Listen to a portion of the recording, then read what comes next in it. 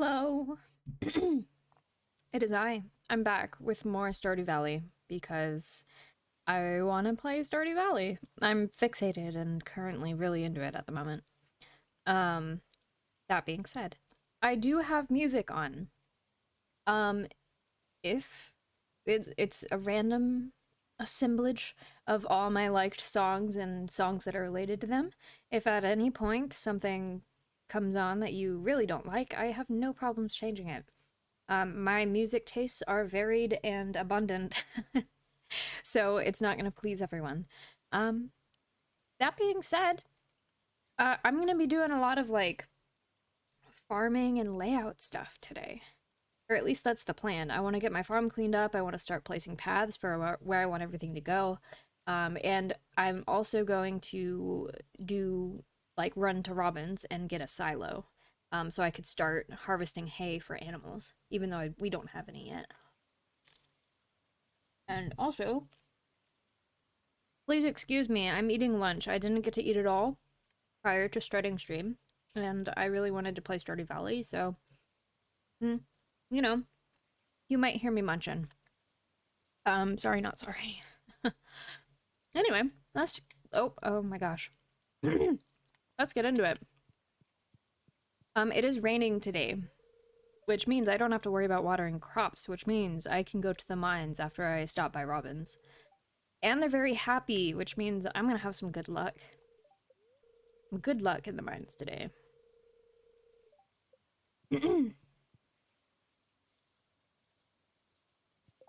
Gaming always comes before nutrition, let's be honest. That's what it feels like today.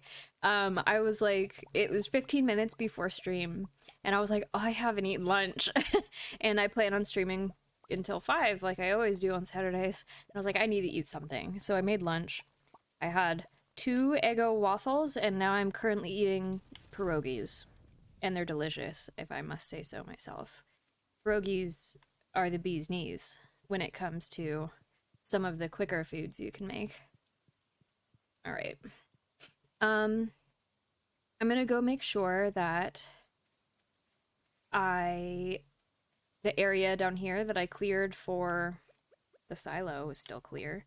Also, Xenocus, since you're in here and I trust you, can you please let me know if the music is too loud or not loud enough? That'd be great. Goodness.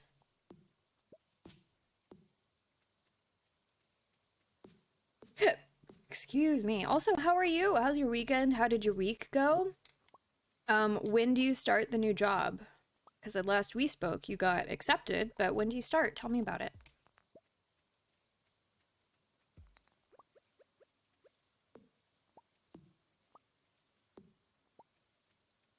Okay. I'm gonna cut down this tree too, just in case. And also take a bite of pierogi. Nom nom nom nom nom. Delicious. Okay, yeah, so my plan is to put it right here.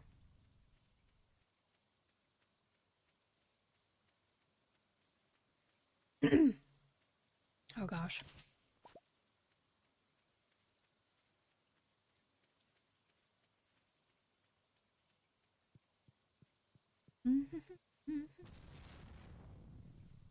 The Congos are such a good band.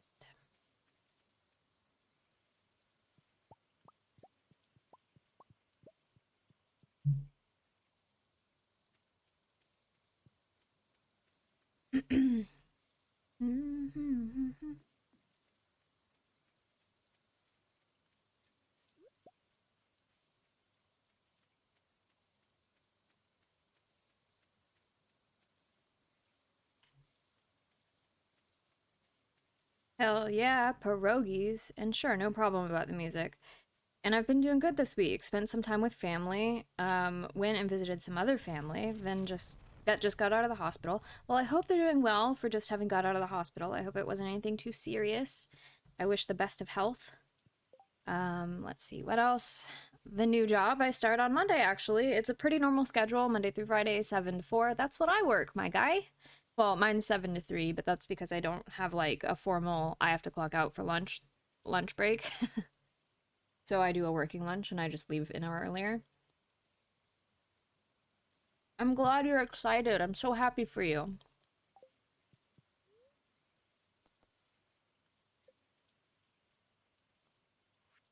All right, silo. Oh no, 5 copper bars.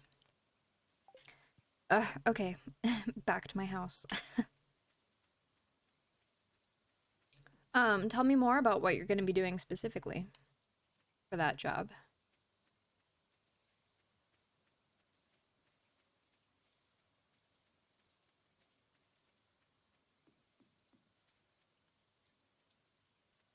I used to be able to do that at one of my previous jobs. 7 to 3 is so nice. But it's all good. I'll take what I can get. Still gonna beat most of the traffic. Yeah. That's the biggest thing for working hours like that, is to avoid a rush hour at 9 and 5. Okay, 1, 2, 3, 4, 5.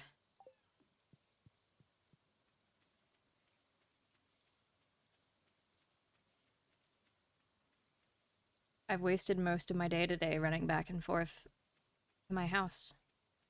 And I'm not actually in the mines. Such a shame.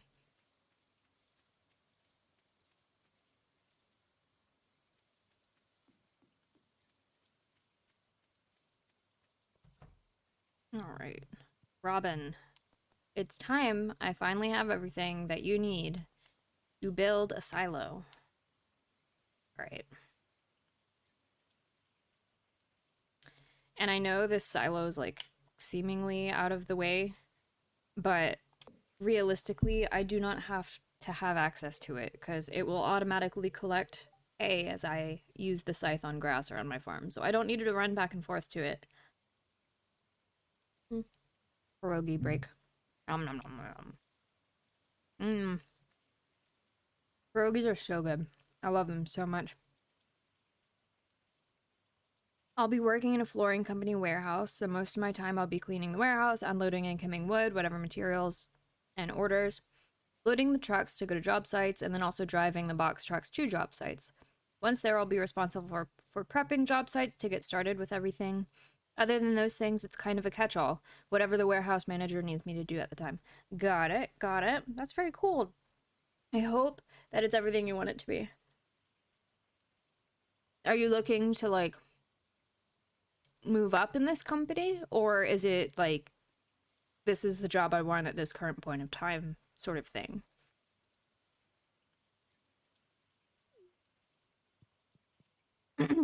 I need to not talk with pierogi in my mouth because I almost just died. I almost inhaled and I saw my life flash before my eyes.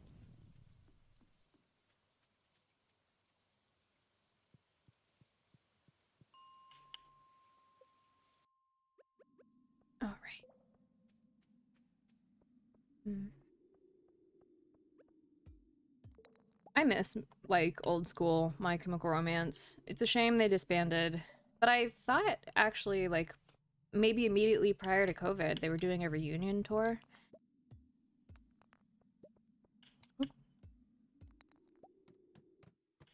No, I thought it was supposed to be a lucky day. Why am I...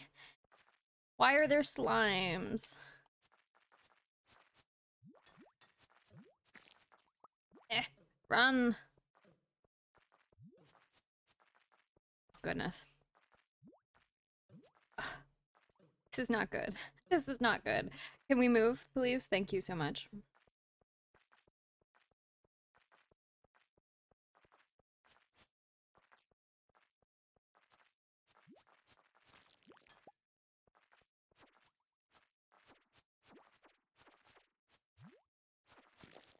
Ooh, nice. I got food, though, which means I get health back. Ooh.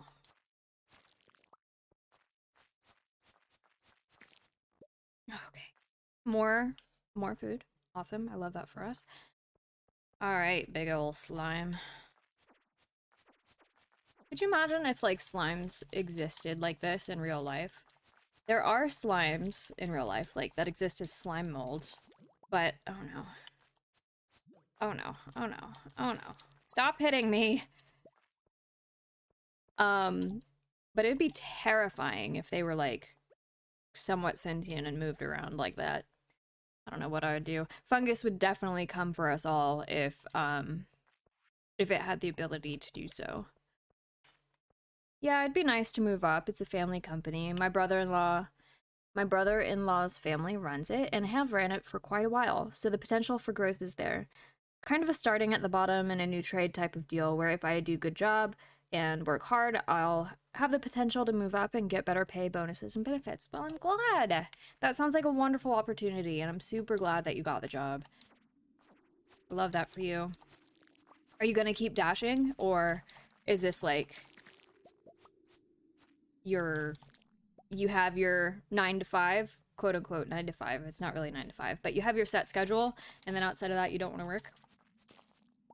I would like to say that's what I do, but I stream now. Not that I do this, like, for a job.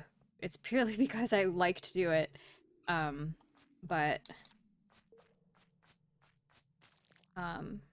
some people don't like to have, like, real hardcore hobbies or, like, alternate income sources outside of their normal job, which is understandable.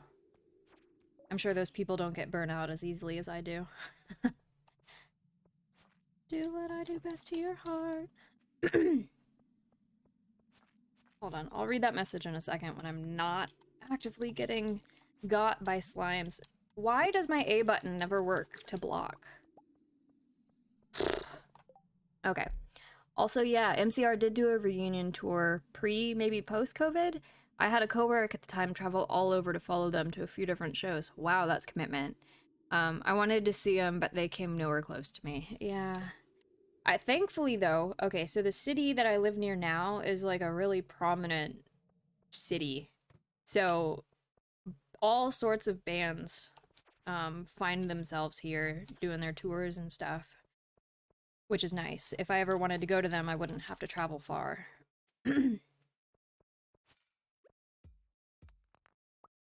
And you'll probably stop door dashing. The variance in pay that covers my bills and then some. And then the next week I suddenly make like barely enough to cover gas. It was stressful.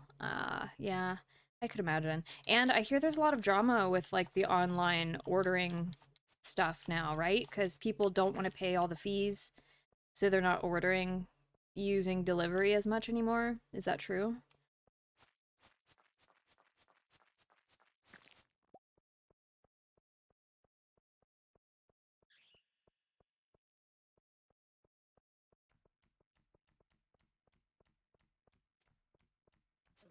Oh no.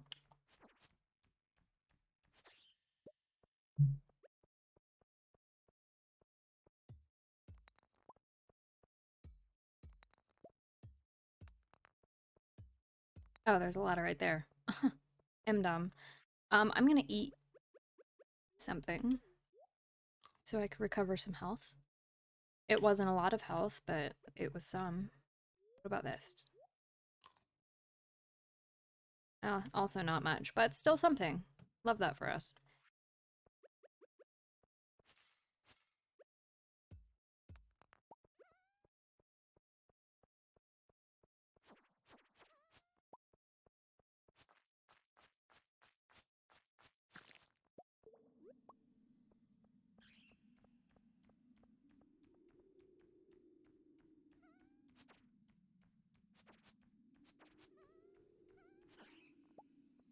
Definitely. Compared to when I first started, the volume in orders is significantly lower. Also, the orders I do get a lot of times don't even have a tip anymore. Like DoorDash will send me something and mark it as high-paying order, and it's like $4.25 for 5 miles. Oh no. Yeah, that sounds definitely awful. I'm super happy you could get away from it to something more consistent.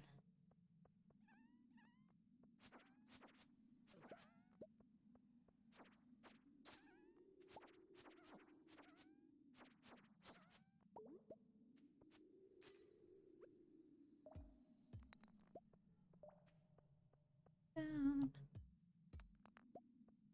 Mhm.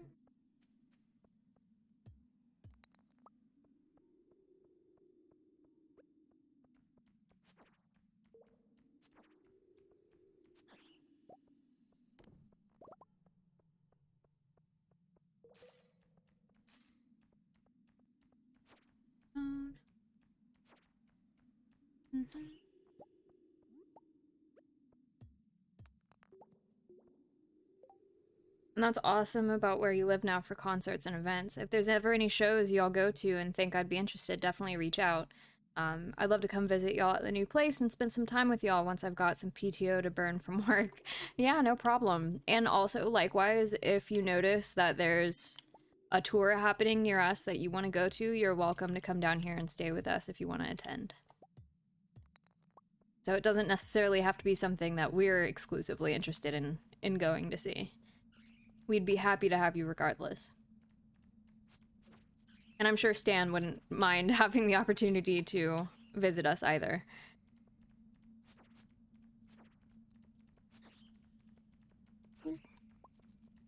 Lots of dwarf scrolls today. Ooh.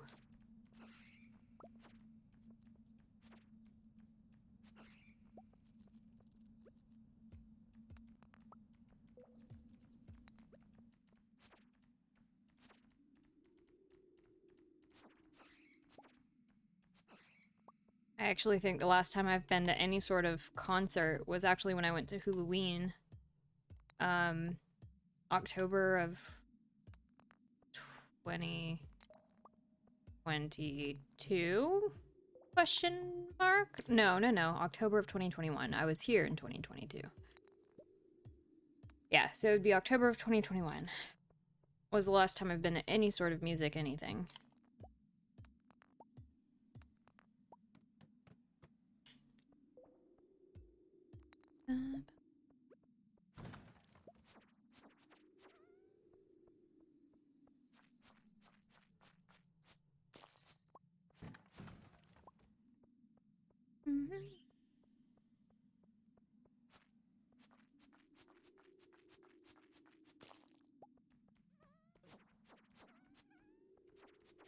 Get out of here. No.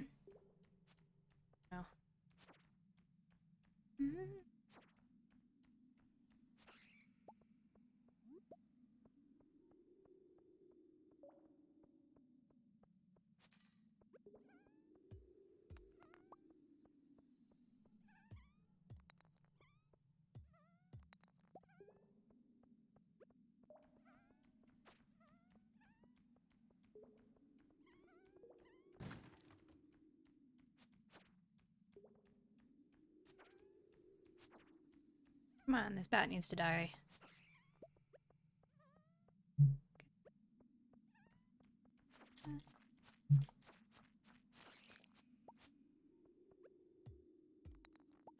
Damn, that's a while. I've already been to like 5+ shows this year. That's a lot.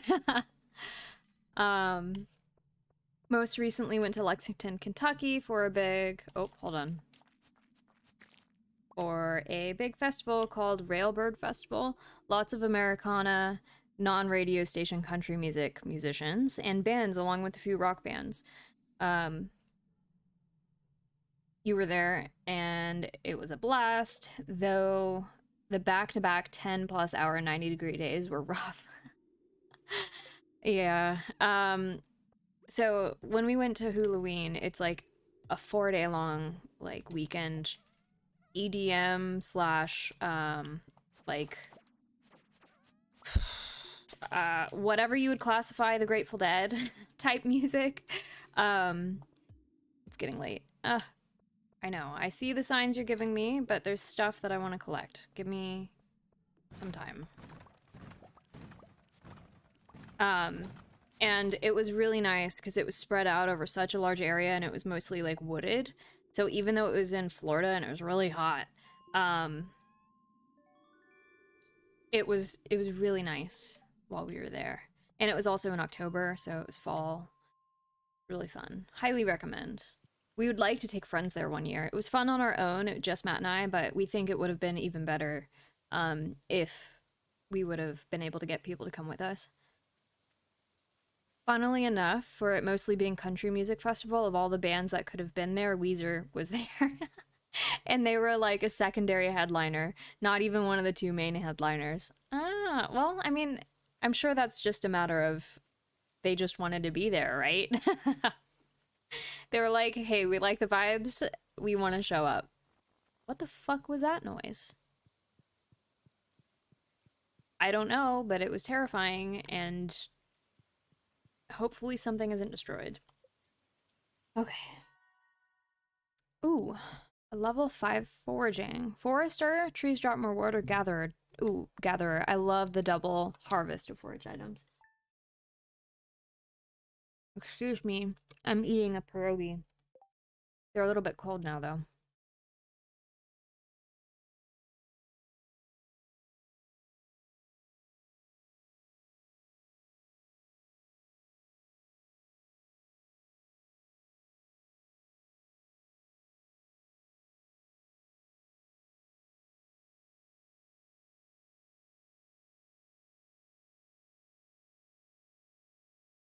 Okay.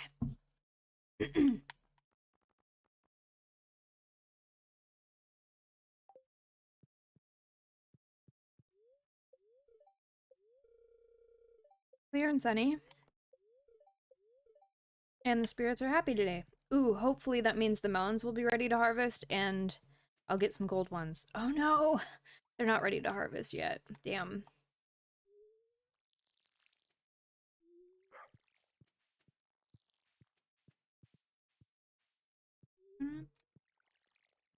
That does sound nice. I'd be chill with something like that, especially with it being a large area and have some shade. Grateful Dead is awesome, and so is EDM. Sounds similar to one of the festivals I've been to called Firefly Festival up in Delaware. I've heard of Firefly Festival, and from what I know, they are pretty similar.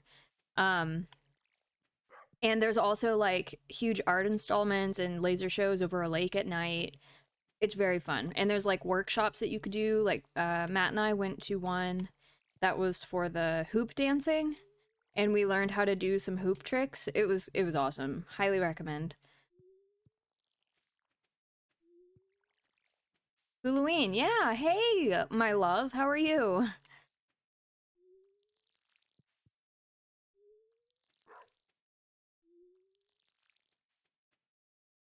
I was telling Xenocus that we would like to go back if we can get people to come with us because we think it'd be really fun with friends. How was horseback riding? Was it everything you wanted it to be? Did your family enjoy it?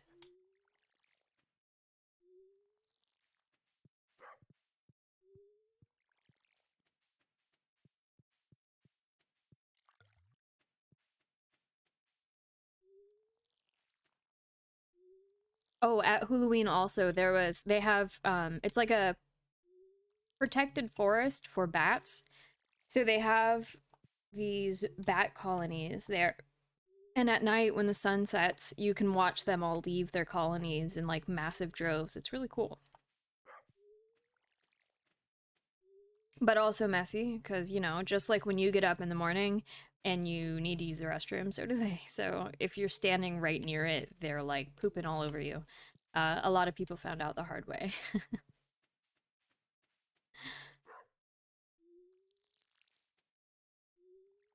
Yes, I agree. It was fun. I had a draft horse who was quite sweet, but my mom had a thoroughbred who kept running on her and not listening. That's funny. I like horses. We have a friend, Senor Frickbrick, who does not like horses. He is scared of them. He thinks they're dangerous, which they can be,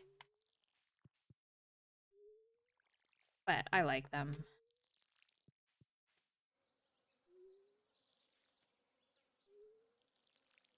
Blasphemous.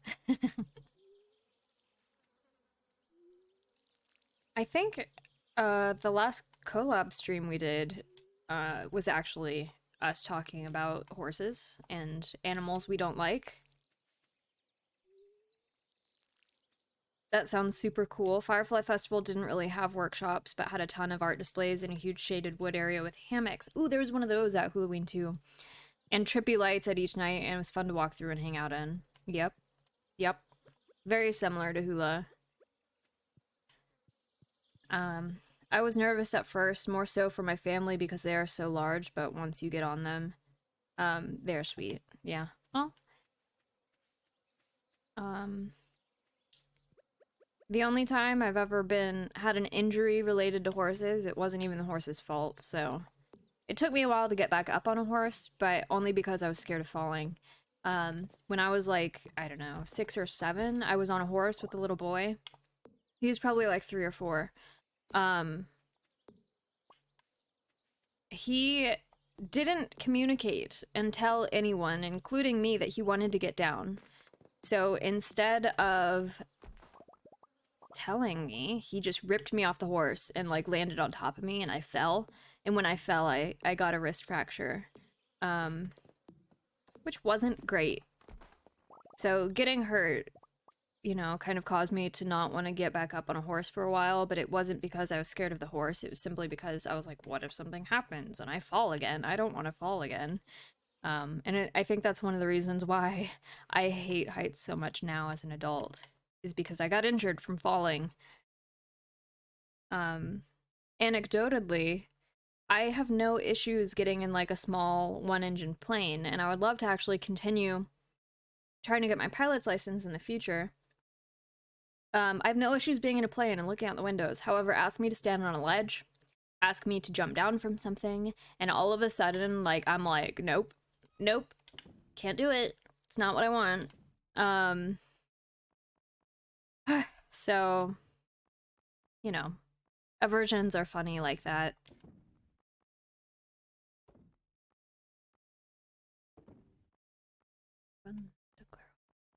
Mm-hmm.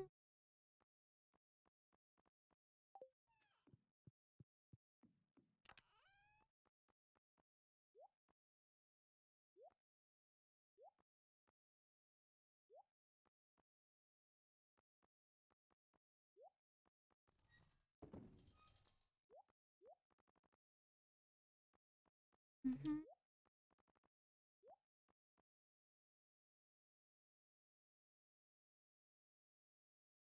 Oh, and damn, hold on. I'm gonna finish this pierogi real quick.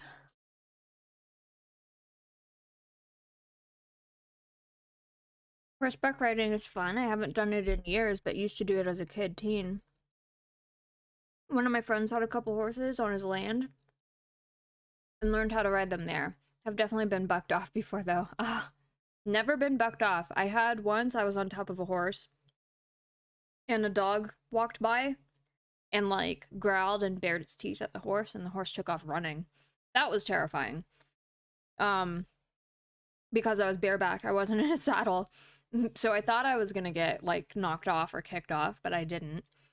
Um, Luckily, these horses were docile, broken in. There was a few trips and stumbles, but no bucking. Yeah. Well, like anything can cause a horse to buck, though. It doesn't like if they get startled, it can cause it. I'm weird with heights too. Like 90% of the time, I'm fine, but the second I have something of value on me, hanging off a ledge or on my person, suddenly I'm like, oh no, what if this expensive thing gets dropped and destroyed? As if my life isn't more valuable. That's good. They're mostly docile slash broken in. Sucks to be the guy thrown on a new horse and not be told. That's also irresponsible, like business ownership, in my opinion. I feel like you shouldn't be doing that to people who are not experienced riders or who are there just there for fun. Um, it looks like I need to start.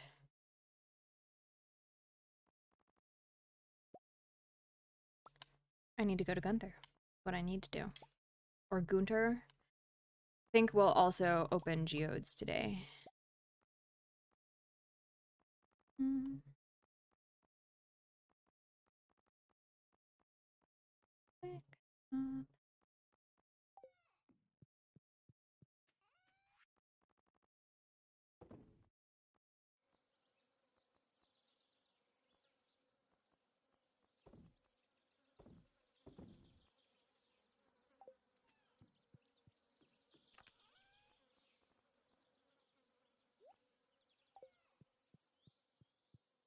All right. Ooh, all sorts of forageables today too. Nice.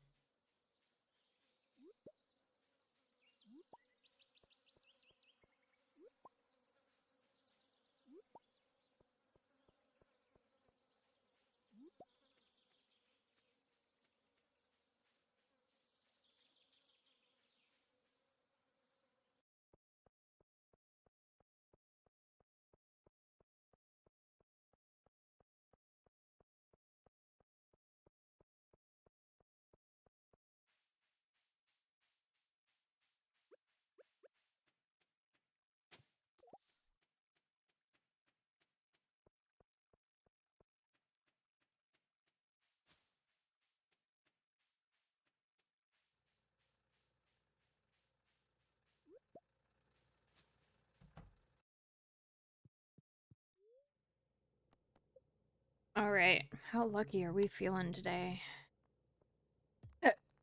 Oh, great.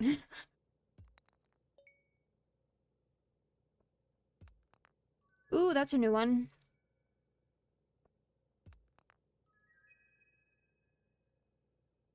Beautiful. Let's do these.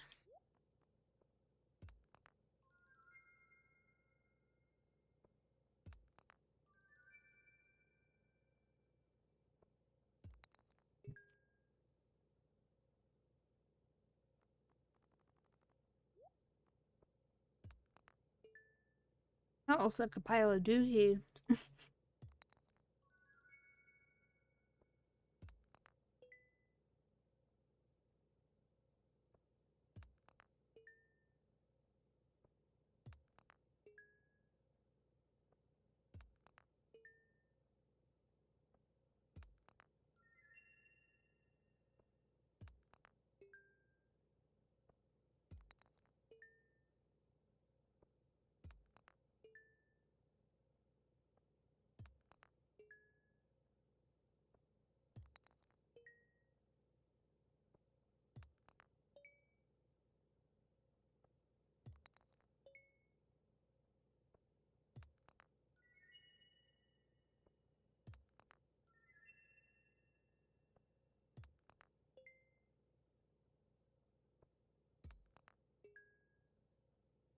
I thought maybe that with all these geodes that we'd have to make a trip back and forth to Gunter's a couple of times, but I guess not.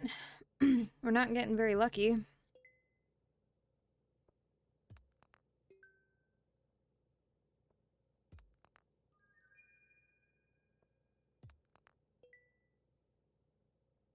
Well, all right then.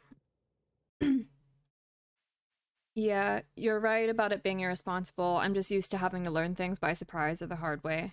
My family background, like I've mentioned before, is very mountain folk, country slash redneck, and there's been many times where I've been doing an activity related to what people from the background like to do, and just kind of getting thrown into the thick of it. Oh, yeah, that makes sense. Definitely makes sense. My family lives out in Kansas, and in a small town, and it's very much like if you want to go do something, no one's going to tell you not to do it, or they're not going to tell you how to do it. They're just going to say, oh, go for it. And I remember one time they were like, oh yeah, you could catch crawdads in the ditches after, you know, heavy rains, because they like to come out and blah blah blah. um and I went down there not knowing how to catch a crawdad, but they made me figure it out anyway. And me being a kid, not realizing that the way they do it is to put some like bait on like a piece of bacon on the end of it, like a string, tie it on there, they grab onto it, and you can yank them out of their hole. I was sitting there shoving my hands into the holes, getting pinched to fuck, and no one corrected me. It was ah, it was something else. Okay, let's see.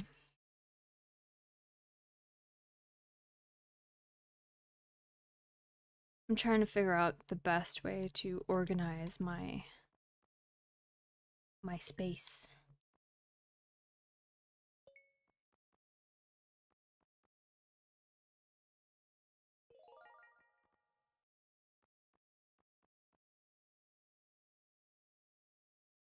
Ooh, you tick tick.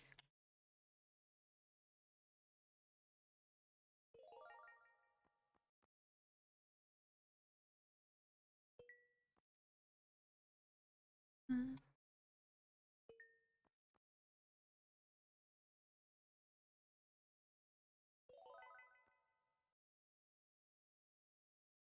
mm, mm.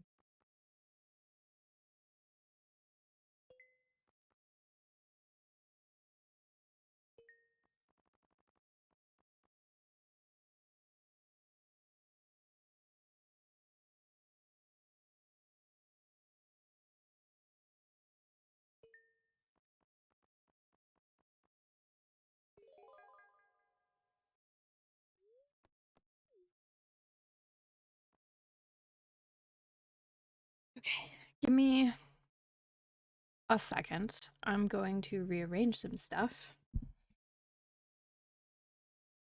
to make it more visually pleasing.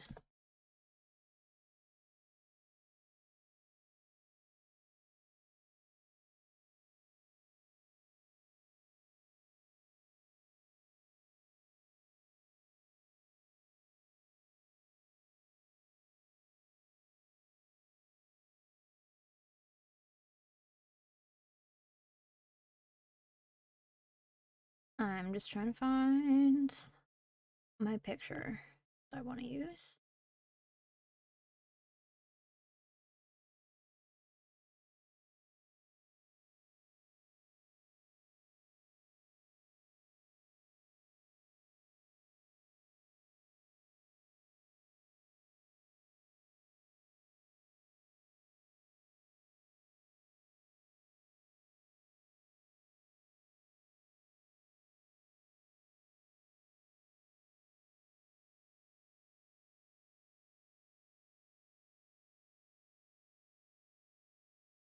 Hmm.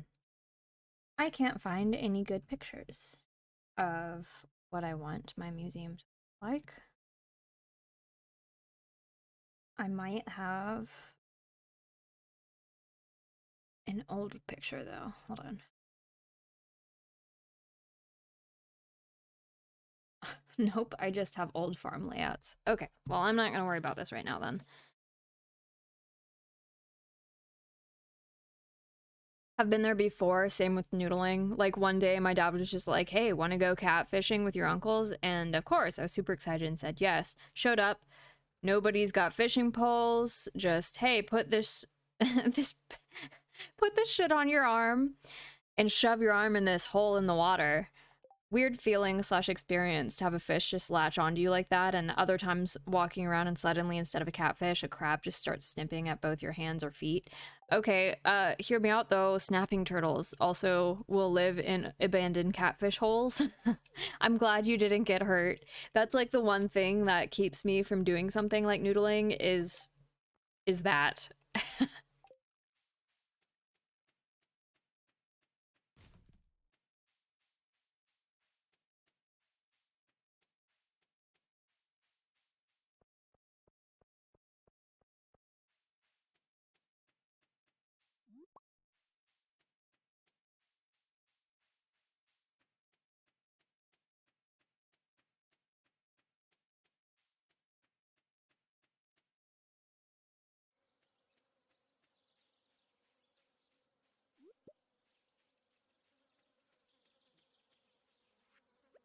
Do you want grapes, Linus?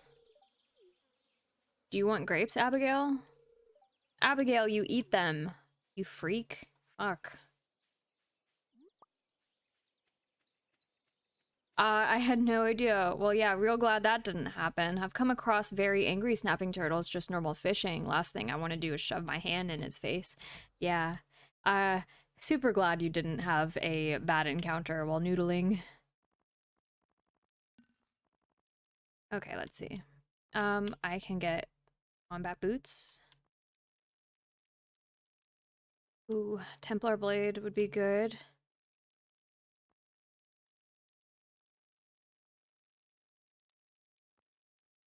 9 to 17, 15 to 24. I might go with the Templar blade. How much does it cost? 4 grand? Okay. And then let's do some combat boots.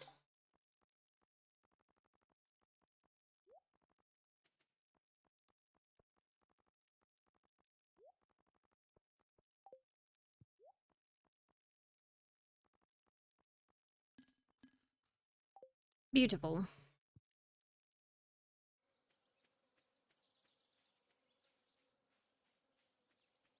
They actually have a profession now. Noodling made me think of this because for some odd reason when I think of noodling, I think of like Florida, even though it's like widespread, like it's not just Florida. But on the note of Florida, they actually have a job where you go and catch like ball pythons and boa constrictors out in the Florida Everglades because they're huge invasive species that don't really have any natural predators, so they kill a lot of local wildlife. And they're even getting to the point now where some of them have gotten large enough to kill, uh, you know, small alligators and stuff, which isn't good. They're the like alligators are key can't talk. Alligators are a type of keystone species where without them the food chain will collapse because predators are important.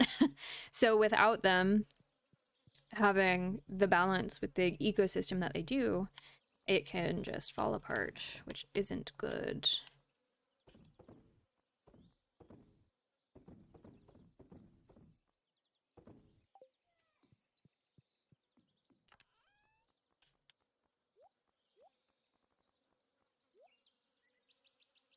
Okay. I think I'm gonna run to the saloon and get a couple salads and chop some trees down.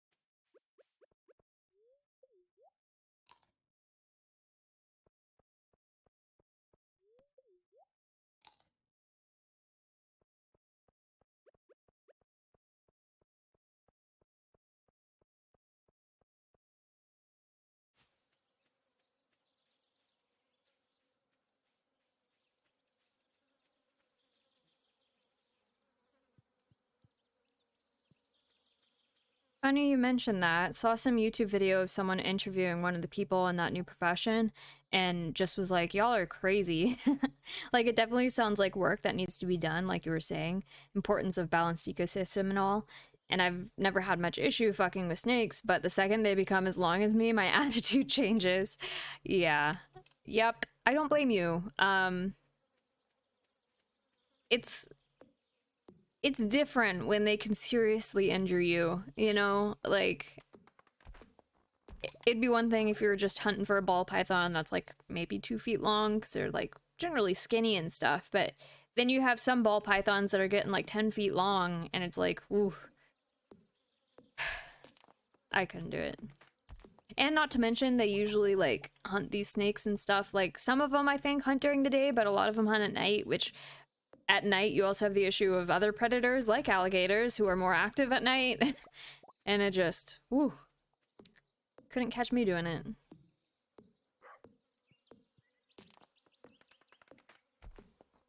I feel like that's one of the professions where you would want to have someone with you. Like, that's not something, like, if the pay was great, right? I'd be like, okay, I'm not gonna do this alone. I'm gonna need someone to come out here with me.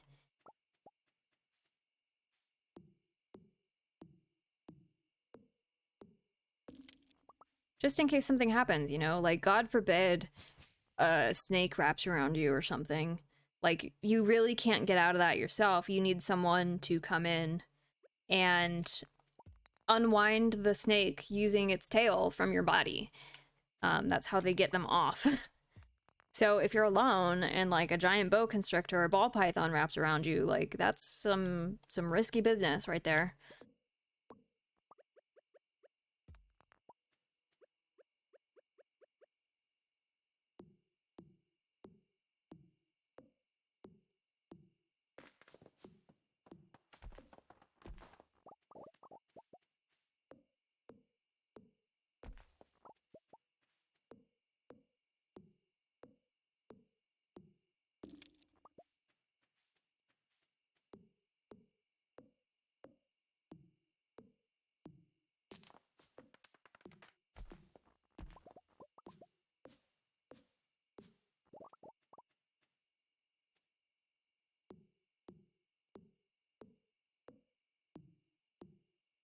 Speaking of snakes, though, I'm really fond of a species of snake called a western hognose snake. They're so cute. I want one.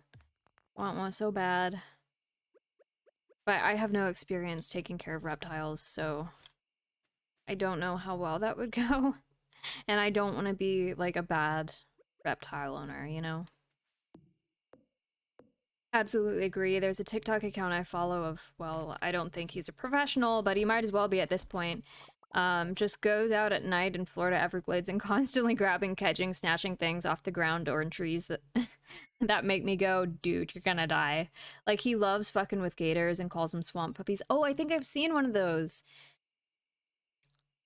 I think I know who you're talking about. And at one point, um, he's like barefoot and he's like splashing in the water with his bare ass foot and he's like, this dude's coming right at me. Don't do that. And I was like, oh my god. Uh assuming it's the same guy. It very well might not be, but mm.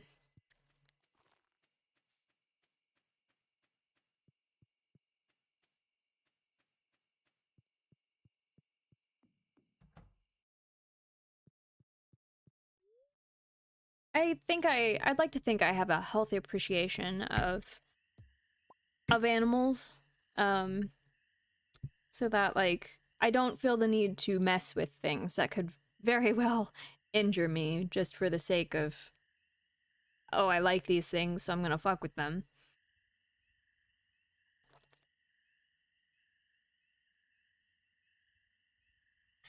That's a level of comfortability that I'm not willing to to get to. Ugh, I'm stretching. If you've been hunched over, I suggest you stretch as well. Ugh. Okay. Do you ever have those stretches that are so good that you could like feel them in, like they just scratch that itch in your brain? I don't know if that makes any sense, but um that's what just happened to me.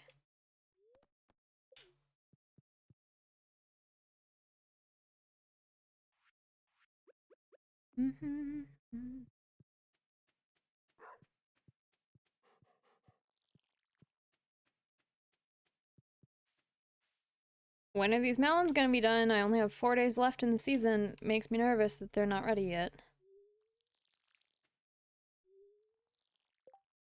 Yep, definitely the same guy. And hognose snakes are cute. I've seen them before and can see the appeal of wanting one as a pet. I once had a wild caught garter snake as a pet that my dad caught at a job site he was at. That thing was super sweet and was a great pet. I know a lot of like herpetology people are really fond of garter snakes. We actually had one in our mulch pile the other day. It was very pretty. Um, but definitely a weird adjustment period of learning how to care for it. Unfortunately, being a kid and my family not having much experience, it only ended up living for a few years before dying. Oh, I'm so sorry. And oh yeah, stretching can hit you just right.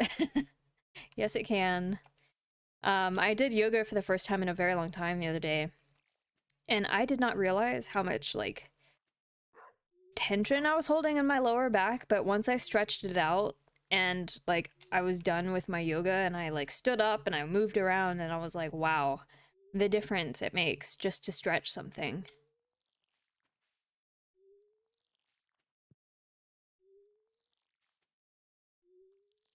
Yeah, we also saw a baby like rat snake, but it was unfortunately dead in the road the other day. And our neighbors keep saying they keep seeing copperheads, but yet to see one ourselves. And I'm starting to like wonder. I have no doubt that they're here, right? I have no doubt that copperheads are in our area because I've looked at the ranges and everything, and they definitely are. But um, I'm starting to wonder how many of the snakes that they're seeing is just a case of mistaken identity. Because like a rat snake or a corn snake can kind of look like a copperhead because they're similar colors. Um, but who knows? Without being there myself, I can't actually say.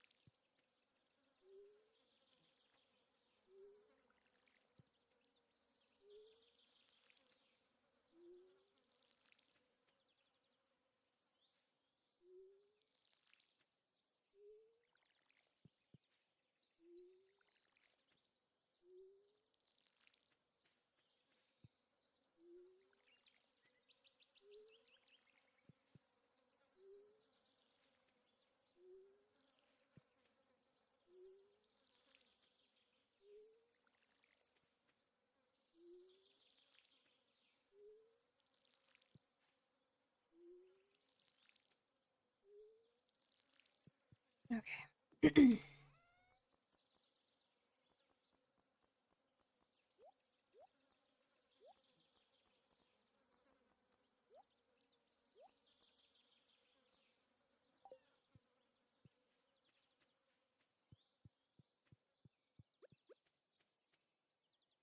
I can believe that being a lot of mistaken identity. I've come across a few copperheads in my life, and it was always close calls because their natural camouflage is so good. Like, I'd probably think mistaken identity before copperhead because they just blend so well, which is also dangerous because, man, from what I hear, that venom will mess you up. I've been doing a lot of research on copperheads because I'm very concerned about them. And so, from what I've read, copperheads like really do their best to avoid people. And chances are, if you live in an area with copperheads, you would never know that they're there. And like my neighborhoods are describing snakes that are like coming up to them aggressively and all this other stuff. And I'm like, I can almost I don't know. I that doesn't seem right. um because they're so kind of like reclusive from what I've read. Um and then also in regards to their venom, in most instances, if you're like a healthy adult, it was a study that I read. Um, 88 adults who came in to a hospital for a snake bite related injury where there wasn't antivenom available to give them. They were all healthy adults and they all were completely fine. Like, from what I've read, it's mostly issues in children, people with immune disorders, and pets that it's a problem. Oh no. Oh no. Come on. Okay. No more chopping stuff down. I'm about to pass out. Um, so yeah, but we also do have a lot of old people here, so I could understand them being concerned about getting bit by a copperhead. Um, Yeah, I like snakes, and a lot of what we know as like quote unquote common knowledge about snakes is usually not entirely like accurate. Or it's like a truth that's been stretched a little far or exaggerated a little bit. Um, so still, if you get by any snake, go to the hospital. Simply because unless you know for sure what you got bit by, you don't know. You also don't know how you're going to react unless you've been bit before, kind of like a bee sting. Go to the hospital. Don't sit there and be like, oh, well, I saw on the internet or the internet lady told me that if you're healthy, a copperhead bite won't kill you. Well, yeah, according to the study, that's the case, but don't push your luck and just go to the hospital, please. Um, but I say that just so it's like, oh, you've been bit by something, don't panic. Or, oh, you think you got bit by a copperhead, don't freak the fuck out, because it's highly likely that you'll be okay.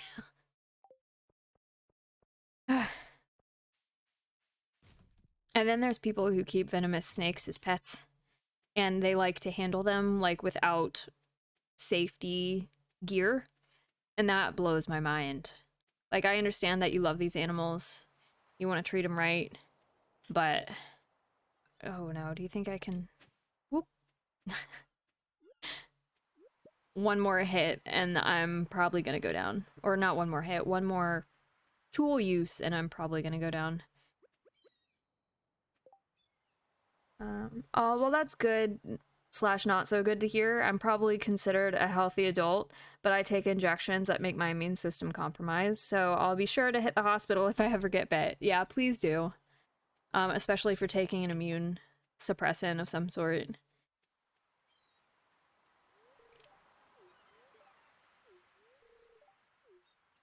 Okay.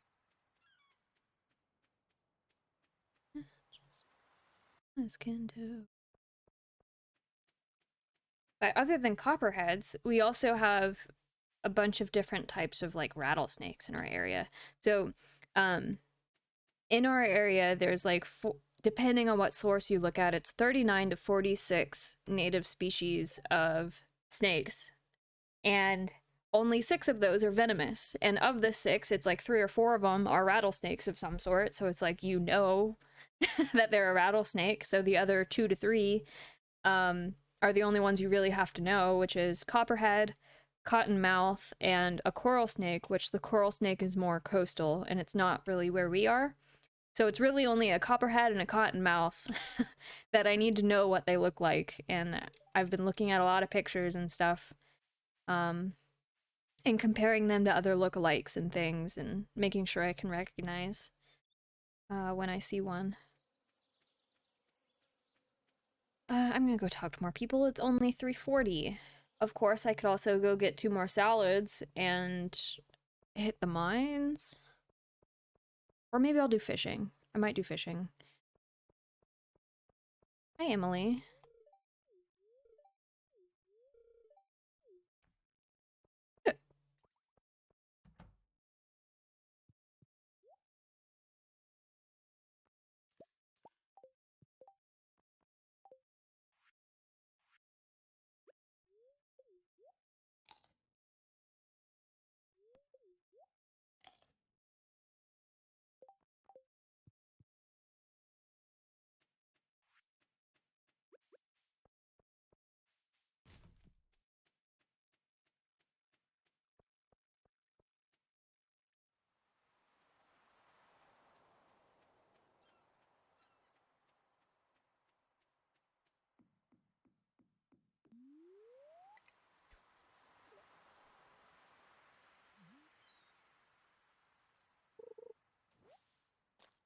Oh boy, a stick.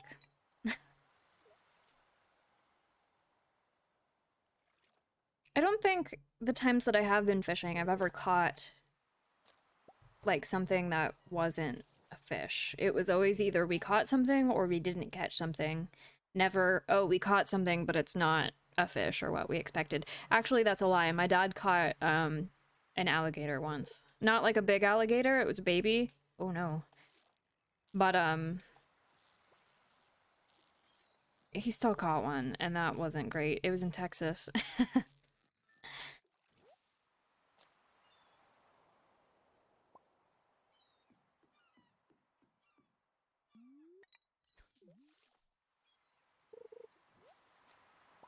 Great, this special spot and I catch garbage. Love that for me. Can we not?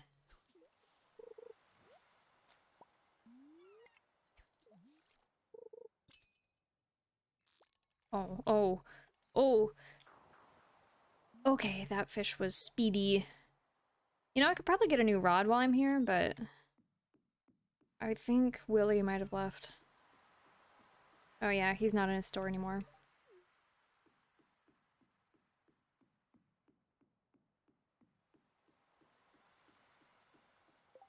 The ocean is so damn loud in my ears.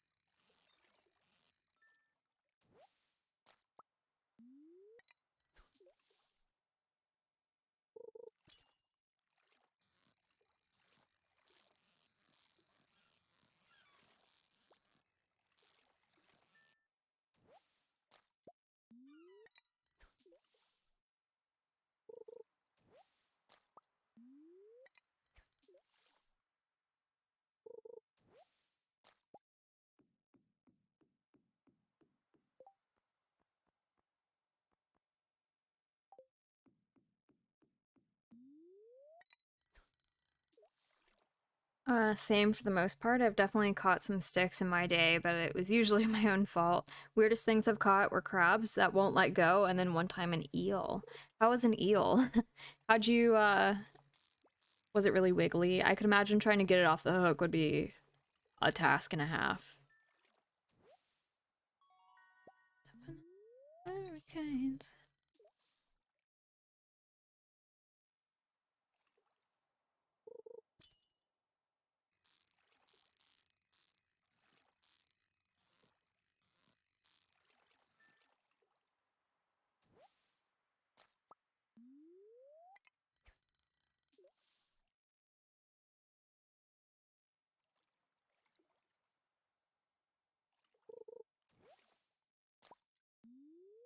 I think my favorite fishing experiences, um, I explained one story before. I don't know if you were here for it. There was a river we used to fish at, and at the same bend of the river, we caught the same fish every single time, and we knew because he was missing an eye and had um, another injury on him that allowed us to identify him every single time. But every time we went, same fish. So that was really cool to see.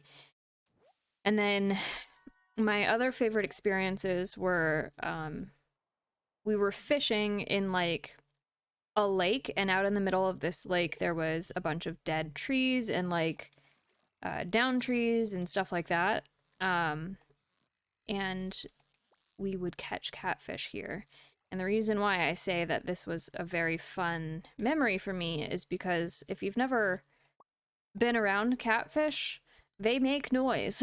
They make this really cute, like, I don't even know how to describe it. It's not chirping. Chirping isn't the right word. It's not high pitched enough for that. It's like a very throaty, like,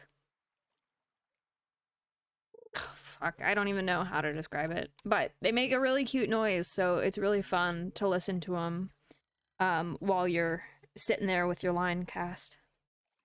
Croak, yes, they croak. Thank you. Fuck. Oh, it's been a while since I've had to say that word, I guess. Jeez. Dad used to have a decent-sized fishing boat he kept in the harbor/dock near the Chesapeake Bay, and he was fishing off the front one night, and an eel hooked on. Was a nightmare to get off, I bet. Luckily, had some gloves to help get my hands on it, but it wouldn't just stop moving. Yeah, I could imagine. Especially, like, the more panicked or the more in pain it gets, the more it's gonna, like, try to wiggle away. I could only imagine what it'd be like to try to hold on to that thing. It'd be like those toys when we were kids. You squeeze them and they go flying everywhere. They were like they kind of look like fleshlights, but not. Um, they're like these jelly-filled like sacks, and you squeeze one end and they'll fly out of your hands real quick. Um, that's kind of what I picture an eel. Eel being like trying to hold on to it. Yeah, I think everyone of our generation knows the toy that I'm talking about. I don't think anyone knows what they're called, though. I don't even know if they had a name.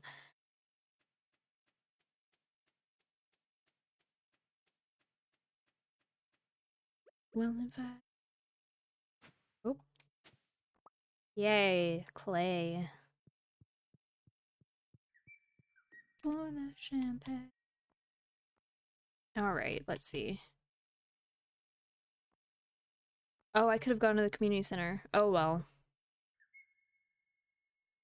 Let's see. What needs to go in the community center? Just this? Okay. Trash. I don't think anything else in here needs to go, so I can sell it all. Beautiful.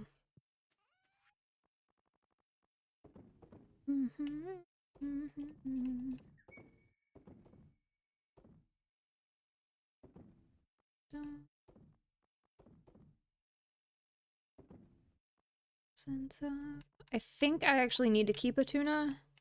If I remember correctly, I need to keep a tuna for Jody. It also might be a bass. I don't know. She asks for a fish casserole at some point, and it's either a tuna for a tuna casserole or it's a bass just for like a general fish casserole. Was in the goddamn door. Oh. Okay, I'm gonna go to sleep and drink my tea. Nice, level 4. A recycling machine. Mm. One of my favorite fishing stories, and one you'll probably enjoy, is my first date with Casey. Oh, I love hearing stories about Casey. Was actually taking her fishing to my favorite fishing/swimming spot. What I didn't know was she was a catch and keep. Ah, and I've always been catch and release. I see. So we start hooking some bass and catfish, and she just looks at me unhooking it like, you're gonna put that in the cooler, right? And I was shocked, but did it. Did she make good fish? I could imagine that if she was big into catch and keep, that she probably made some bomb-ass food. Did did she clean the fish or did you?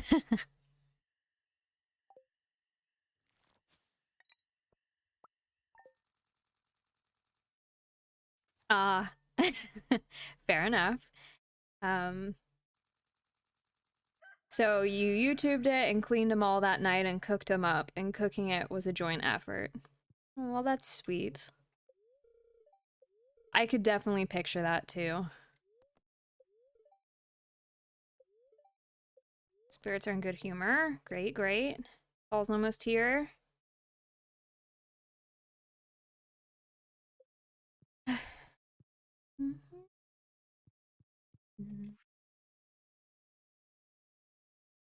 My knee is acting up. A pepper. I sold all my peppers yesterday. I guess I'm gonna water those again to see if they'll produce before the end of the season.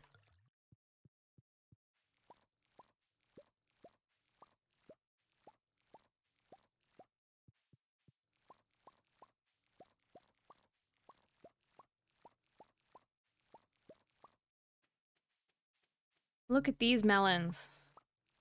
Nice and big.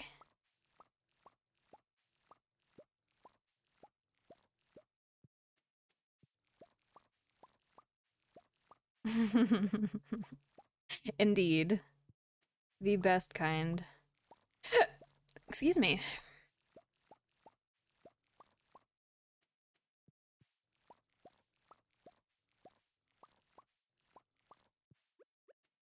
Okay, so these are my peppers. I'm gonna water them again along with the blueberries and tomatoes. I'm not gonna plant anything else for the rest of the season because um they're not gonna grow in time.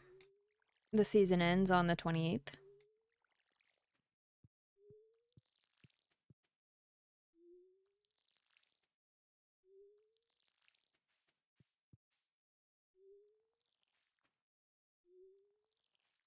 I'm also gonna upgrade my watering can because uh I will be able to do an entire row instead of doing 2 watering things per row, which will save on time and energy.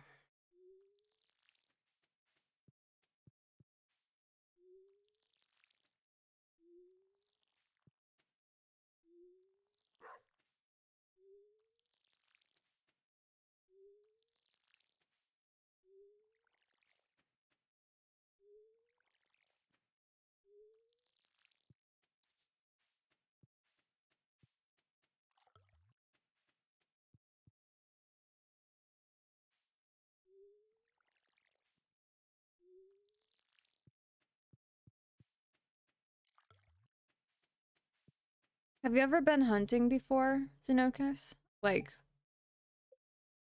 hunting? Oh, what are my other quests? Crop a melon. Demetrius needs a melon. Good to know. Okay. The community center also needs a melon.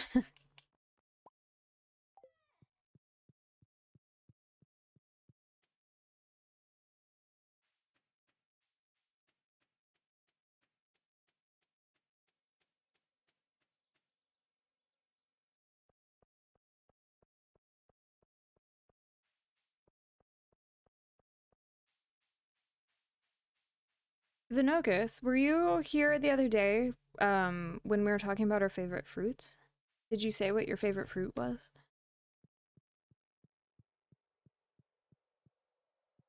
Mm-hmm. Yeah, been squirrel and deer hunting. Don't fuck with bears, though I've had a friend invite me to bear hunting. I declined because this was at the same time of him showing me one he'd recently killed, and it filled his entire truck bed. Mangoes, that's right. Thank you for reminding me. Yeah, bears are terrifying. I don't know if I could ever bring myself to hunt a bear. I'd like to go deer hunting at one point, but deer are also like I don't want to call them pest animals in the traditional sense, but deer are more of a problem than like bears are. So I don't feel bad about deer. I used to go to Montana, which is where my dad's side of the family lives, and we would go prairie dog hunting. It was very fun. It was like whack-a-mole with bullets. But it was like a whole thing there, right? Like it's not just doing this for the sake of doing it. It's prairie dogs wreak havoc on the fields that cattle live in. And so it's a problem. They're huge pest animals, kind of like rats are in New York. And cattle will step in their holes and break their legs, and then the cattle have to be put down. Um, so they have this whole season dedicated to prairie dog hunting.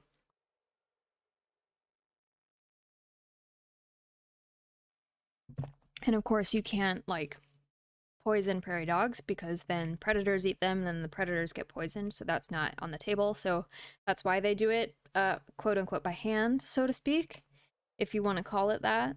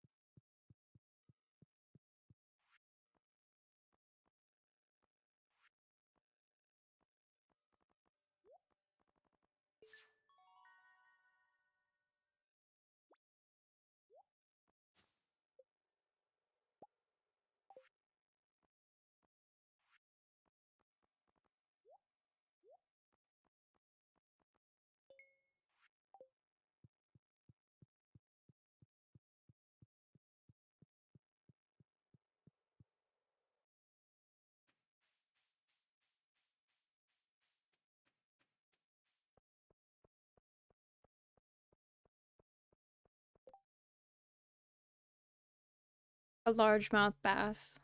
We can do some fishing today. Here you go. Okay. Let's see. Crop research. I've heard of that, but I've never done it myself. That's pretty cool that you've done that before. And yeah, deer are pests for sure. Though, man, it was rough cleaning one for the first time at I think like 13-ish. So much blood and shit that I just wasn't really used to and had to take a couple minutes every now and then while my uncles and dad laughed at me. I'm sorry that they laughed at you. It's understandable. Not being desensitized to that if it's your first time, you know? Um, so I'm sure they don't remember, but when they were kids, they probably did the same thing.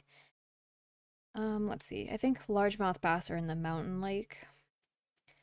Um, yeah, we have a lot of deer here.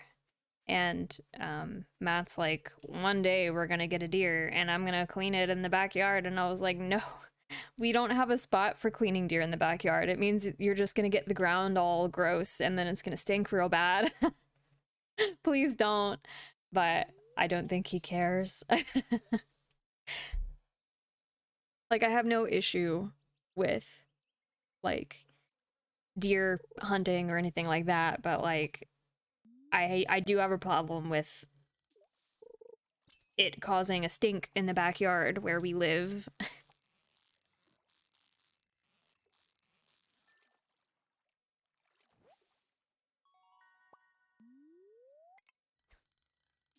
Back where I used to live, like, when I lived with my parents in high school, our neighbor was a big trapper. So he'd trap, like, raccoon and fox and stuff, and he made a living with, like, taxidermy and tanning hides. He had a shed out back in the backyard in the suburbs where he would do all of his tanning and cleaning. And oh my god, if the wind blew towards our house on a hot summer day, oh my god. It was not pleasant. There's definitely a place for those types of jobs, but I do not think those places are at the house.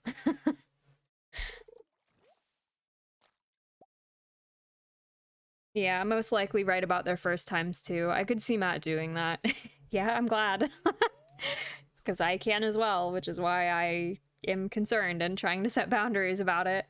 Also, I guess it could attract some predators from the area too, from all that mess and smell, like you were saying. Yeah, that's also the thing. I don't know what sort of like big predators are where we live. Um, I swear I saw a coyote the other day, which those aren't like huge, but they're a decent size. Um, Size enough to be concerning if they really wanted to take a nibble of you, but so I swear I saw one of those the other day. And then given that we're in Appalachia, I'm sure there's probably black bear around, but I haven't seen any yet. But now that we're out in the country, who knows?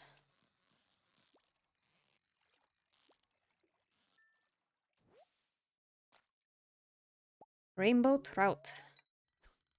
We have rainbow trout out here. One of the people who works in the lab with me goes fishing a lot, and um, he talks about how he'll go fishing and tells me what he catches. Usually it's like catfish or bluegill or smallmouth bass. But the other day he was really excited because he's like, I got rainbow trout. And I was like, wow. And he showed me a picture. It's pretty cool. They're pretty in real life. The sun hits them and they just gleam.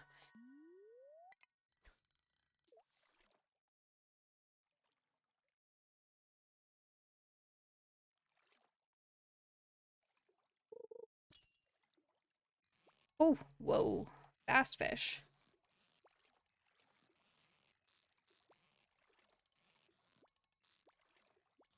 I'm probably not going to be able to catch this one. I don't have the rod for it.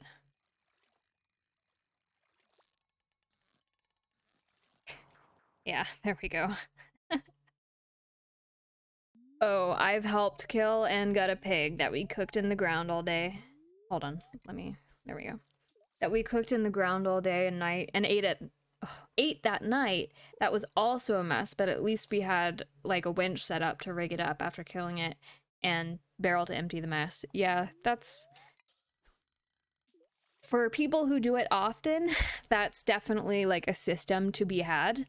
But for someone who doesn't do it often and they don't know what to expect or like what the mess is gonna be like or have no setup or preparation for it, like it just I would rather it be taken someplace that does have the setup and not the backyard. Well, knowing our neighbors though, I'm sure one of our neighbors who's a member of like a hunting club either has the setup or knows where to go, so I'm sure it's not an issue.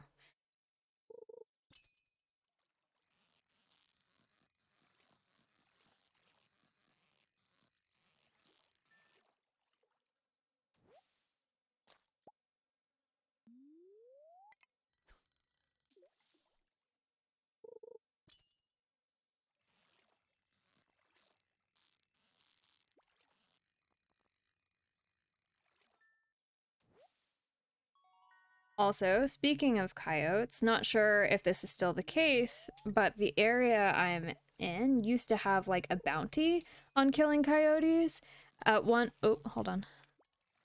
Ooh.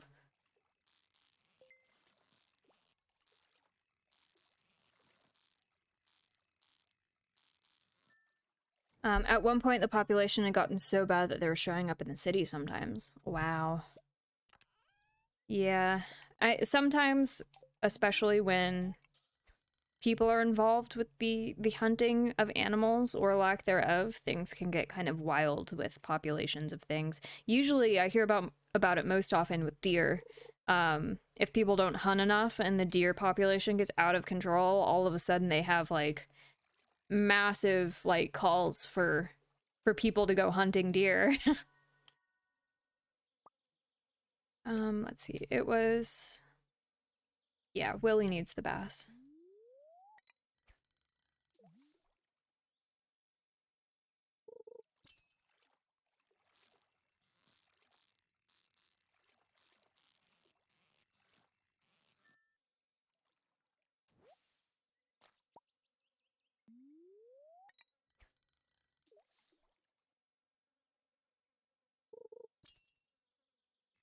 There's one particular deer, a female. We have whitetail here. Um, who I always see. She has a path that goes right through our yard. Um, from like the backyard to the front yard.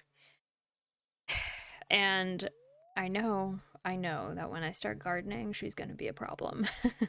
So I'm over here like scheming of ways to keep her from eating whatever I plan on planting. And unfortunately, we just don't have like a fence set up. So the most efficient way would be to build a fence, which the garden is going to be in the front yard, and I really don't want to do that. So the other option is like uh, deer deterrent, but you need to replenish that whenever it rains, and it rains a heck of a lot here. So I don't know. I might just have to get like motion sensor sprinklers that spray the fuck out of you whenever they detect motion.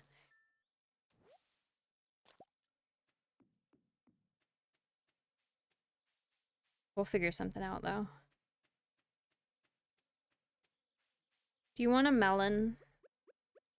Here. Nope. Here. Thanks, this is really nice. I know, bitch, I grew it.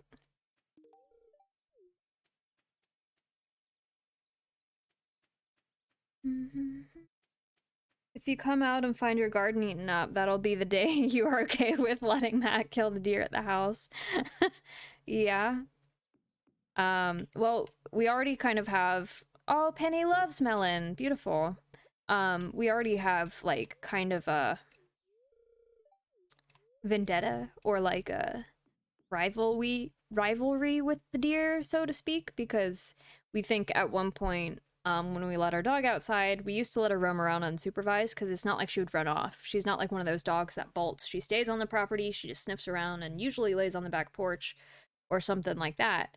Um, but one day she came back inside and like the side of her head was all swollen. She had a really like swollen eye that was slightly bloody, and it looked like something had hit her. And oh, just giving everyone. Why don't you like melon? Children, jeez. And like it looked like she had been hit by something, and the only thing that makes sense is either a tree branch fell on her, because we have a lot of trees, which I don't think happened. Like you have to be pretty unlucky for a tree branch to fall on you. Um, but we think because the deer like to sleep in the leaf piles up at the top of our, or the back end at the top of our property, um, that she might have ran up while they were like sleeping in the leaf piles and startled them and got kicked in the head. So, you know, they injured our dog. That's not good. We don't take kindly to people who hurt our dog. Or should I say deer who hurt our dog.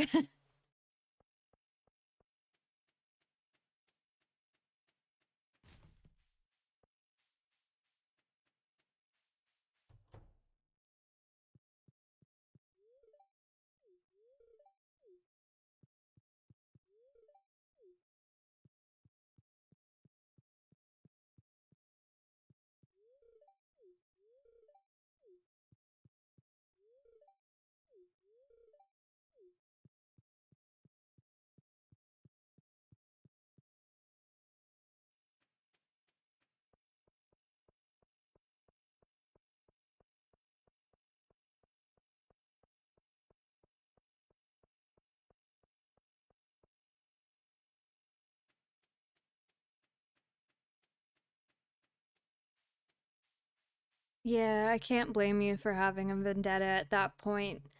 Deer be kicking shit for no reason sometimes. uh, yeah. Deer also be just running into cars for no reason. Um, and I don't mean like, oh yeah, they ran out into the road and a car hit them. No. Deer be straight up running into the side of vehicles who are driving 60 miles an hour down the highway. Like, I don't know why they're doing it, but they be doing it. Let's see, any of these fish need to go.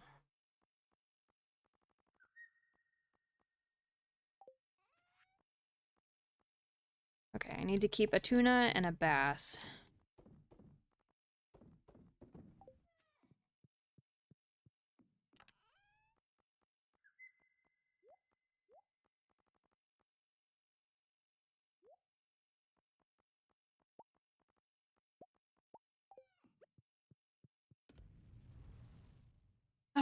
Stretch if you need to.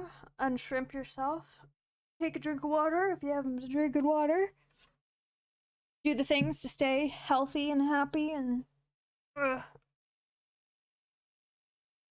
Hello, baby girl. My dog is so cute. She's laying next to me, all comfy in bed, side-eyeing me as I look at her. Had it happen to my dad, he said other than being scared shitless because of how surprised he was, he's amazed he didn't totally wreck the truck he was in. Came home that day with a bunch of cuts and dried blood, and we were just like, what the fuck? And he told us, couldn't believe it at first. Yeah.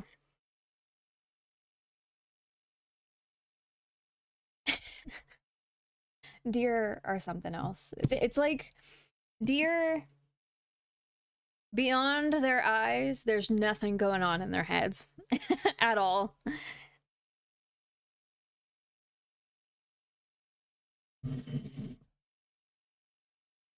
What's up, baby girl? Jeez, I don't think I'm gonna get more than like 2 of the iron smelted. Oh, I forgot to... Oh well. It's whatever. If it's the 27th and things still haven't done their thing, like with the peppers that I need for George and stuff, then I'm just gonna take my watering can to Clint and have him upgrade it. Go to sleep. Nice, level 9 farming. My hoe level increased. I got a seed maker. I can make iridium sprinklers and quality fertilizer. Look at all that money! Beautiful.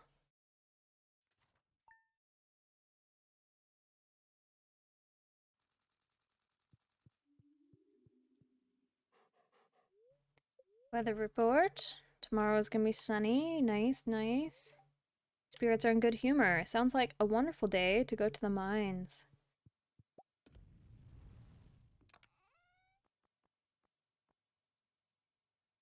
Okay.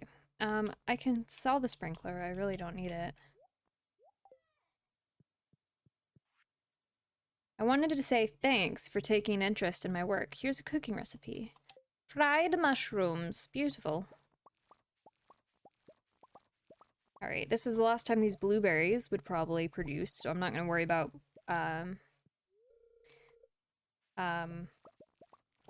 what's it called? What's the word I'm looking for? I'm not gonna worry about watering them tomorrow when it's sunny. I'm just gonna sell them and sell that sprinkler. And it's Friday, which means I could go to Robin, and hopefully, now that I've unlocked iridium sprinklers, I can buy one. So let's go ahead and do that. Make our way. Actually, I'm gonna chop down some trees and stuff.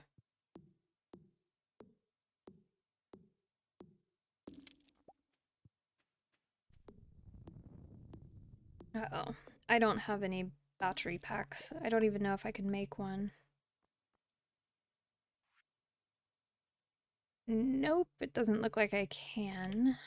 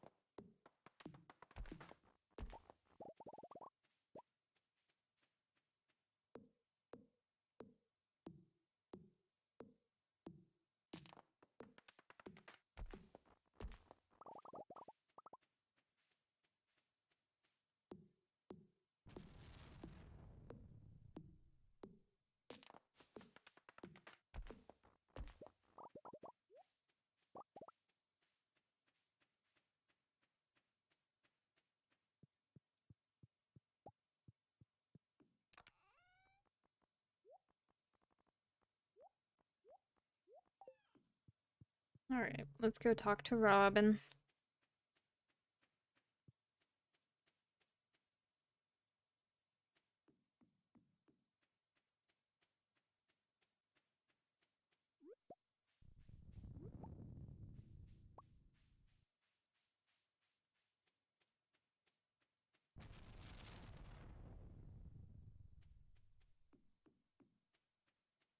Robin! Oh, there's some worms. Nice. Hello. Shop, please. Can I get... Oh, was that a... No, it wasn't.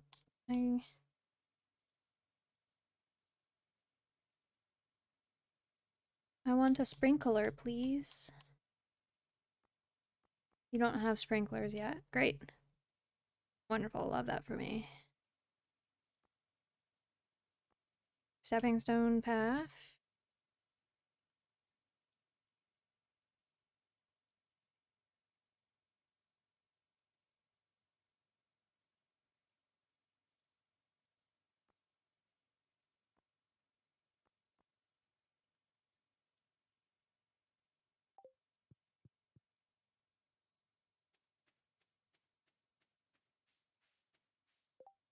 So if I can't buy an iridium sprinkler yet, what do I need to make one? 1 gold bar, 1 iridium bar, and a battery pack. Oh, awesome. I can't even make batteries yet. Sorry if I missed something you said. Had to do some dishes post-lunch, making and eating. No problem, no problem, no problem. I don't think I said anything from the last time we talked. I've just been vibing with my music and talking about what I'm gonna do for the day, question mark, like in the game.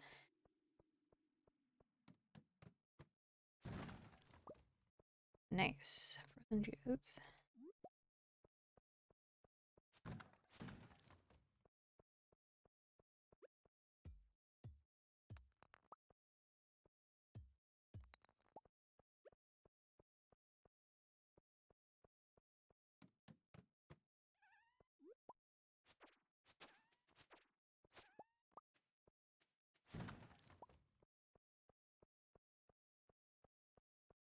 What are your plans for the weekend, Xenocus? Do you have anything interesting going on before you start your new job on Monday?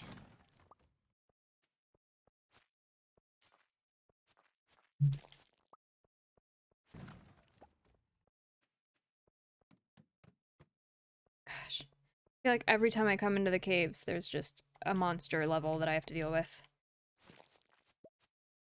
Oops. I ran right into that slime. Shame on me.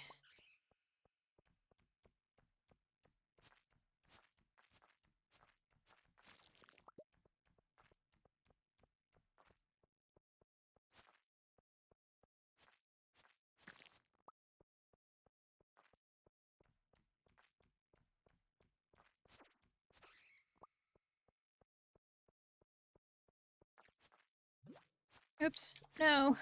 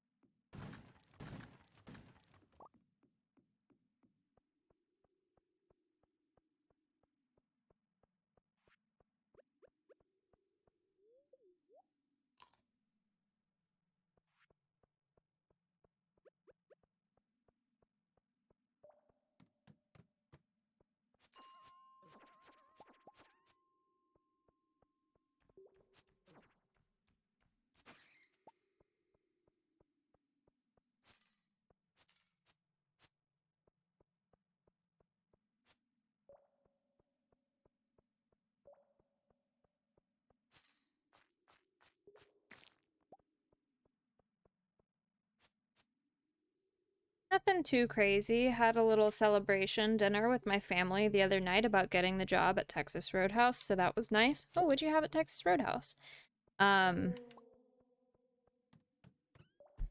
Other than that, just planning on trying to fix my sleep schedule a bit and play some Street Fighter 6. I want to get Diablo and play that some, but I'd probably be bad because I've already bought Final Fantasy. Oh, but that'd be a bad idea because I've already bought Final Fantasy and am so very hyped to start playing that next week. Yeah, I remember back when I used to work at GameStop, one of the biggest issues that I had was getting really excited for games because I was around them all the time, and then like buying them all and never having the simple time to play them all. So there are games that I have and have had for like close to a decade now that I just simply haven't been able to play.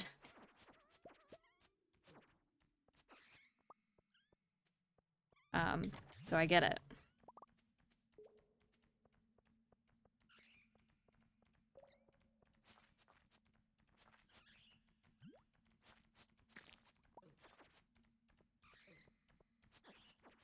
How many bats?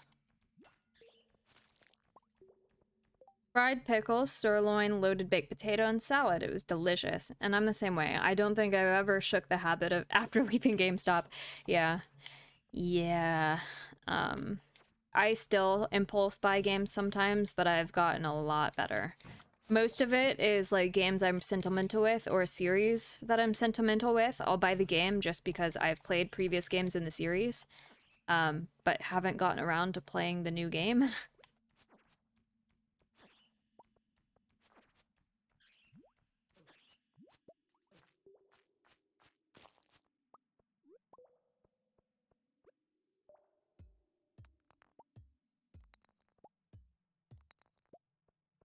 Okay, where is the ladder?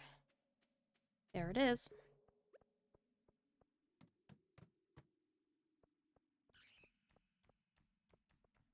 Hit.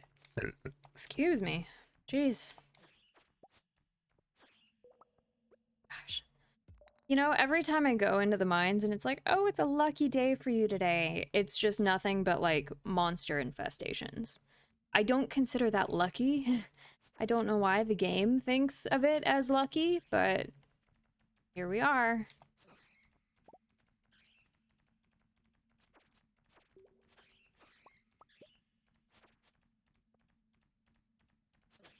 Oh, nice. There's a ladder. I could just go. I don't need to kill these guys, but they'll just count towards my number of bats killed. God! Okay. This is fine. Another monster level.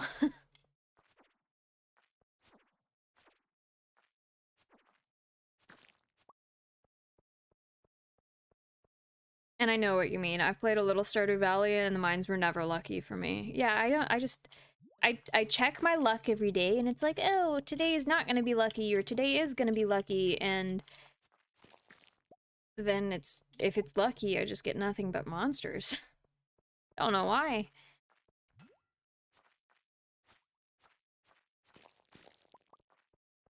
Thankfully I upgraded my sword. Oops.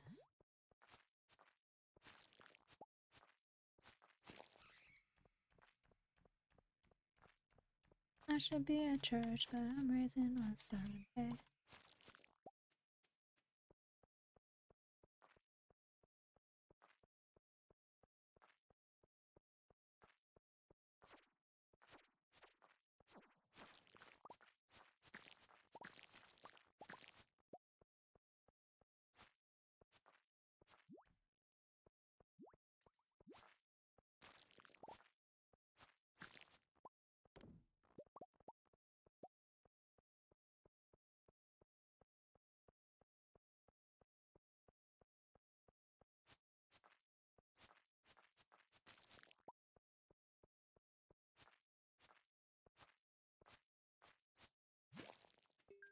Nice. Level 69.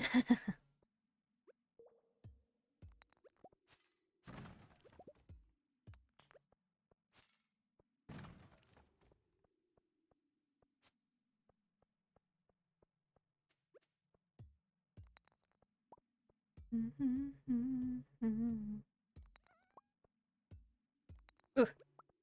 cutting it a little close with that one.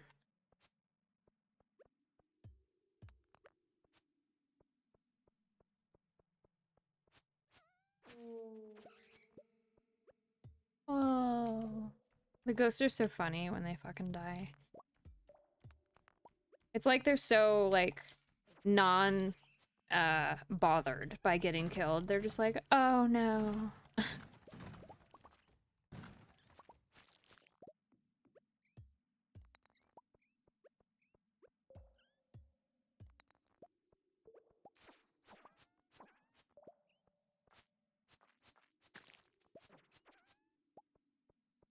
Of course, I start bitching about the game not being lucky, and all of a sudden it's like, here's all the stuff.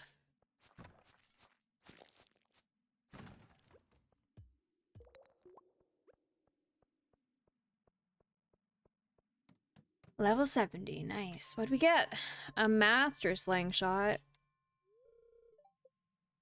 Alright, I'm gonna head home.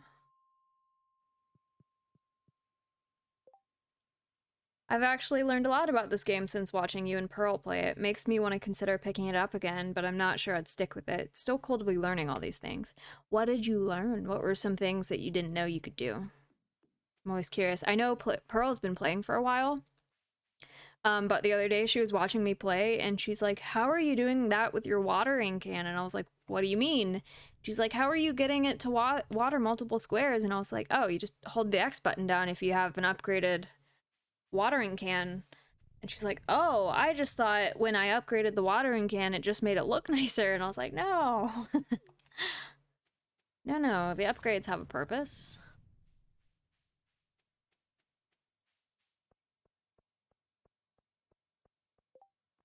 Um, a dust sprite. Oh, well, I wish I would have checked that earlier. God, bad romance. Rah, rah,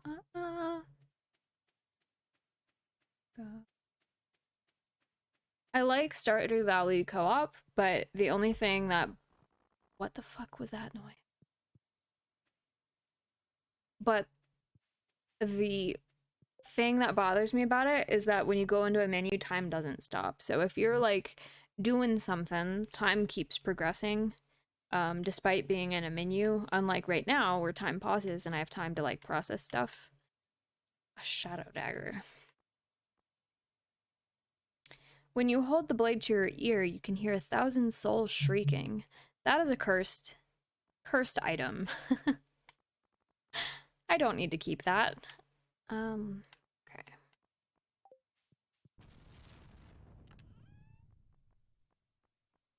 Yeah.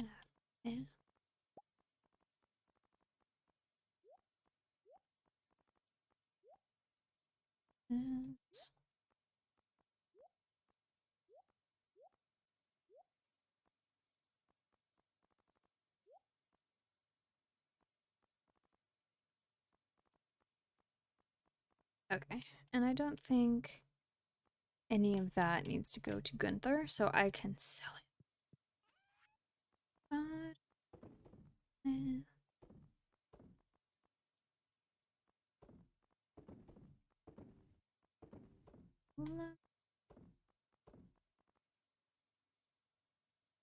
Timing of upgrades is one thing. Makes sense to wait for rainy days for a lot of things. Didn't know about the mushroom farm at all. Didn't realize upgrading the community hall was important even though you mentioned needing to upgrade it. Oh, yeah, I could show you next time I go to the community center what you get. Also, the timing of seasons. I was very careless with my planting and always had crops going to waste. Makes sense that they always end at certain time frames. Yeah, so each season is 28 days long. So if you know exactly when the season is going to end, and it makes it easier with planting. So tomorrow, if I don't have any peppers, well, I'm going to water the crop one last time and then take my can to be upgraded. And then I will have a nice upgraded watering can for the new season. Ooh, level 5 mining, +1 ore per vein. Chance. Ooh, gems. Gems all the way. Ooh, and level 5 combat. All attacks deal 10% more damage, or critical strike chance is increased by 50%.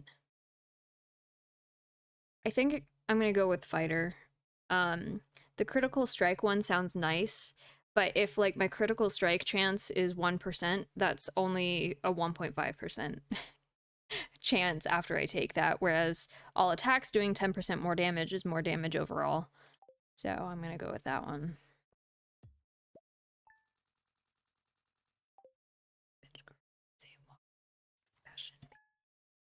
I'm gonna drink some tea.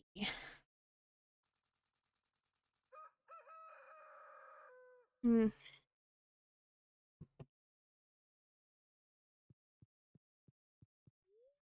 Weather report. Clear and sunny, and tomorrow is Dance of the Moonlight Jellies. Beautiful. Spirits are whispering. They're gonna be happy today. Beautiful. Nice, and we do have peppers. Okay, so today is gonna be like the last day that I water my other 2 plots. I don't know if the tomatoes are gonna produce, and then the blueberries I'm pretty sure produced yesterday, so I don't think they'll produce either. So actually I'm just gonna water the tomatoes and hope that we get more tomorrow. Everything else can die.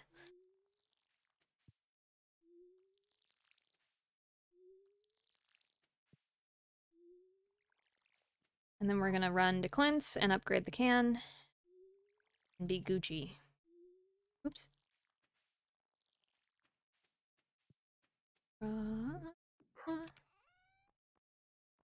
What? Moth? Hello. 1, 2, 3, 4, 5. Hello, One Hit Pony. Hello, Moth. How was your stream? How was whoa. Co-op Stardew? Hello, Reap. How is everyone? How's everyone's weekends? Okay, I need to take a pepper to George. Make sure that you do some stream after. Oops, I didn't mean to water that spot on the ground. You do some stream aftercare. I understand if you need to step away to get food and water and stuff. Don't feel pressured to stay, but also thank you for trusting me with your company. Your company. Oh my god. I mean, their company too. Thank you for trusting me with your community. Welcome. It was fun and you had a blast. I'm so glad. I do like co-op Stardew. I'm currently not playing co-op, but I do like to play with friends. It was fun, had a blast. They're good company too. Yeah. How is everyone? How's everyone's weekends? I know it's only Saturday, so you can't really speak about tomorrow, but I hope things are going well. Thank you, Duskpaw, for putting up with me. Oh, I'm sure you both were just peaches and darlings and sweethearts. I'm sure it was wonderful. I'm sorry I couldn't stick around to continue watching you guys. I was in Moth Mallow's stream very early on before I started streaming. George, you're so rude. Curmudgeonly old man. Though I don't really blame him. Hello, Evelyn.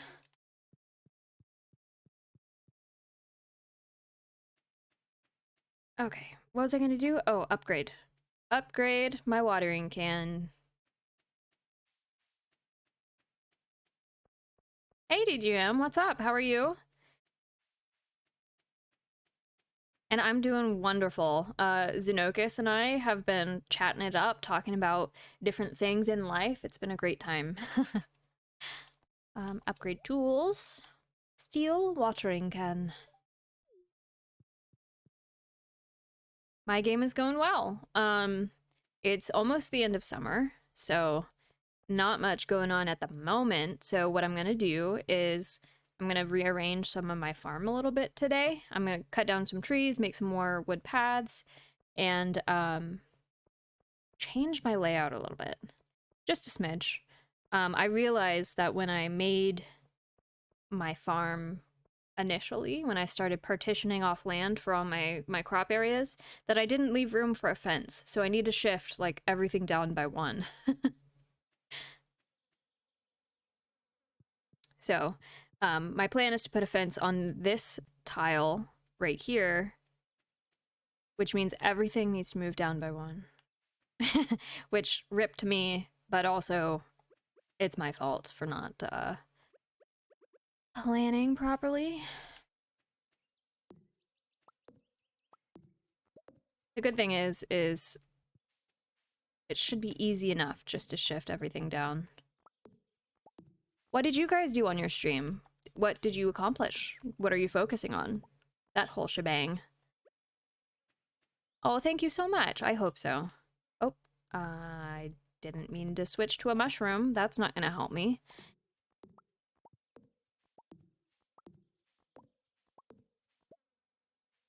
Nice catch, DGM. I hope your vanillite, however you say it, treats you well. I don't even know what that Pokemon looks like.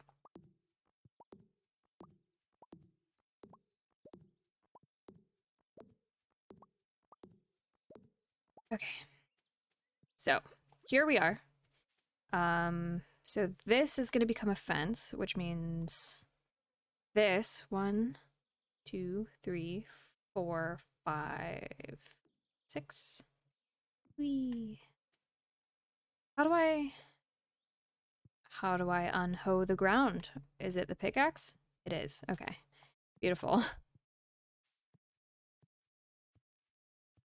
A tiny ice cream cone. Oh, makes sense. Vanillite, like vanilla. And is it light because it's... Oh, no. Oh, well. I didn't mean to do this one, but we'll just roll with it. I don't know if we have an ultimate goal yet. We're really just farming. Well, I mean, it is a farming simulator, so I don't blame you.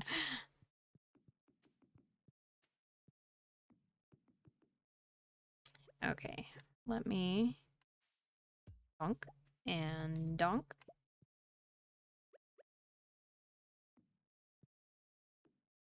Go.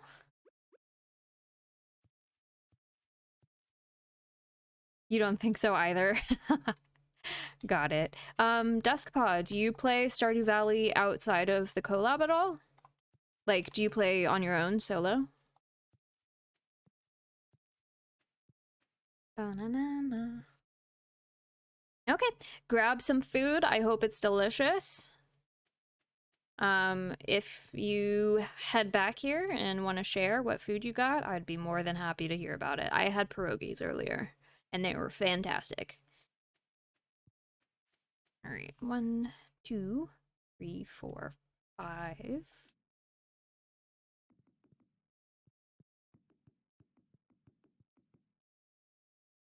I'm pretty new to Stardew. I'm only on year 2 in my file. Got it, got it, got it. I am on year 1 of this current save. However, I've played many a save in Stardew Valley. So I would consider myself a veteran at this point, but there's also a lot of stuff I don't have memorized.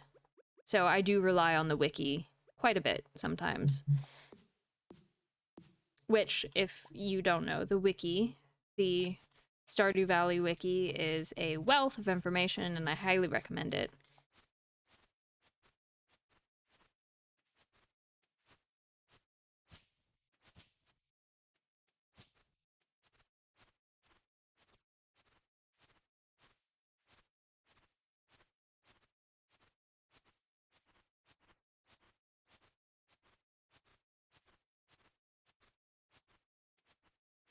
Clearly, I haven't been, like, clearing out my land.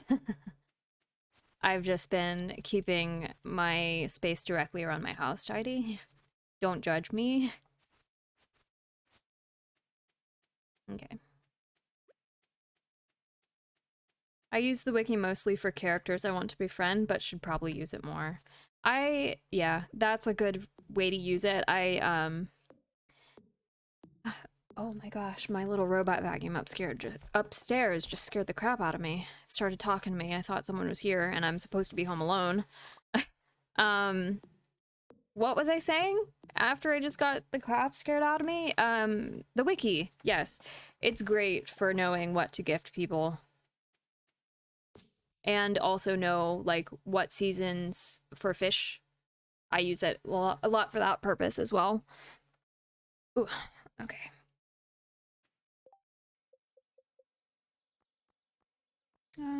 Let's see. More paths, please.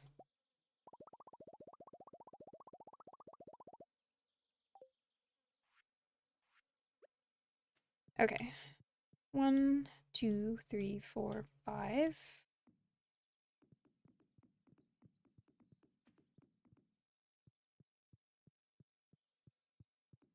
Oh no. Oh no. Oh no. All right. So the way this is going to work, a train. Okay, hold on. Stop everything and run is what I need to do.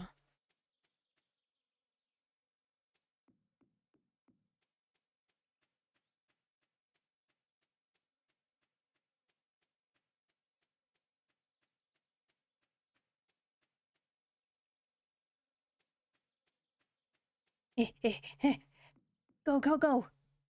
Nice, I just caught it. Normally I show up like when it's mostly gone.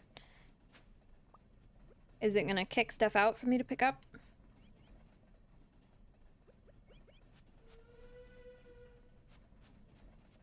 Nice.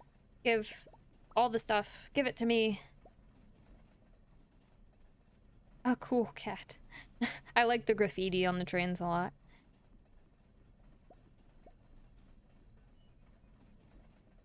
Dun, dun, dun, dun.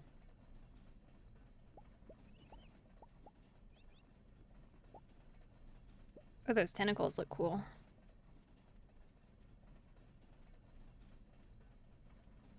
Oh, my doggo is doing a little snooze and she's snoring. It's so cute.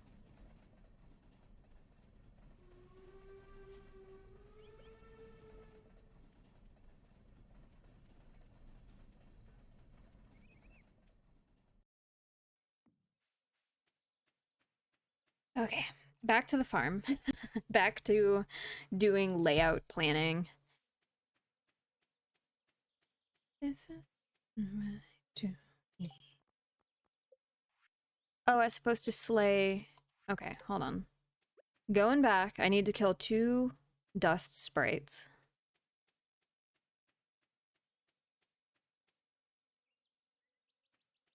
Bum, bum, bum. What other games do you stream, Duskpaw?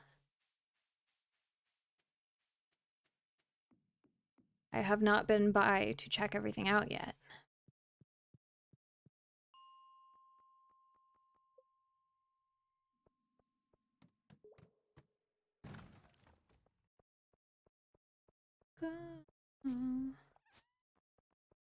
Ah.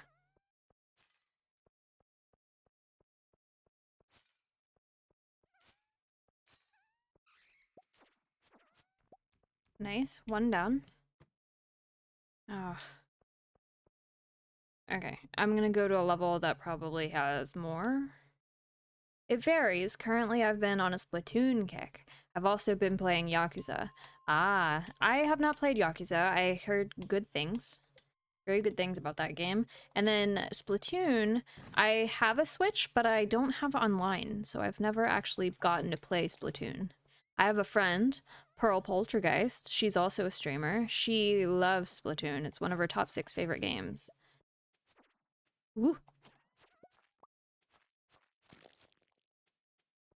There we go. That quest is done. Ah. Okay.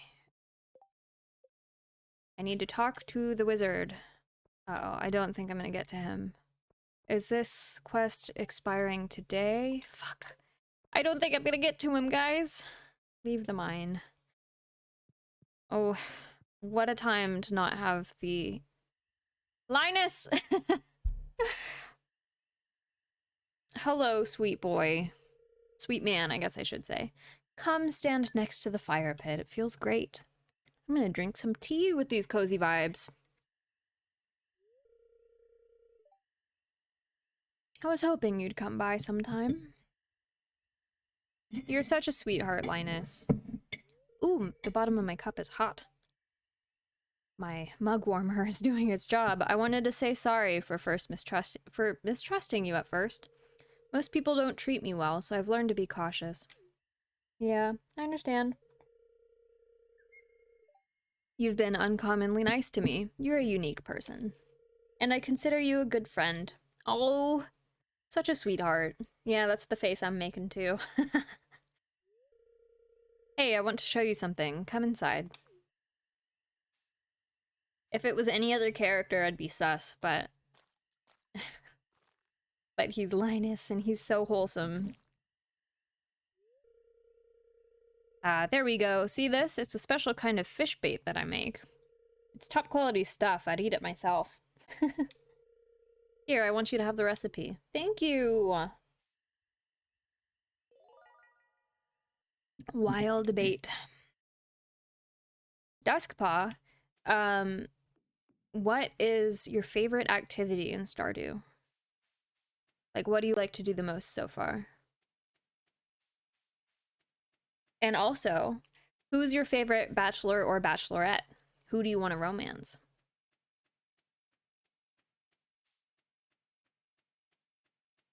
And that question can apply to more than just Duskpaw if anyone else wants to answer as well. But you're also fine with lurking. We love our lurkers here. Take care of animals, and I'm married to Maru. Oh, she's so sweet. Very cute, very cute. I like the animals too, but I think I prefer farming more, which is like an unpopular opinion on a lot of Stardew Valley forums is everyone's like, oh, the animal husbandry. Oh, Shane! Making all the friends tonight. Up late, huh? Here, have a cold one. Also, I definitely feel Linus deserves more love. He's such a sweetheart. He's so great. Ugh, life. Oh, my depressed boy. I will befriend you and you will start your journey towards being happier with your chickens. Oh, look, you're cracking a cold one with the boy. And it's on a Saturday. Saturdays for the boys. I love it. You ever feel like no matter what you do, you're gonna fail? Like you're stuck in some miserable abyss and you're so deep you can't even see the light of day? Sometimes, but you just keep on keeping on. And it gets better. I just feel like no matter how hard I try, I'm not strong enough to climb out of that hole. I believe in you, my guy. You can do it. You need to find a passion that's not working at Joja Mart. Fast drinker, huh? Woman after my own heart. Listen, Shane, I love you, but not like that. Just don't make it a habit. You've got a future ahead of you still. So do you, my guy. My liver's begging me to stop. Better call it a night. See you around, Maeve.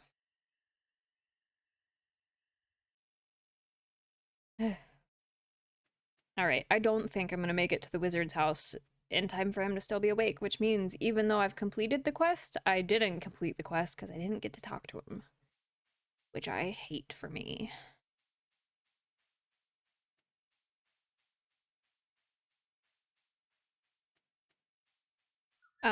I generally, in practically every Stardew Valley save, I tell myself that I'm gonna romance one person, but what ultimately happens is I romance everyone and then pick one at the end. After I get uh everyone to 10 hearts beyond their 8 because I'm like, oh, I want to romance all of them because I'm a slut like that, I guess. But all of them have such good stories. I think the only one that I really am not the biggest fan of is probably Abigail. She kind of annoys me. And Haley. Don't really like Haley too much, but everyone else, that was great. Leah is my favorite by far, but Maru is a very close second. Alrighty, alrighty.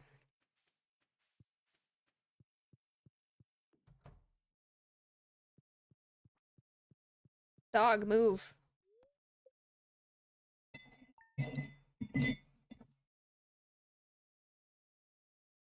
Hmm. I love tea. Tea is so good. Okay. Tomorrow's gonna be sunny. Love that for me. Spirits are in good humor. Great. Queen of the sauce. I can make bread.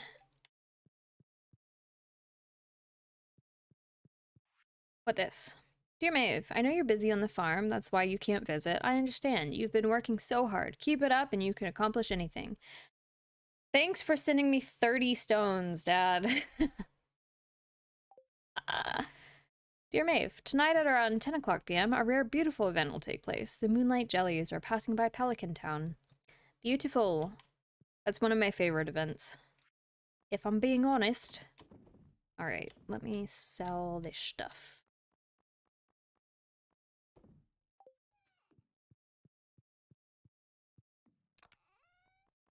Okay, this can all go. Oh, I need all the rock, though. So I need to make a fence.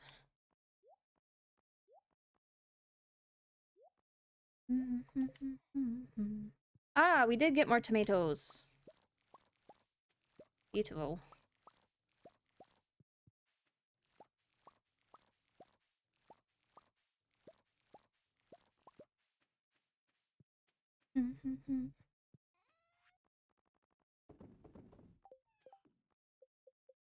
All right.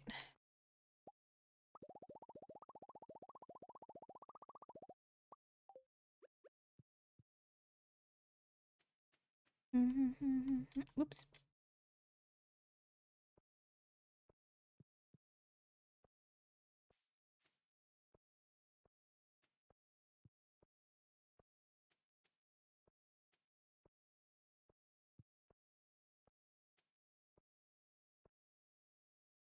Oops. Ugh. Okay, just let me thank you. All right, and then it's gonna go down, and the space that's along this wall is gonna be for trellis items. Ooh. Oh my gosh. Hello, dog. Oh, can you move? Can you move? Thank you.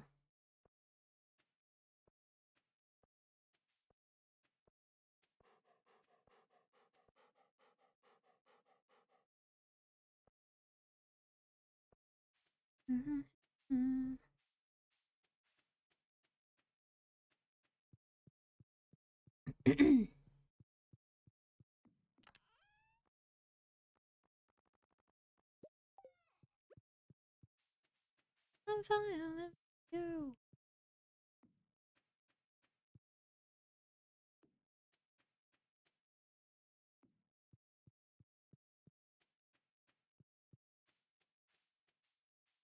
And then, now that I can make beehives, this section right here is gonna have beehives in it and flowers. That way I can have honey all season. Once summer rolls around, anyway.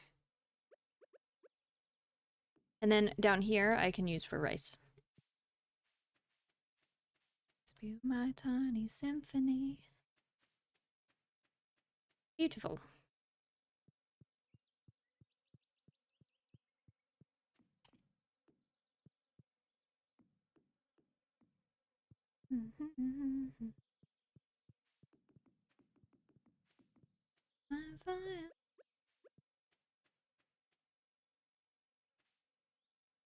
Wow, so organized. Thank you. I'm trying. Paths are my best friend, in my opinion. Did you get to see my fancy fence that I've put in? Give me a moment. I'll run up there. See? Look. It's pretty.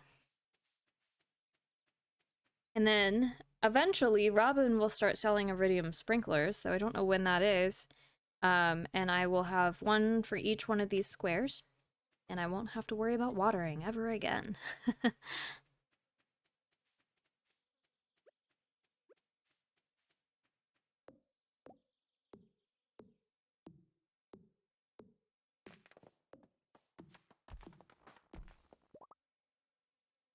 your voice sounds like summer.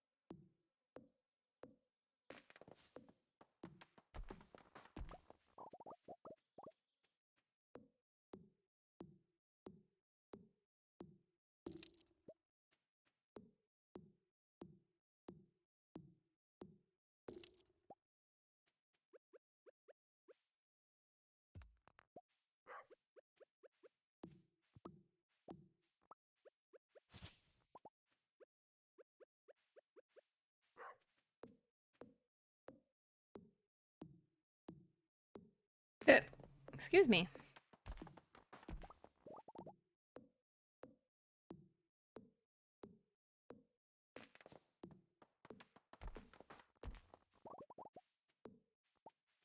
Sorry for not talking, but I really like this song, so I really like to listen to it.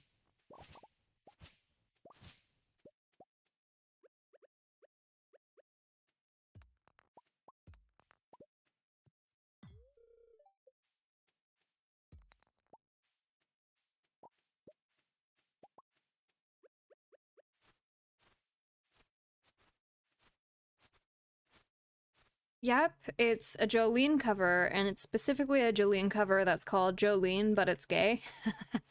So it's from the perspective of, like, it's still from the same perspective of Dolly, but it's as if she was in love with the woman instead of the man in the song.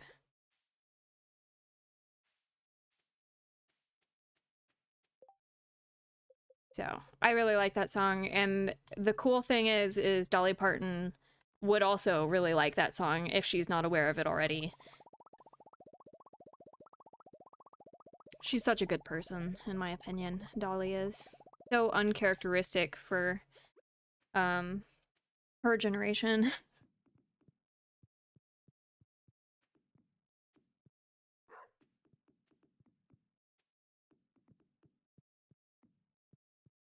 Okay. Hell yeah, I mean, Dolly definitely has said some things about some women. I wouldn't be surprised if she knows a thing or two. Yeah. Yeah. Oh, hello, she who ooh-woos. How are you? And I'm doing well. I'm listening to good music, chatting with some good people, and doing organizy things, which makes my brain happy. See, look nice and organized and section off. It makes me happy. I'm finally glad you got to catch a stream. Well, welcome in. Welcome. Are you streaming today? Or did you stream? How's the new Dead by Daylight uh like event going on? Oops.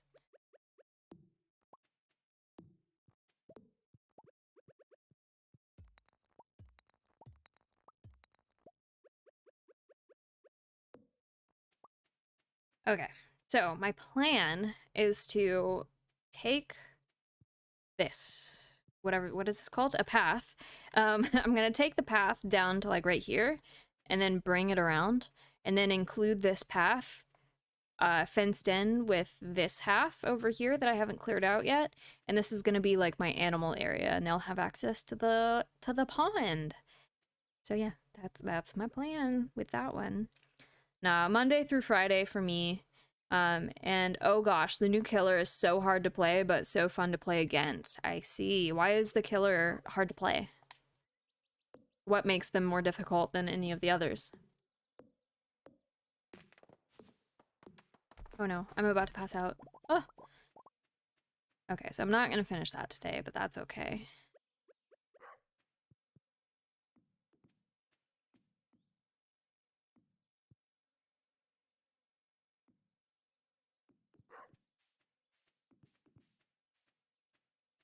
Um, How many squares away is this? 1, 2, 3. Okay.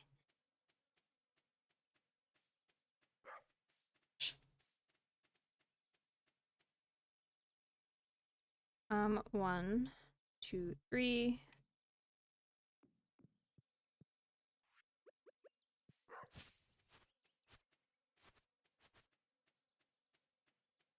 Dog, move! Can you get your tuchus out of the way, please? I love you, but... Jeez.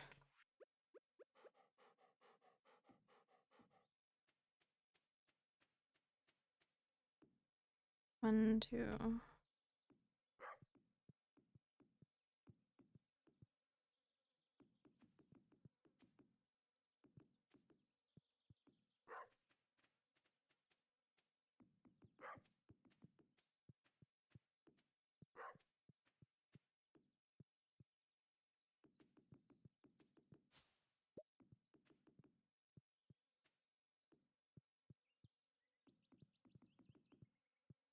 Honestly, I feel like he's just so technical that you really got to be smart about how you place his biopods. Lots of small mechanics. I see. And what do the biopods do for him?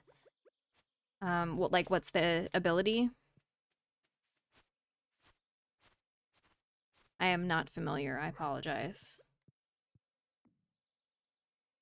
I've only seen what he looks like. All right. Beautiful.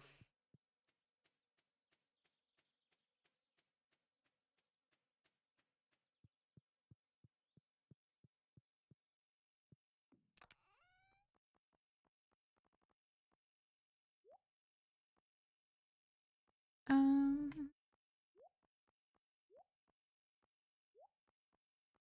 I really need to make a new chest, but I haven't. Okay. It's time for the moonlight jellies, so let's go. I should put the rocks away. And the fences.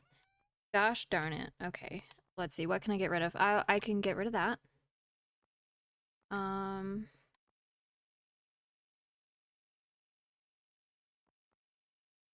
Gosh, I really don't want to get rid of much else, but oh well. Here we go.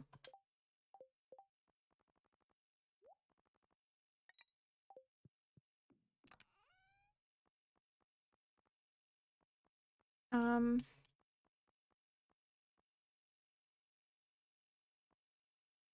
I guess I really don't need fiber right now, but I'd rather keep my fences because I use resources to make those. Oh gosh, I also have copper. Back and forth, back and forth, back and forth. There we go. You can attach them to surfaces and use them like cameras to track survivors. Ooh. After you hone in on one survivor, you can mark them with the jellyfish type of thing, and it can help you identify their position. Also, don't apologize, I'm a nerd. I am nerdy about other things, so I understand. I just know that sometimes, like, when it comes to Dead by Daylight, there's just so many things, and sometimes people don't feel like explaining them. But I appreciate you taking the time to explain them. It's nice. Oh, keep walking. Hmm. What? When? What time? It was probably 10, wasn't it?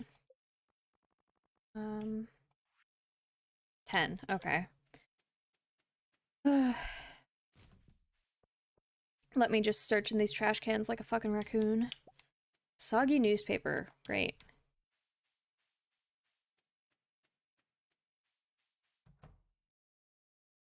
Hello, hello. Yes, yes, I am here. I'm just gonna quickly chat with everyone before 10.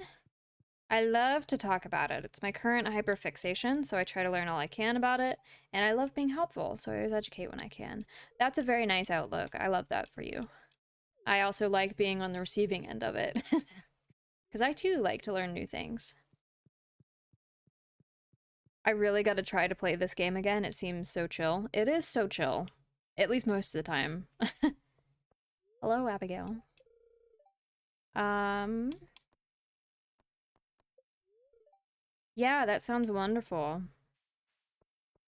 Abigail. Anything you wanna, that's just who I am this week. Take a sippy sip of tea.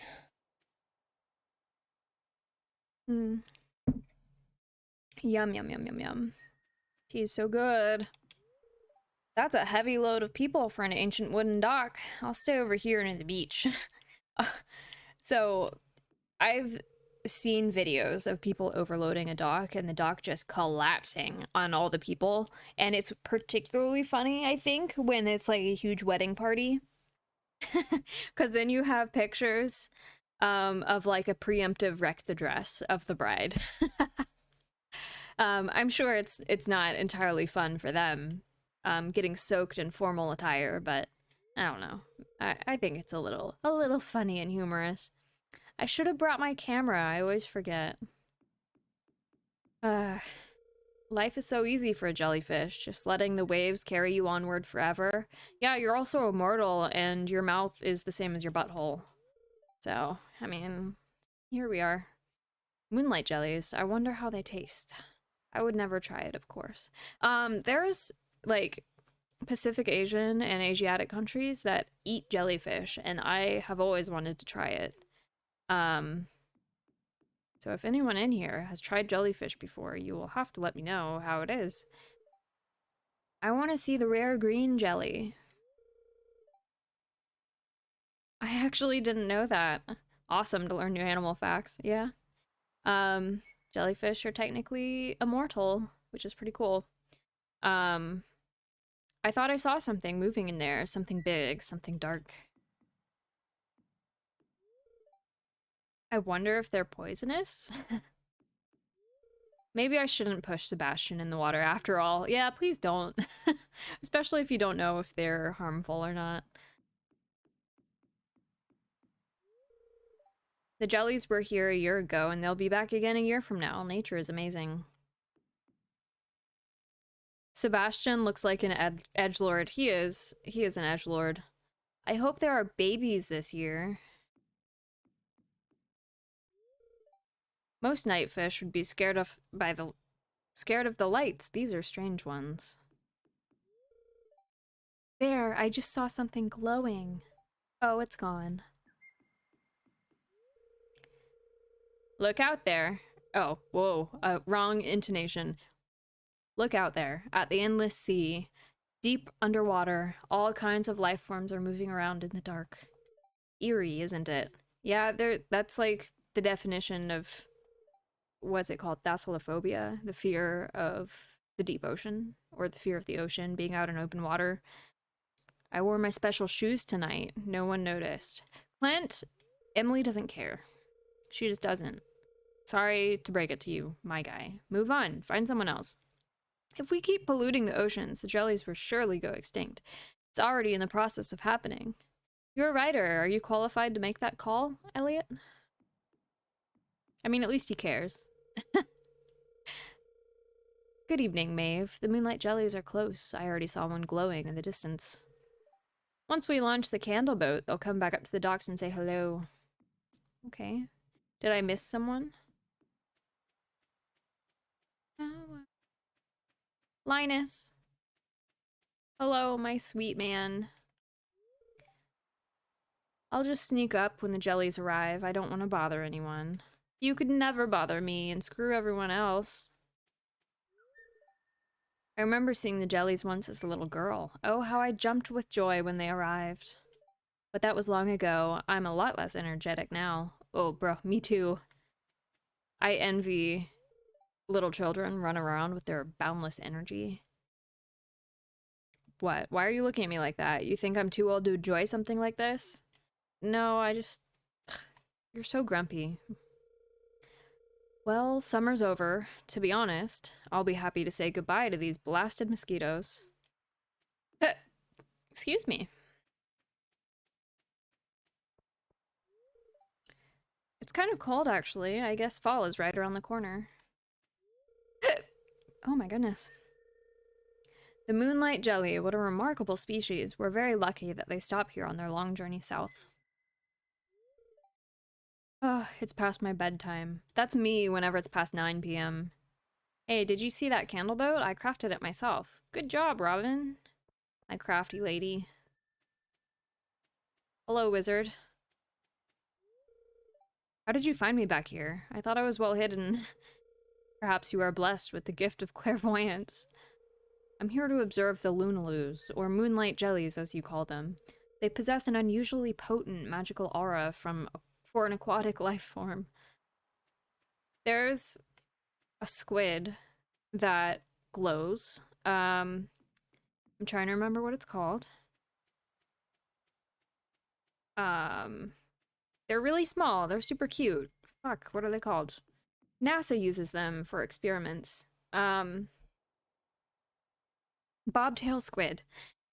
Bobtail squid have a very special symbiotic relationship with bacteria that make them glow to help them hunt slash protect them from predators. It's very cool. All right, thank you for the lurk and thank you for stopping in. I hope you have a great rest of your weekend. I'll make it into another one of your streams soon. What do you think? Should I launch the boat now? Yeah, dude. Yeah.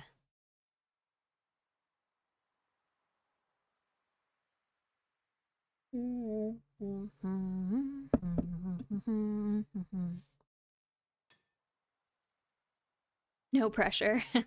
Thank you.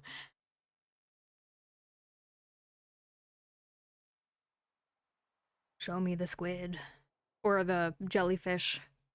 I have squid on the brain now. Do you know what sounds good? Calamari. I haven't had calamari in a hot minute.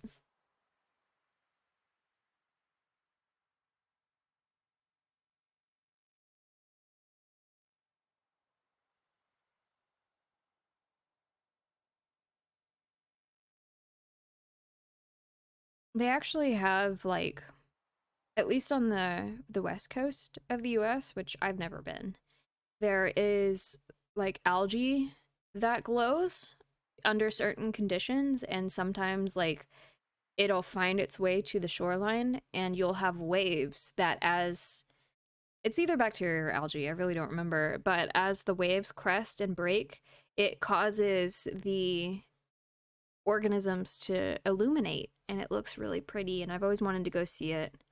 That's what this reminds me of every time I see this scene.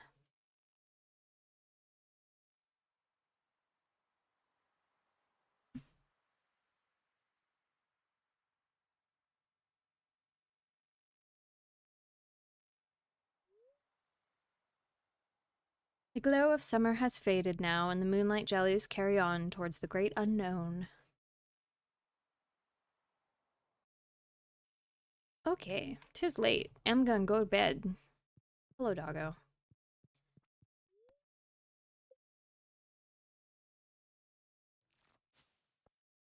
Nice. Made some money today.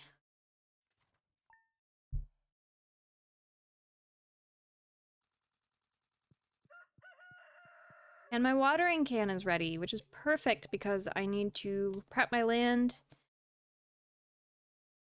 So I've always wanted to see that ocean glowing up like that, so close to the shore, so cool. Yeah. And I've also always wanted to go to one of those, oh no, the spirits. Spirits aren't happy today, everyone. I've also always wanted to go to one of those caves that have the glowworms and see those. We're back again. Listen up. Sunflowers. When you harvest them, you'll not only get a nice flower, but you'll likely get some seeds as well. You can replant those seeds or sell them. Cool.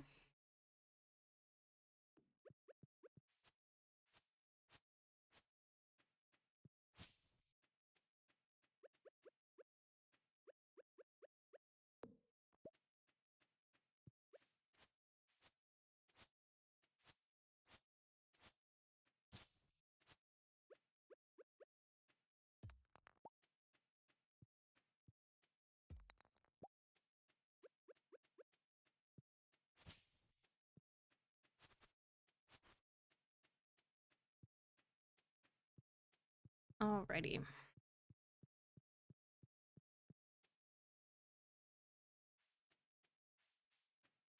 Ooh, Is that a plum? A wild plum. I like plums. They're pretty good. Did you know when it comes to uh, stone fruit, quote unquote stone fruit, um, so fruits that have the really large pit in the middle, like peaches, plums, apricots, stuff like that, um, you can typically grow them all on one tree through a process called grafting. So, like, let's say you have a peach tree. You can take a branch from a plum tree and graft it onto the peach tree, and the peach tree will grow plums on that branch, which is pretty cool. You could do the same with different apples as well. So you could have one variety of apple tree and then graft different apple species onto that tree, and it will grow those different apples. Very cool, in my opinion.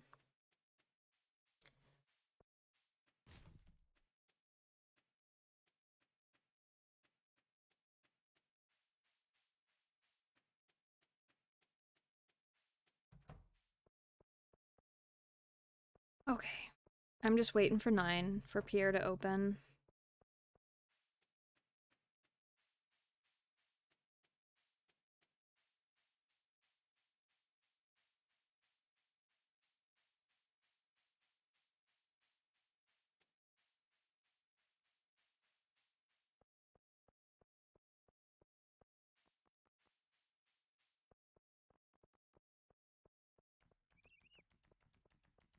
What was that? Oops. All right, Pierre. What the fuck do you have for me? Pumpkins. Okay, we could do some pumpkins. Or pumpkins. We could do corn. I think corn is like the... Ooh, I could have planted these in summer as well. Oh well. That's fine. Eggplant.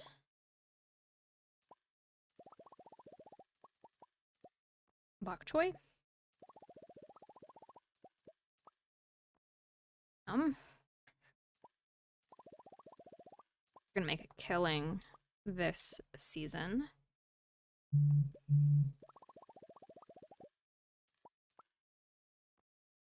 Wheat. I do not think I need wheat. I might. I'll plant some.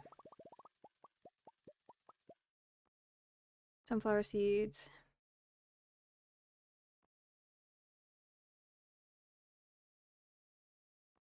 Coming to stay. I could do 15 grapes. Oops, that was 16. Oh well.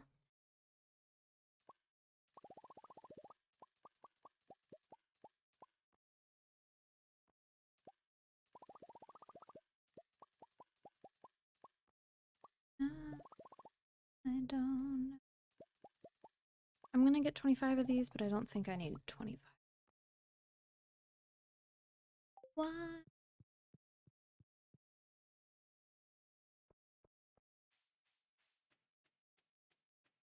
Hello, Alex. Sure, it's getting colder, but it's still warm enough for sports. That's all I care about. Yeah, 'cause you're a himbo, but we love you. We stan a himbo here. Yesterday.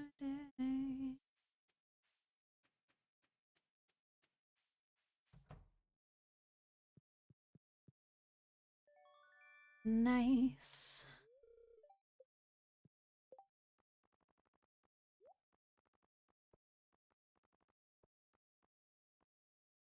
What was highlighting? A plum. Okay, we could drop the plum off at the community center while we're here.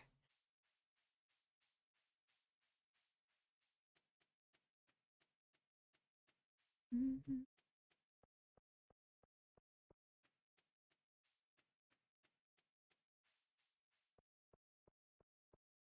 Okay.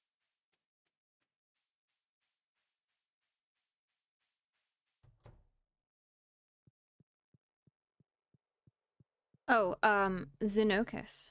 You asked about why the community center is important. Um, so each time you complete a collection in the community center, you get a gift.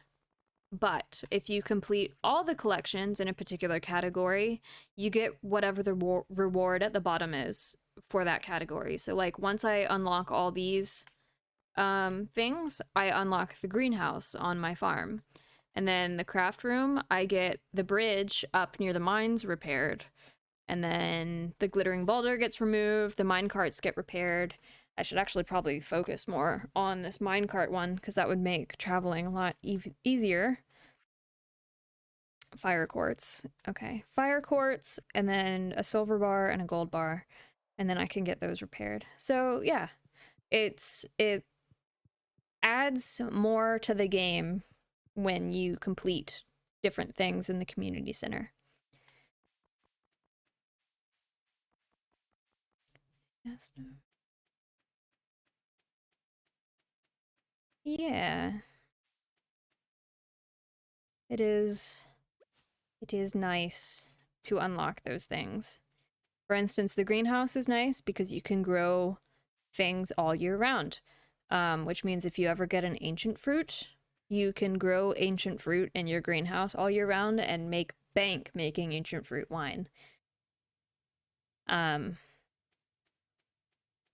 but yeah, so stuff like that. The mine carts are my favorite because they just allow you to travel so quickly across the map.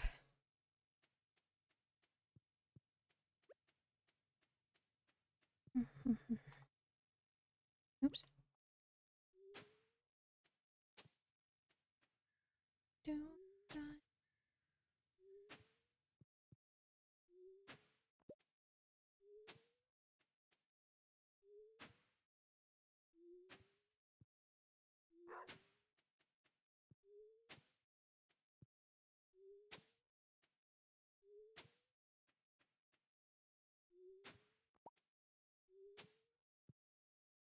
We have a lot of stuff to plant and a lot of stuff to water. And I'm probably gonna run out of energy today. I might have taken on a bit too much. Um,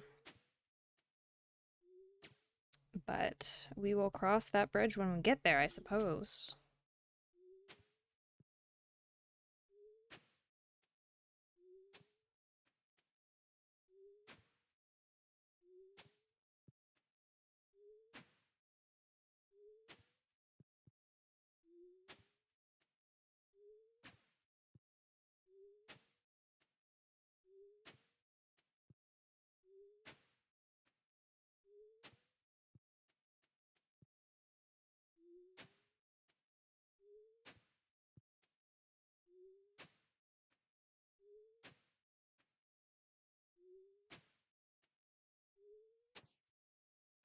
In your hoe phase, huh? Yes, I am.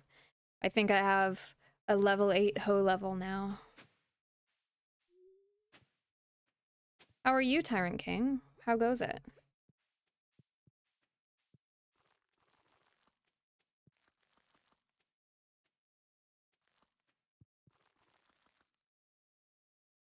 It goes well. I'm glad to hear that.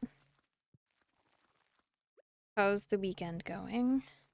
Oh, how was your Mrs. birthday? I know that was a while ago, but how did that go? Did you do something nice for her?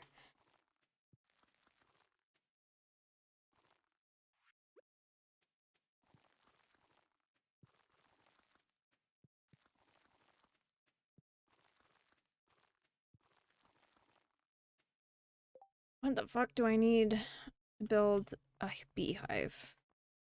40 wood, 8 coal, 1 iron bar, 1 maple syrup. I do not have a maple syrup. I guess I need to make a tapper. 40 wood, 2 copper bar. 2 copper.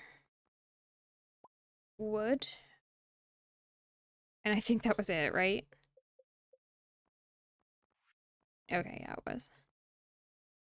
We had a barbecue. Family and one of my mods came. It was cool. Got white girl wasted. So what, off White Claws or espresso martinis?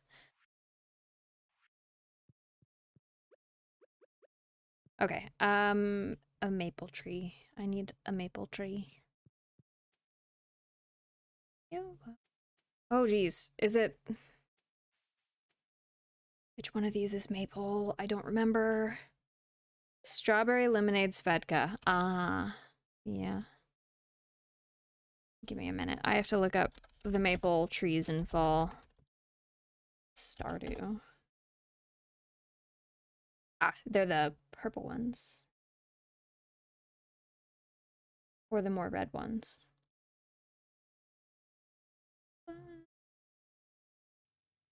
Okay. Drank like a gallon. My Jesus. I couldn't even imagine. There we go. Should have maple syrup soon. Within a week, anyway. The last time I drank really heavily was New Year's of this year, and the next 3 days, my eyes, like, couldn't work properly, and I was like, I'm never gonna do that again. And I haven't. I partake in other things now, instead.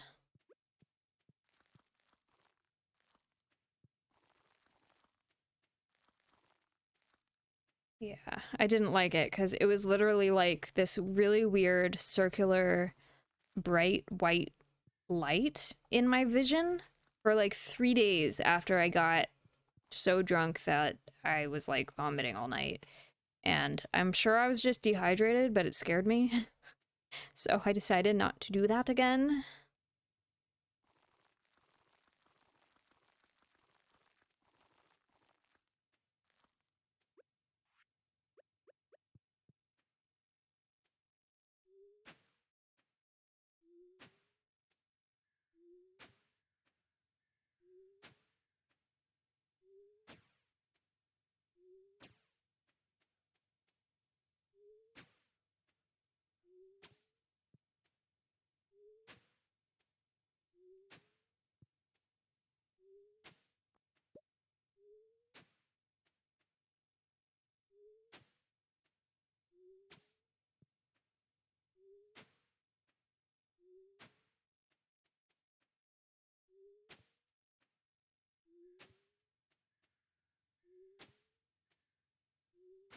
Oh, I didn't need to do that section.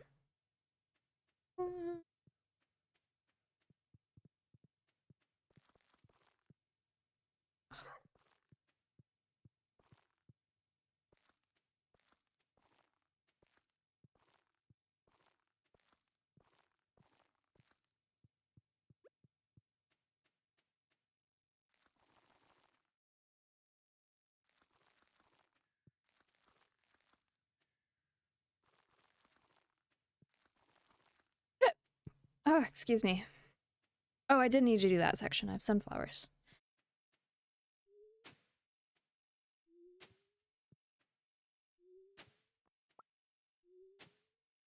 Lots of stuff to farm in the fall. Okay, sunflower seeds.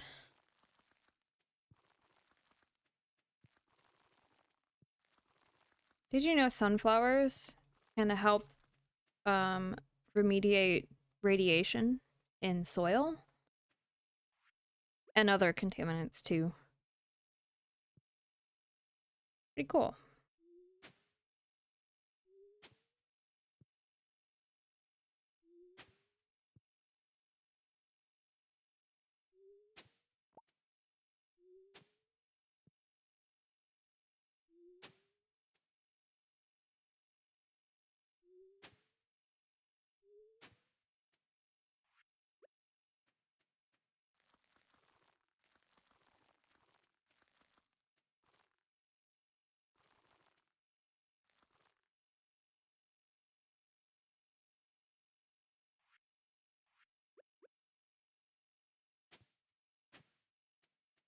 I was gonna do something funky in this area, but I've decided I don't want to.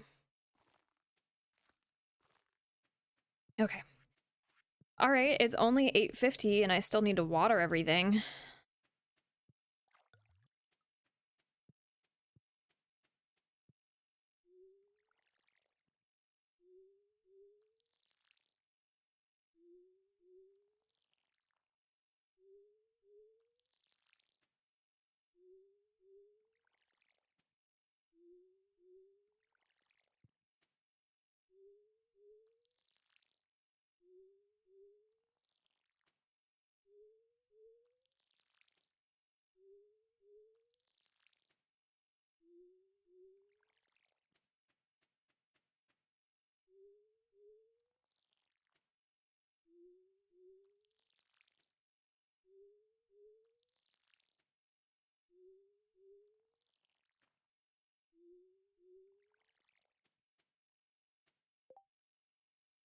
Speaking of sunflowers, I never told you what I finally decided on for the memorial tattoo I plan on getting for Casey. Gonna either get a little collage of sunflowers and lilies. Aerith gives Cloud from gives I can't speak. Gonna either get a collage of sunflowers and the lilies Aerith gives Cloud from Final Fantasy VII on my forearm, or just two singular flowers intertwined in the same spot. Both of those sound very nice. I have a memorial tattoo also planned for Casey. I am having trouble finding an artist that I want to get, like, I want to do it though. Um, I want to get a BioShock themed tattoo with a big brother and a little sister, and the little sister is holding sunflowers, like while being carried by the big daddy. Did I say big brother? I didn't mean big brother. I meant big daddy. I'm dumb. Um, so I just don't know. And I want it to be in like an Art Nouveau style, but I don't know who I want to do it yet. I'm not gonna finish this before I run out of energy. I've taken on more than I can I can handle with this farming project.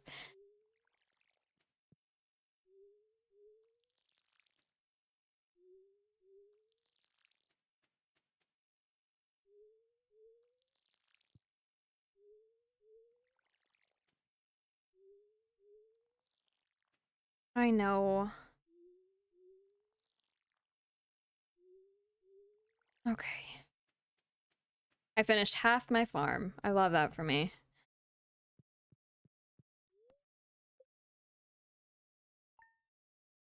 Oh, my little foot pad just... My footsies are getting cold, and I was like, why? My heating pad turned off, that's why. Alright. Weather tomorrow. Clear and sunny. Spirits are happy. Beautiful, beautiful.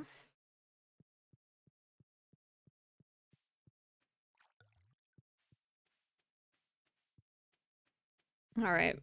Let's water again.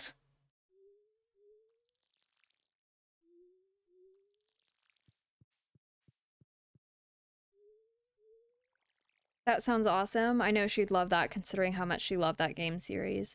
Also think she had her wedding themed after the game as well in some way, but we don't talk about that because of he who shall not be named. Yeah. Makes sense. Um yeah, she really loved BioShock. I remember we talked about BioShock a lot while we worked at GameStop together.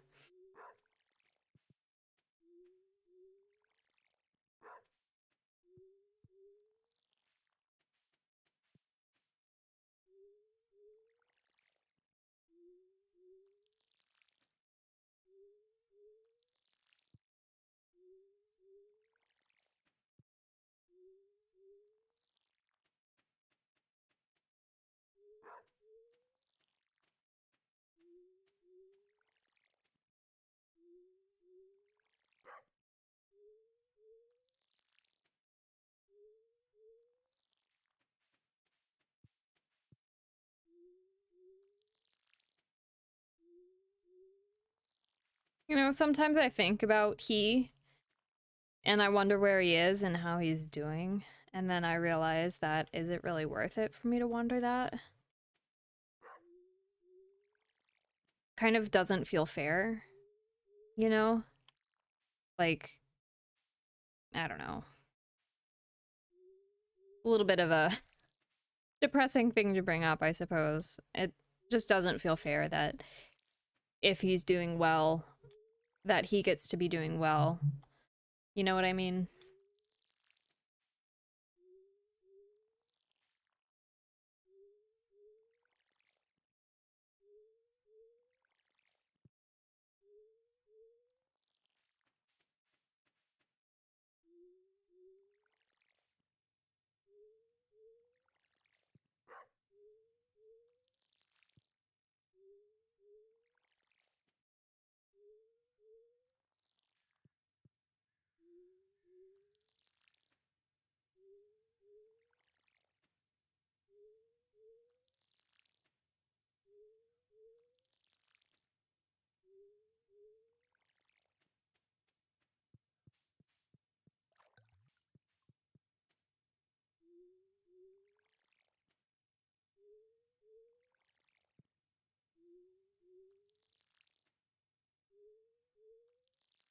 Uh-oh.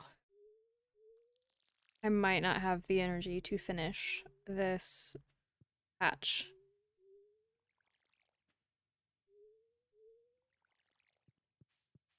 I kind of know. He went crazy, moved to Texas because his family wanted nothing to do with him. Per his mother, I did such a better job loving her. Ooh. He was in town once and somehow we ended up being in the same place at the same time, and I just remember he turned tail before anything could even be said. But yeah, it's absolutely not fair that he could be doing well given the circumstances. Yeah, it's sad. I'm sad. I'm sad now, but it's okay. Um, it's okay. It's okay. I appreciate having someone to talk to about it though, because you understand.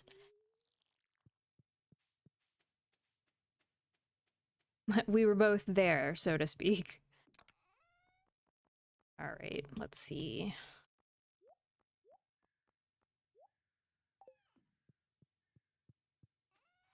I need to figure out when Robin starts selling the iridium sprinklers because I don't want to keep watering stuff. Iridium sprinkler. Oh, it's from Krobus, not Robin. Oh, okay.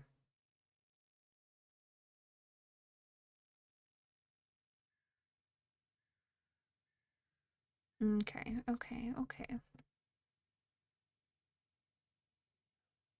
Vicious. She's vicious.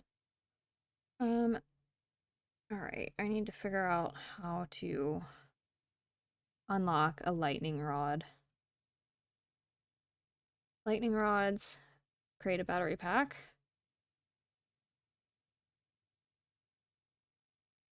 Can I? Can I? Uh-oh. I clicked. Oh, that's right. I clicked out of the window. I'm dumb. It doesn't say anything about unlocking the lightning rod, so does that mean I can do it already? I don't see the lightning rod anywhere. Hmm. Yeah, I still struggle with it from time to time, but like we talked about last time you were in town, I've been moving forward I best I can because I know that's what she wanted most. Still, that man can burn. Yeah, one of the few people I genuinely hate. Yeah, I also have a strong distaste for him. So I don't blame you. You have more of a reason than I to have strong feelings about him. Hello, doggo. Dick, dick, dick. Okay, so basically I'm fucked for iridium sprinklers for the moment because I don't have access to Krobus.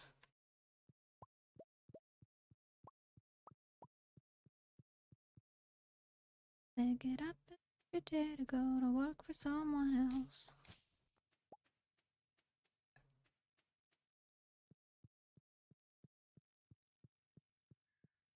So what I'm gonna do is I'm gonna go buy salads from the saloon, and go to the mines and try to get further down. And hopefully I will get more geodes. Oh. And in getting more geodes, I can unlock the more stuff in the museum and eventually get a key to have access to Krobus. Hello there, Maeve. You showed up at the perfect time. Thanks. It's our new special orders board. Robin and I built it from scratch. Lewis, all you did was hold the nails. Ha, me. Whenever Mr. Morden does anything around the house, I sit there and I stand there and I watch, thinking, like, I'm gonna help, but he never needs my help. You see, with Forge Farm back in business, the local economy has really been picking up. As a result, some of the local townsfolk have been asking me for a way to source local ingredients for their business or personal projects. So, Robin and I came up with the idea of a new special orders board where people can post bigger jobs than would make sense for the old billboard outside Pierre's. Yeah, for example, I plan on requesting some hardwood for a bed I want to make. I won't put you on the spot, but if you want to help me out, you can just accept the job from this board. Who knows? Maybe if the bed turns out well, I'll start selling them in my shop. Cool.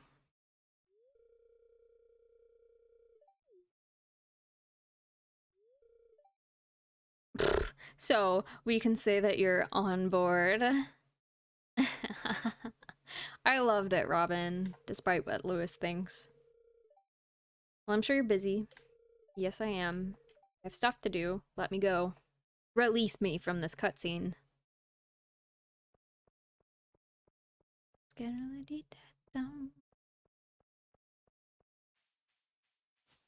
Hello, Haley. Something smells earthly. Earthy. Oh, right. You work on a farm. You fucking bitch. Ugh. One of my friends loves her. She thinks she's so cute. She's rude. She's rude AF. So is Shane, though, but I like Shane. Hey, Sebastian. What's up? Pumpkin spice this, pumpkin spice that. Man, do I get sick of these seasonal trends. Yeah, me too. We know a lot about nature thanks to science. Yeah, we do. Okay, what awaits us in the mines today? I think we left off on levels that have the skeletons in them now. Yeah. A bone fragment.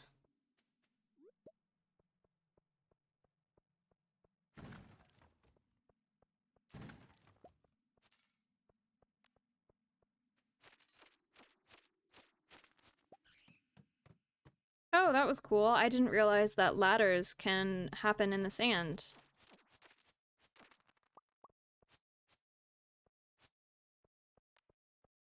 Oops.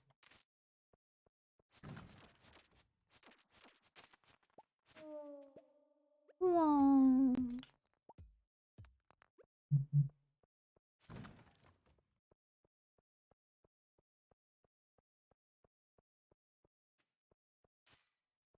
Anything?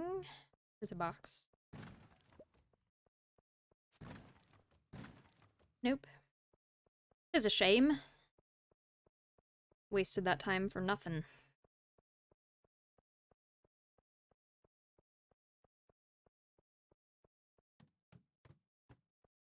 Ooh, a star room.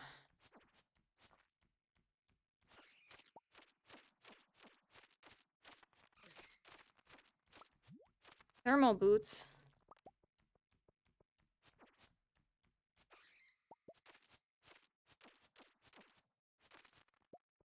And a bone sword. That sounds kind of suggestive. I don't have anything to eat. How are these boots? +1 defense and 2 immunity. +3 defense. I'd rather have the defense, if I'm honest. 20 to 30 damage, +4 speed, +2 weight.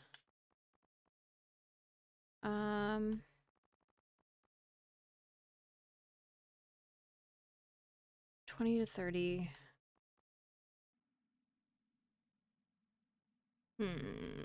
I'll give it a shot.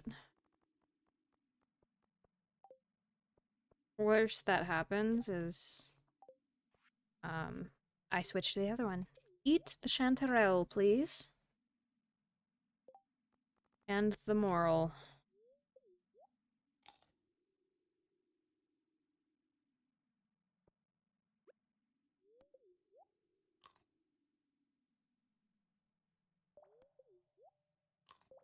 I couldn't imagine just eating raw, like, food mushrooms like this.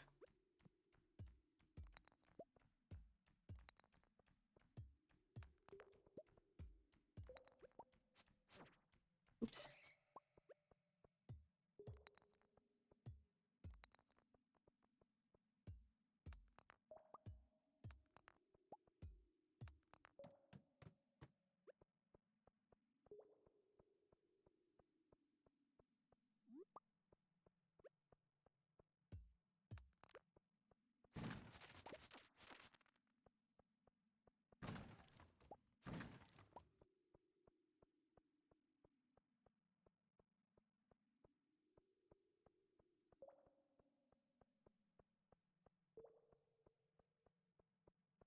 Okay.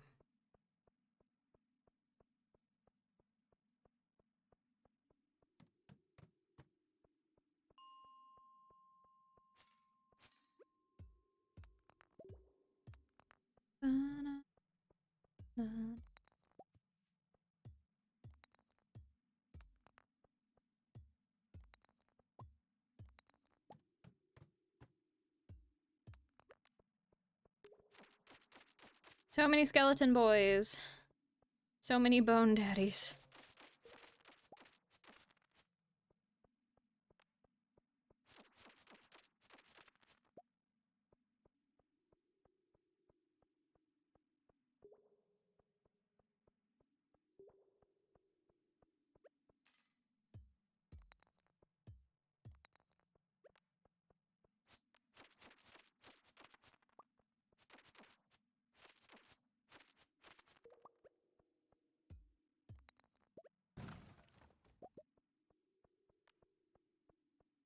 Oh, wow. Ran right into that fucking skeleton.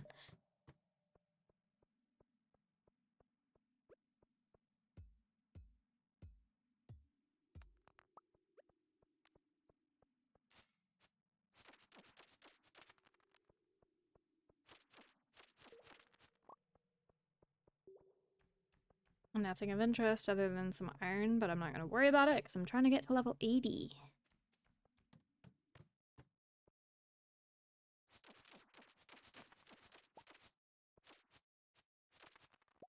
Okay, anything?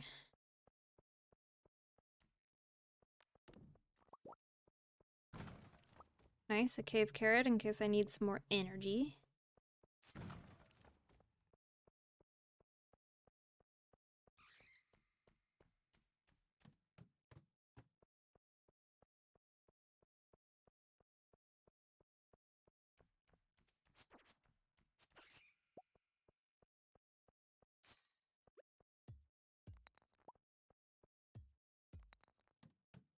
Nice, level 80 Firewalker boots. +3 defense, +3 immunity. Nice. Okay, so now we're at the point where we can make gold because we should be able to get excuse me. What's it called? Um Gold ore from rocks. Maybe. Of course, it seems like there's not any showing up. A fire slime.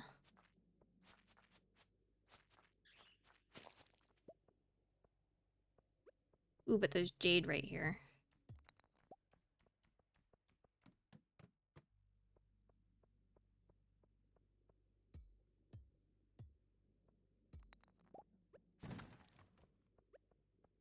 I need a purple mushroom for the community center.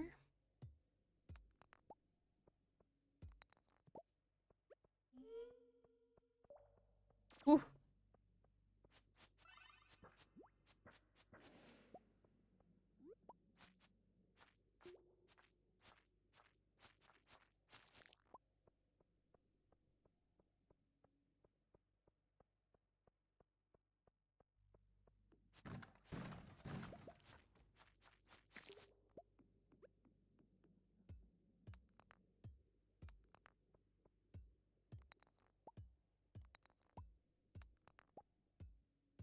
This is probably where my roll gets slowed down because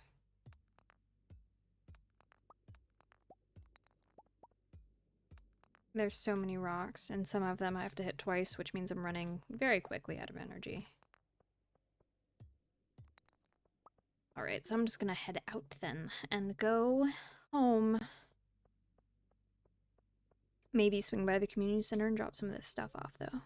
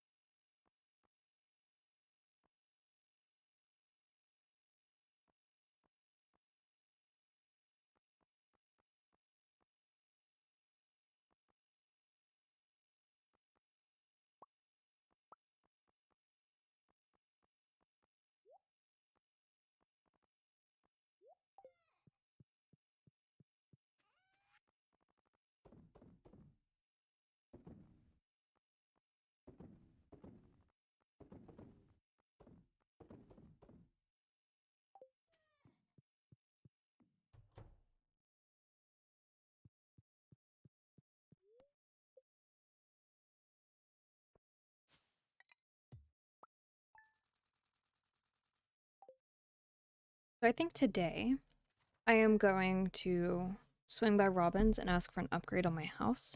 So I have a kitchen so that I can store the cake. I'd like to give my cows a special treat. They want amaranth, which I'm in the process of growing. Yay.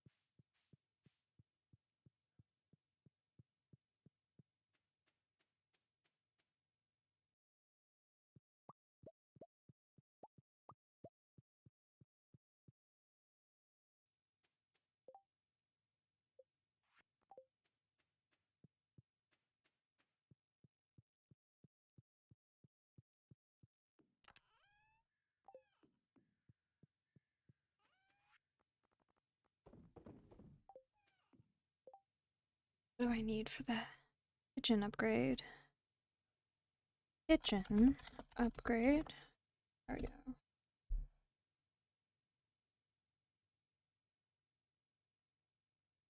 450 wood.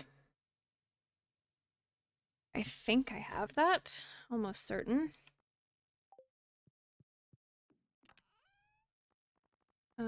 Yep, I do. Okay. off to Robin and do some foraging as well. I think I need to find one more foraging item. I think it's a hazelnut to give to the community center.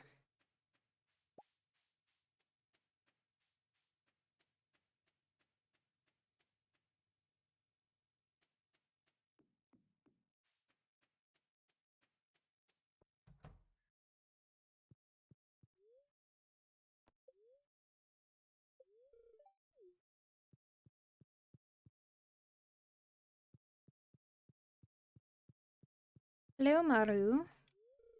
Bleh, I don't feel like working tomorrow. That's how I am every Sunday.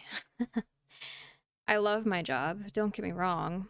Um, I find what I do very fulfilling, but the weekend doesn't feel long enough. I truly wish that I had a 4-day work week, even if it meant working a 10-hour day. I'm completely fine with that.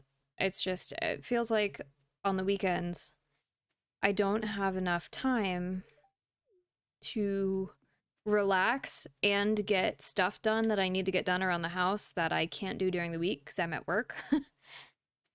I don't know. I just full full on hardcore advocation for the 4-day work week. Almost every study that I've read says it makes people more productive and improves their quality of life.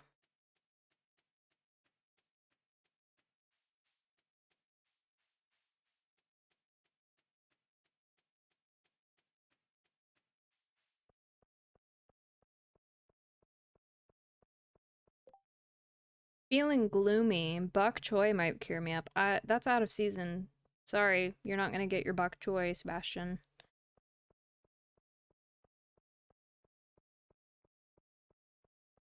Though that looks like bok choy. You might be able to grab it from out front of Emily's.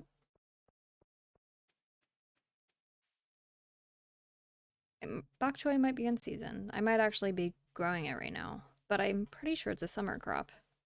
I could be wrong though. There's a lot of things I don't remember or information that I always get mixed up.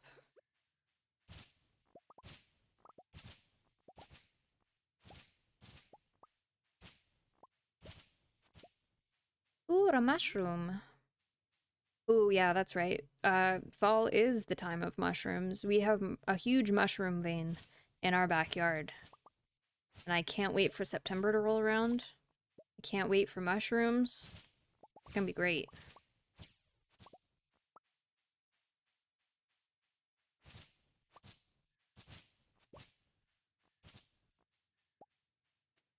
Mm.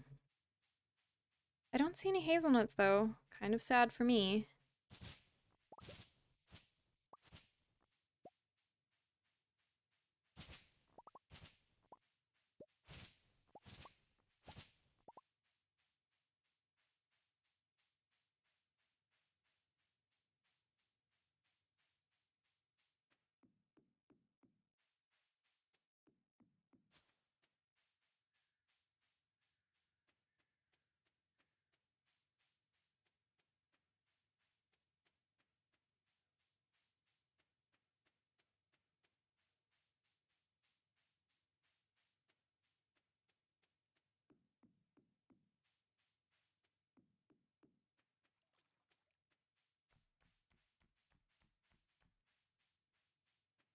Hey Lewis, how was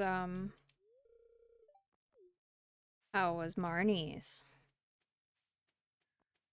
Did you have fun plowing your secret girlfriend?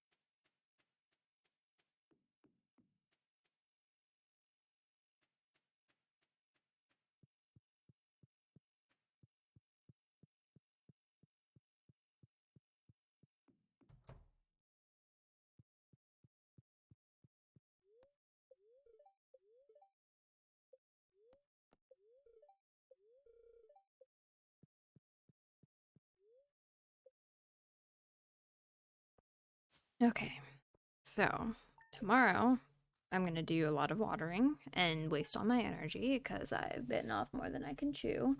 Um, but also I'm going to go get some salads from the saloon and do some more clearing of my farm.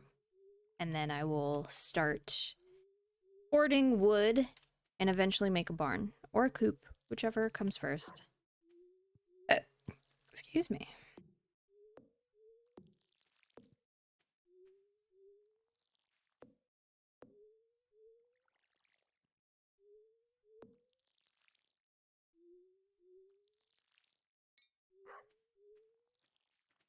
La la la la la. Mm-hmm.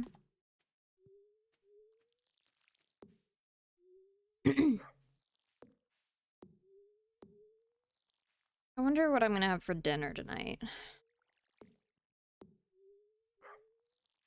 I can either make something quick or I can make a HelloFresh, which I don't really feel like making a HelloFresh tonight. But the HelloFresh meal is one of my favorites. I just have no motivation to cook. Um, and then, or I could order something, but who knows? I might have chicken nuggies and macaroni like I did last weekend for my post-stream dinner. Mr. Morden, he is normally the one who goes and gets groceries, and I have been too lazy to go get groceries, and he's been gone for like a month. So I'm like down to the bare bones of my pantry of things to make.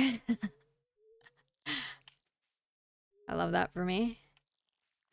But it's like one of those things where you get creative, right, with your meals. So you start adding things that you wouldn't normally add because you want to supplement like what little you do have. Hello, pretty girl. Are you awake now? So good. My dog just did the cutest stretch. Yeah. One day, I'm gonna have a little bit of a better setup and I'm gonna have a dog cam redeem. And you guys will get to see the glory that is Lily, the majestic beast.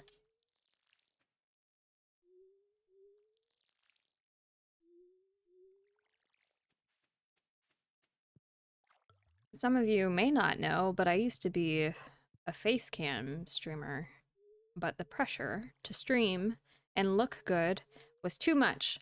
And some days, particularly on the weekends, I just simply do not want to put a bra on, or I don't want to style my hair, or I don't want to change my clothes because, like, during the week, for instance, I wear scrubs. If I don't change to stream, then I end up wearing scrubs to stream, and it seems kind of pointless to change into an entirely new outfit just to stream. So I was like, you know what sounds nice? Being a VTuber. They don't have to worry. Everything's already planned out. I can be braless. I could be pantsless. It doesn't fucking matter because you guys don't even know. Unless I tell you, of course. But yeah, just too much pressure to look good on camera when there's a camera. You know what I mean?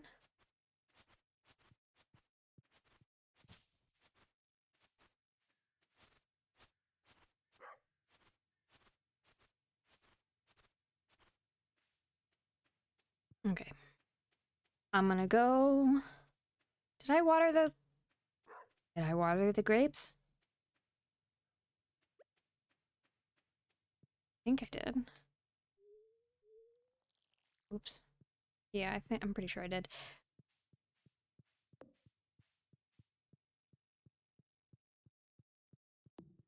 I should stay strong, but I'm weak. Boy, oh boy, love it when I fall for that. Hello, Haley. I feel the urge to go shopping. Ugh, I never feel that urge. Shopping is not something that I enjoy. My mom loves it.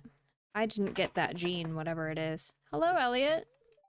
Oh dear, a tiny crab appears to have made his home in my shirt pocket. Cute. Uh-oh. Gus.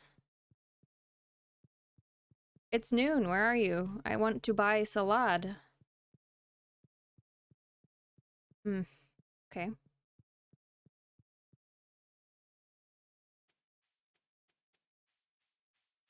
Hello, Penny.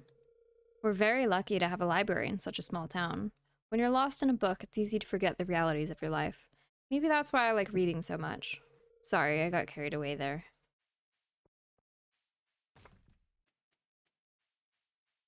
Oh, that. A curious substance. I seek an extremely rare and powerful goop known as ectoplasm. It can be found in the remains of slain ghosts. I've got the urge to make my famous giant omelet, but I'll need 2 dozen eggs. I do not even have a coop yet, sir, so can't help you there.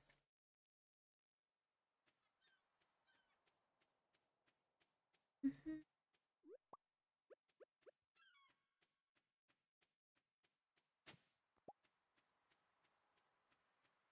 Every time I come to the beach, I feel like I get glass shards. Also, how much wood do I need for this again? 300. Um, and I must say, if you've never been to a beach with sea glass, it's beautiful. Highly recommend.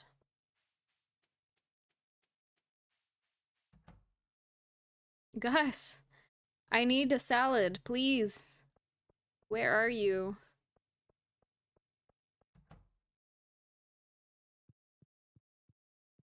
What about you, Pierre? Do you have anything? No. Is Gus, like, dead? Where'd he go? The salon gets pretty lively at night. Well, it would, but Gus isn't there, so... Like, am I insane? Where the fuck does he go? Other than Pierre's in here. Huh.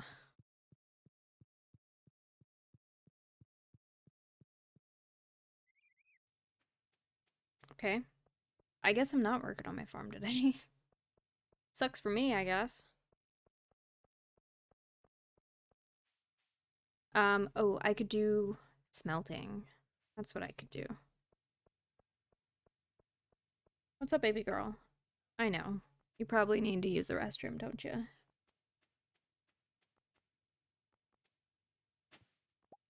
A prehistoric hand axe. Did I turn that in yet to... I have not. Okay, what did I say I was gonna do? Oh, smelting. Dink a dink a dink. Ooh, and I could do 1 gold bar. Beautiful. I'm gonna do that, and then I'm gonna take 1 silver bar as well, and then take both these to the community center.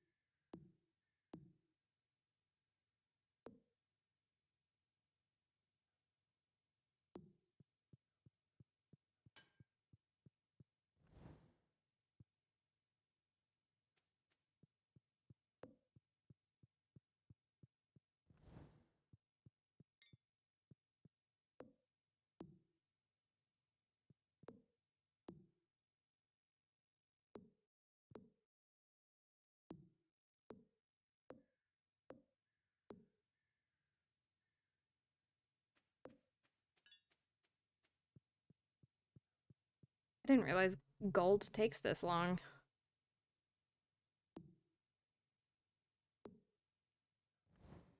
Kind of seems like I need to build more furnaces.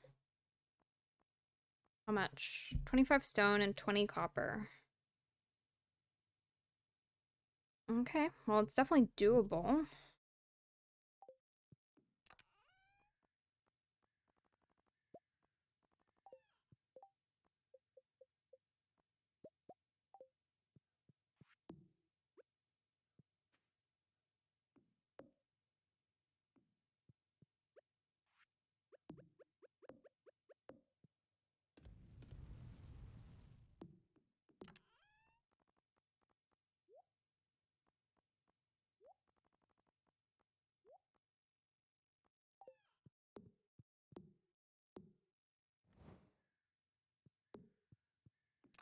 Is there anything else that I can take to the community center when I go?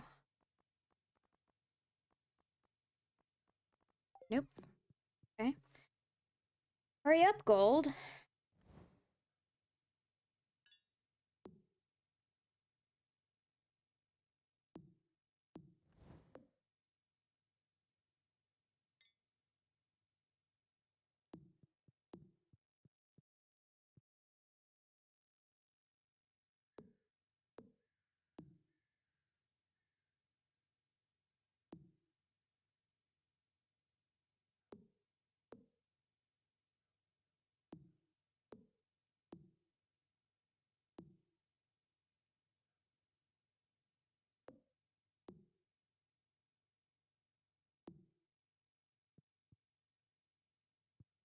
Like watching paint dry.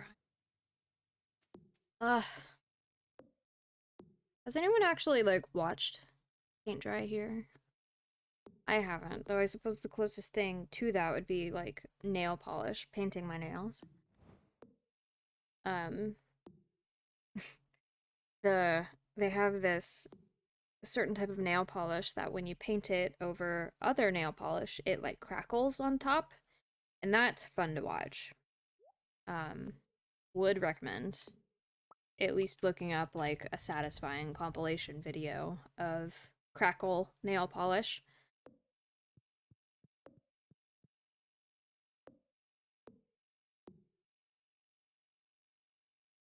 Other satisfying videos are power washing, I think. At least in my opinion. Um, there's some people who like, oh, excuse me. This gold needs to hurry up. There's some people who like mukbang videos. I could never get into those.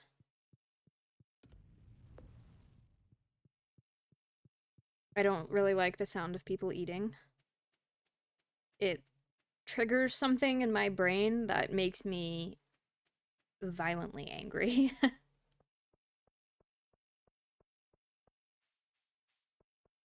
The one exception to that is if I give my dog watermelon. She makes a very pleasant noise when she eats watermelon, like the sound of it, but that's the one exception. Can't do it either, same reasons. Also, some of those videos are just straight up disgusting. Yeah. Some of them I think are catered, not necessarily to not necessarily to people who are into satisfying videos, but it's more like fetishized, which I hate. But uh, I guess I can't get too mad. Oh, another furnace. Great. I guess I can't get too mad at people for what they like and people catering to those people. It's just if you tag me in a video of someone doing mukbang content, I will very much dislike it.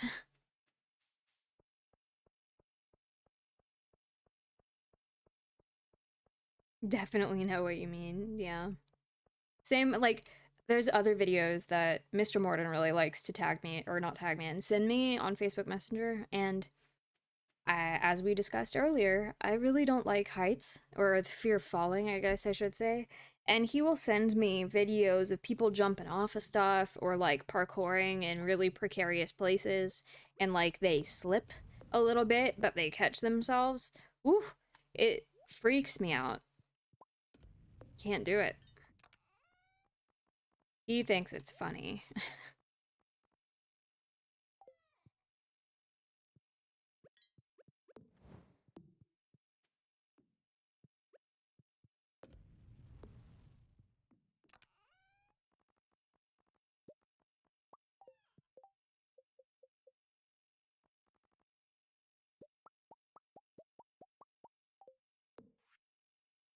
Those ones aren't too bad for me, but I've seen ones where they fall and it's just like, did I just watch someone die? Yeah. Oh, so um Reddit, like the Reddit 50/50s, that subreddit, I've seen more videos than I care to admit where I'm pretty sure the person has straight up just like died. And I hate that for me.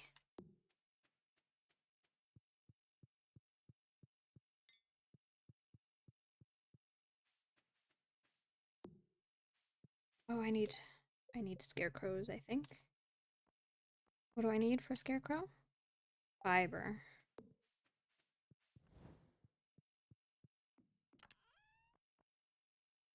I don't have fiber. I need fiber. Oh, it's late though, so I need to go to sleep.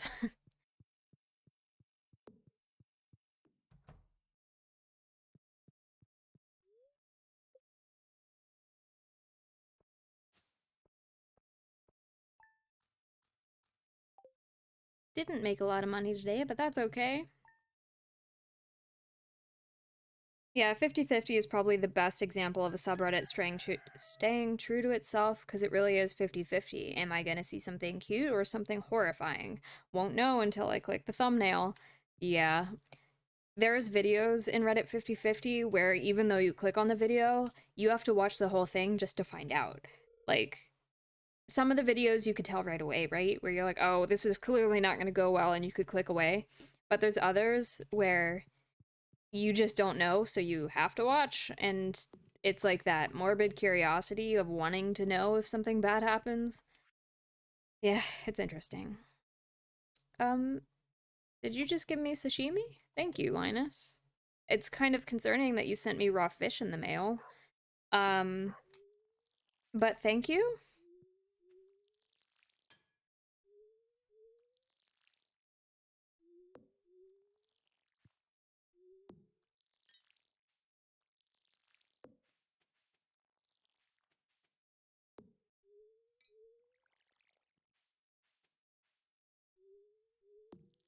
And then there's other videos of people doing clearly stupid stuff that you know would get them killed, but they're lucky enough to, like, not. Um, there's one subreddit that I follow called Oops, That's Dangerous, or Oops, That's Deadly. And it's someone doing something stupid, not knowing that what they're doing could get them killed, and it's a shock that they don't die. I'm happy that they don't. Don't get me wrong, but like, ooh, common sense doesn't live with some people.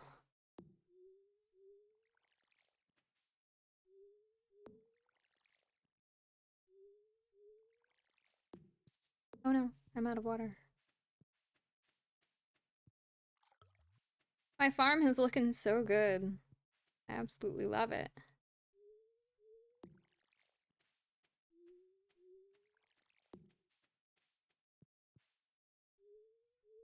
And then, of course, right now, Reddit has the whole shutdown thing going on to protest them taking away third-party clients for apps, which I suppose I understand, but I also don't really understand it. I've never been one to use a third-party app to use Reddit. I just use their app.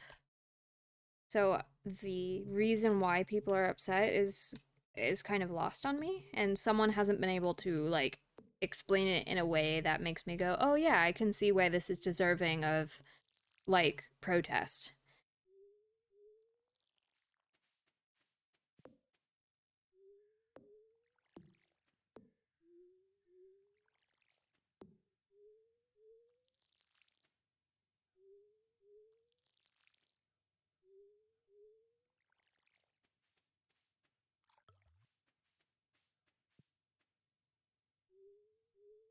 Mm-hmm.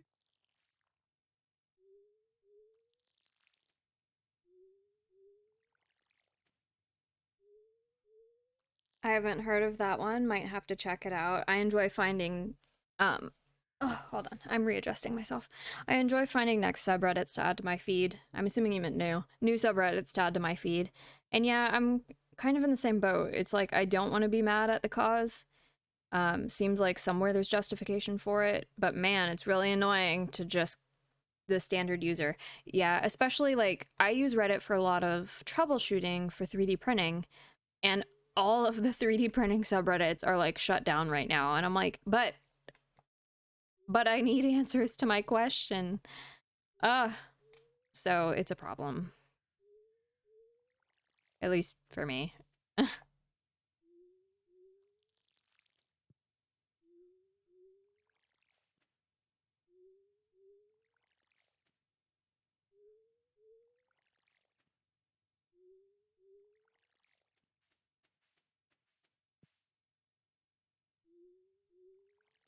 That. Ooh, excuse me, that snuck up on me.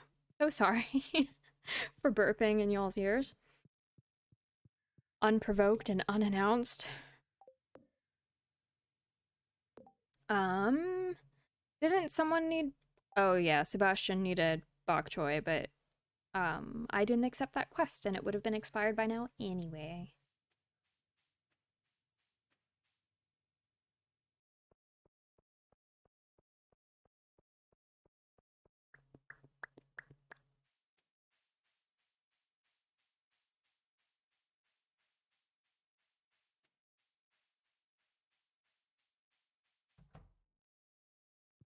Xenocus, if you could travel anywhere in the world without like money being an object, right? You could just go somewhere and it's not a big deal. Everything's taken care of, all expenses are paid.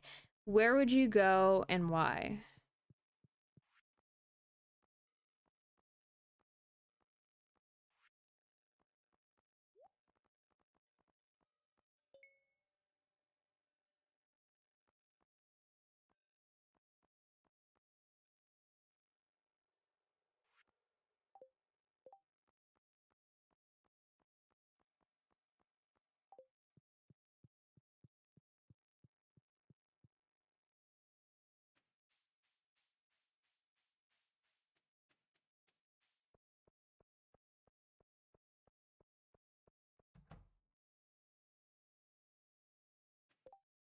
A ruby. I do not have a ruby. Let's see. Pumpkin. I need bok choy.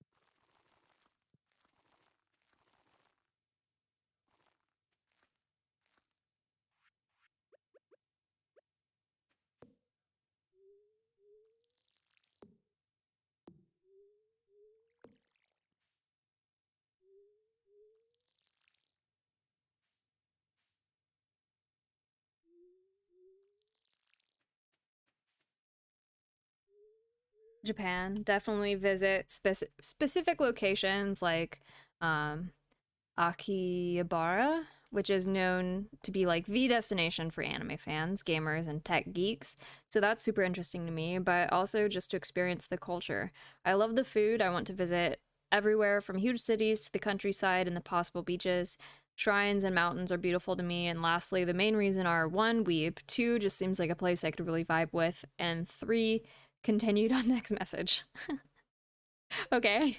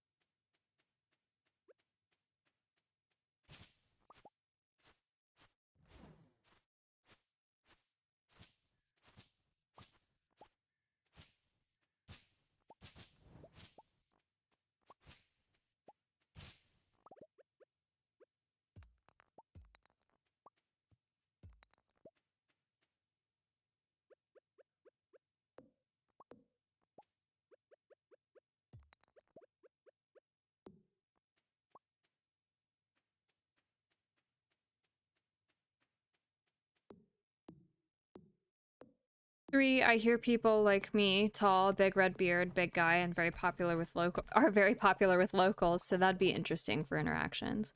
Yeah, that's fair. Also, I'd love to visit some onsens and hot springs. Granted, I'd have to probably find ones that are Yakuza operated because of the tattoos, but that doesn't really bother me. Still want to experience those things. Plus, I mean, I won't lie, a lot of the women there are beautiful. Yeah. Good news, a lot of the policies around tattoos are changing because of tourists. It's getting to the point where like older people can recognize who's a tourist and who has Yakuza tattoos. So tattoos are becoming more normalized. You'll definitely still find um places that won't let you in because of tattoos, but that's usually outside of like Tokyo. But we're getting there. They're slowly realizing that tourists are particularly from America, um, are paying customers that are willing to hand over money just to be there, but they're being denied because of their tattoos. So they're changing slowly but surely. I used to talk to Casey about how if I ever went to Japan, I would take her. So when I go to Japan, she will be on my mind constantly.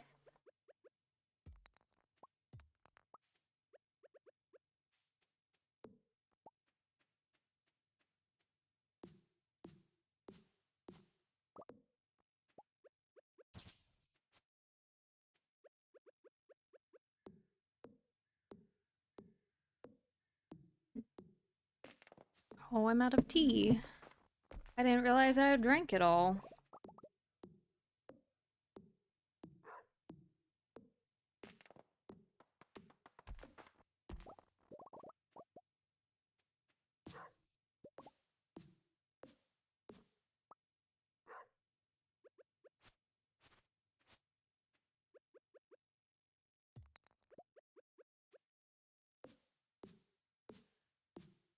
But I do agree that Asian women are very, very pretty. Um, Mr. Morden, for the like when I first met him, he was indifferent about Asian women, but I've slowly turned him to the joys that is the beauty of Asian women. Another thing that I did briefly mention is the food, but specifically there's certain types of ramen shops where there's single seating. Mm-hmm. I know what you're talking about. And like not a lot of customer waiter interaction unless requested, which is perfect for an introverted person like me. And yeah, same about Casey. I'm sure once I get the chance to go and enjoy it all, she'll constantly be on my mind. We talked about possibly going there a lot. Yeah. Yeah. Who knows? Maybe everything will line up and you, maybe possibly Stan and Kendall, and then me and Mr. Morton will all get to go. That'd be fun. I don't know if Stan wants to go at all, but who knows?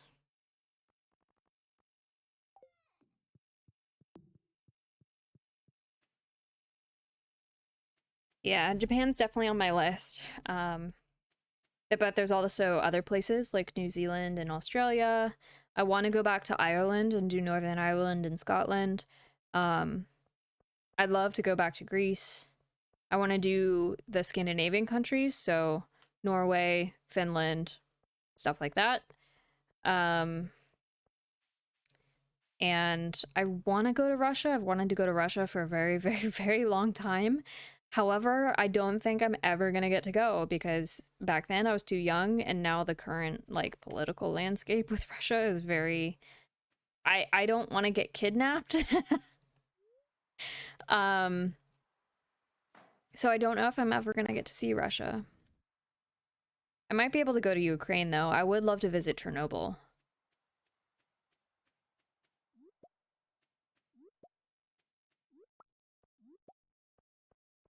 That would be a lot of fun. Once I start this new job, that's like the first thing I'm going to start doing is saving money for some of the bigger trips I've always wanted to take. I know for sure Stan would be interested. His dad actually just got back from being there for a month. I heard that his dad was going and he spent a long time like trying to learn the language. Um he hasn't told me how it went yet, but I'm excited to hear about it.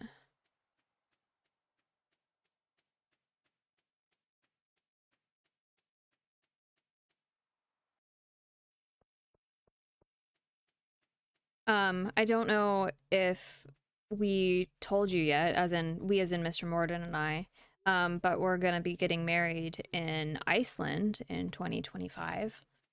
And we're gonna be like honeymooning there for like a month. Oops. I did not read his question. Um, um, what would Sebastian like? Probably sci-fi. Oh, here we go. Glad I picked the right one. Um, so we're gonna get married in Iceland and honeymoon there for like a month. And during the honeymoon period, because the wedding is closed, we're not allowing anyone to attend the wedding. During the honeymoon phase, we're opening it up to people who are close friends and family if they want to hang out with us for a few days or a week or whatever. Once we have the itinerary together, we will send it out for people who want to join and plan.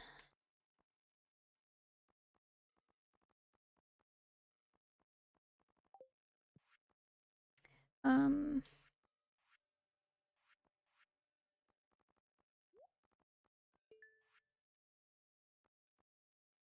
and all those places I'd agree would be awesome to visit. It's sad what's going on with Russia. It definitely seems like a place I'd like to go visit, but definitely can't because of the circumstances.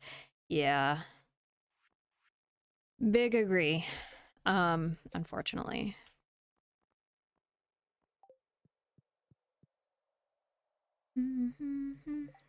Okay, what? So I need 5 gold pumpkins this season. Or 5 corn. Okay. I'm not anywhere near the artisan bundle yet. I'm gonna get animals soon. Okay, corn, eggplant, pumpkin. Beautiful. And that's awesome. I hadn't heard that's where y'all had decided. I'm so happy for y'all. If I can make it happen with money and time off, I'll definitely try to make the effort. Nice. We're also, if you can't make Iceland, because that's a big trip, that's fine. We are having a reception back in the States, like spring of the following year. So spring 2026, we're having a reception.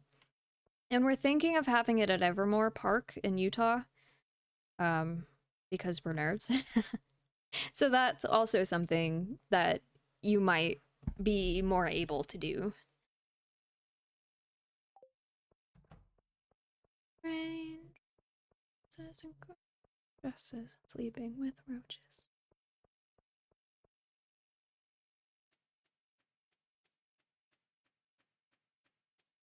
Oh, also, um, in August of this year, there is a thing going on. I'll text you more information about it. There's a thing going on, a con that's very nerdy and lovely near where we live, and Stan is coming down here. You might be interested in that. Who knows? Opening up the invitation to you. The above all in my Discord. Um, and as far as Stan's dad trip, he posted some pictures. I believe a link to the YouTube of some of the videos he took while he was there, and most recently a picture of all the anime figures his dad picked up while there. All right, I'll check it out in your Discord. It surprises me that his dad picked up anime figures. Are they for him or for Stan?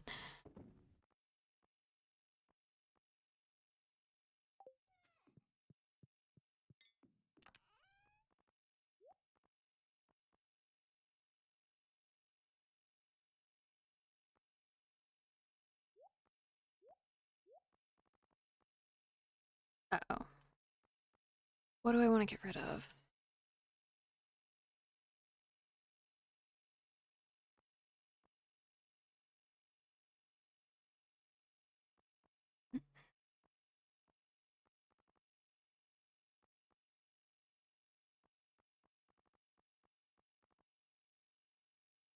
They were for him. Stan even said his dad tested him on who the characters were. He actually ended up watching a lot of anime, getting into it to help practice his language skills.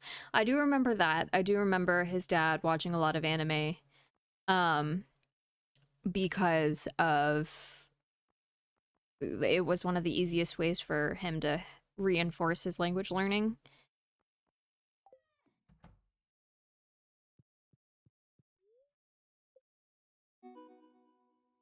Doo doo. Sounds like my upgrade is done.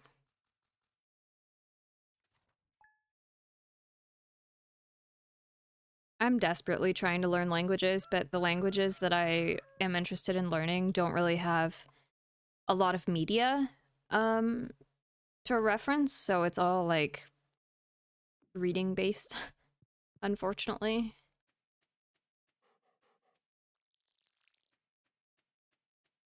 But it's cool he was able to do that. I'm happy for him.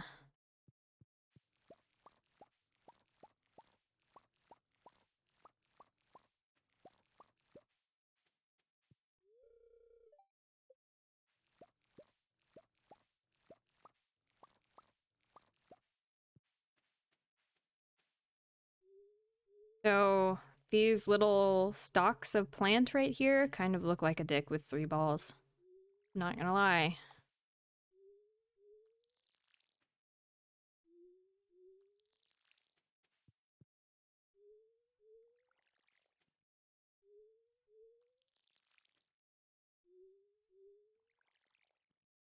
Also, definitely send me the details.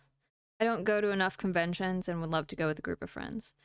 I've only ever been to the one way back with you and Stan, and then another with a couple other friends. I'd love to start going to some of the bigger anime conventions now that I could probably afford it. Yeah. I will definitely send you the deets. It's it's apparently like a really well-known con where we are. And in fact, one of the lab PIs, principal investigators, that I work with on like the microbiology and immunology floor of the school that I'm in, he takes time of away from the lab to go to Dragon Con, and he dresses up as a hobbit with his family. And I'm like, that's beautiful. I love that. Absolutely love it. Can't wait to see what it looks like.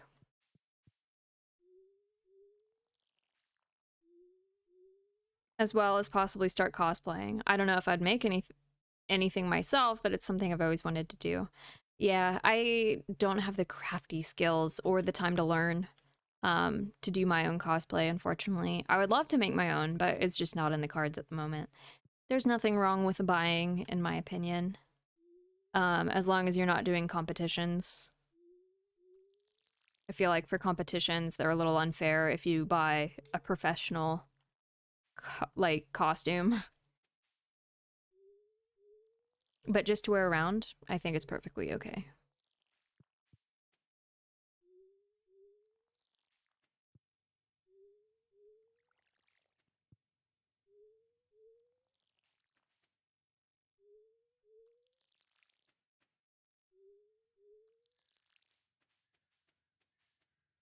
Ring a rosy pocket full of posy.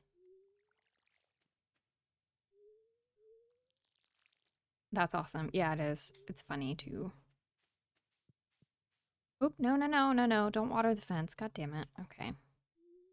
A waste of energy. Can I harvest? I can.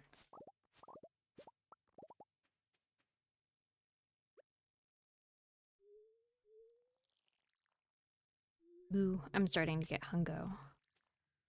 Good thing stream is over in 40 minutes, and then I can go make food.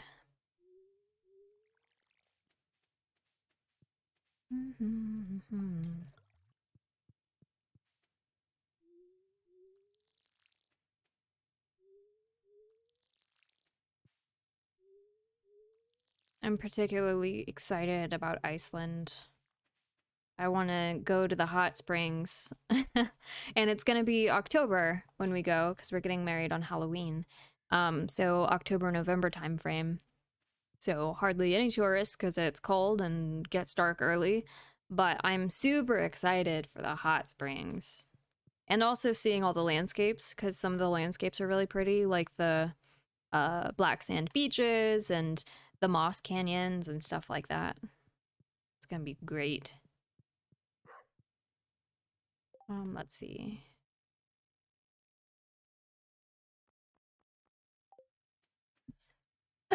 Excuse me. They also have this thing. I don't know if we're gonna do it, but um, You can get, ooh, nice, a hazelnut. You can get in a dry suit and go scuba diving around the fjords. And I'm like, yeah, that sounds pretty cool.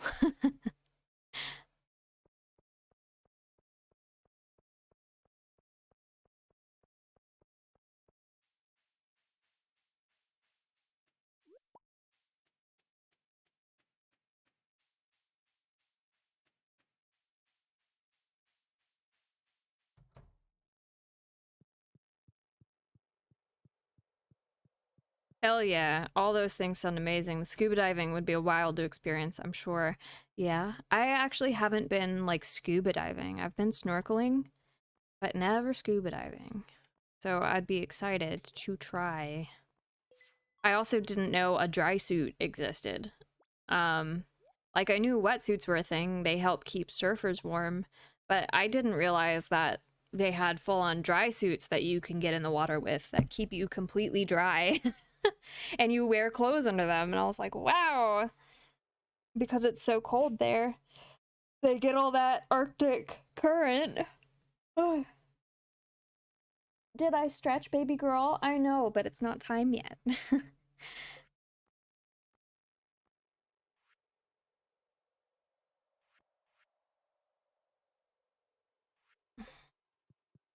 um So that blew my mind. I learned something new while researching things to do for our wedding slash honeymoon.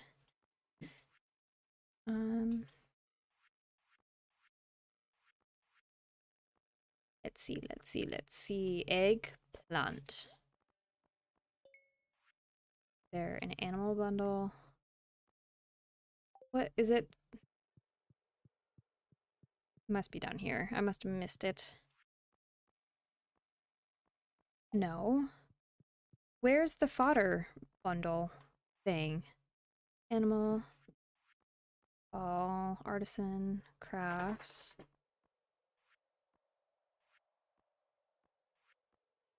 Ah, okay, it's the bulletin board.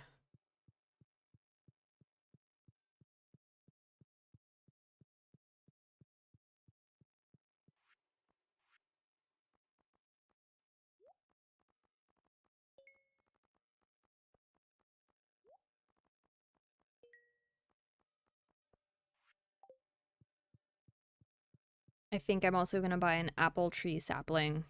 I know it won't grow during the winter, but I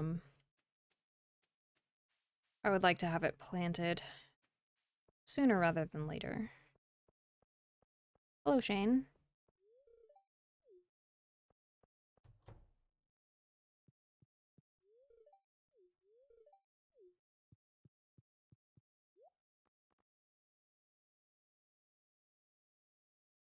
Cherry, apricot, peach, pomegranate, apple.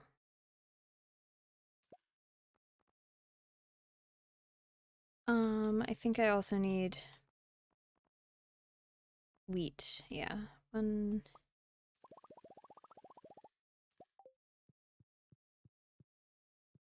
Oh gosh.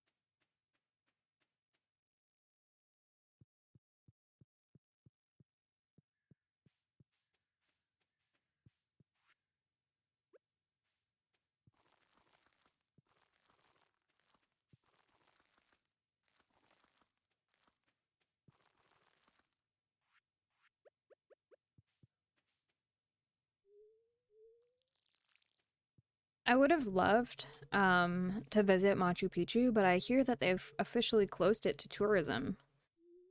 So, one of the current modern wonders, you can't even go see it anymore, which is wild to me.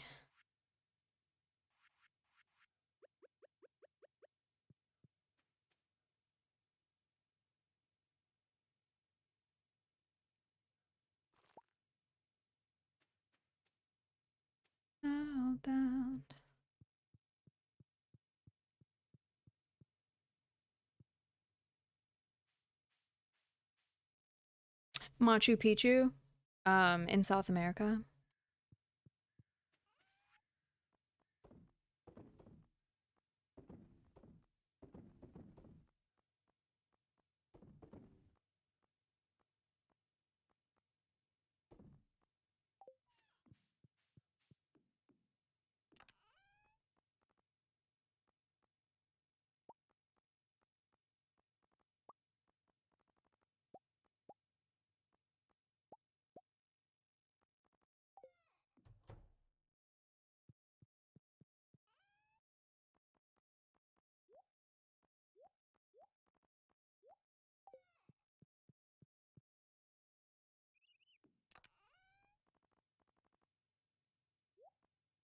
Interesting. I wonder if it's like a danger thing or just like a fuck you, we're closed thing. Japan was like that for a while until recently. As far as my understanding goes, is the tourism has been like damaging to the local wildlife and plants and stuff like that because people are leaving their garbage everywhere and things like that. So they were just like, you know what? In order to preserve the beauty of this place, we are just gonna not let anyone in here. Which I guess is kind of a fuck you, if you want to think about it that way.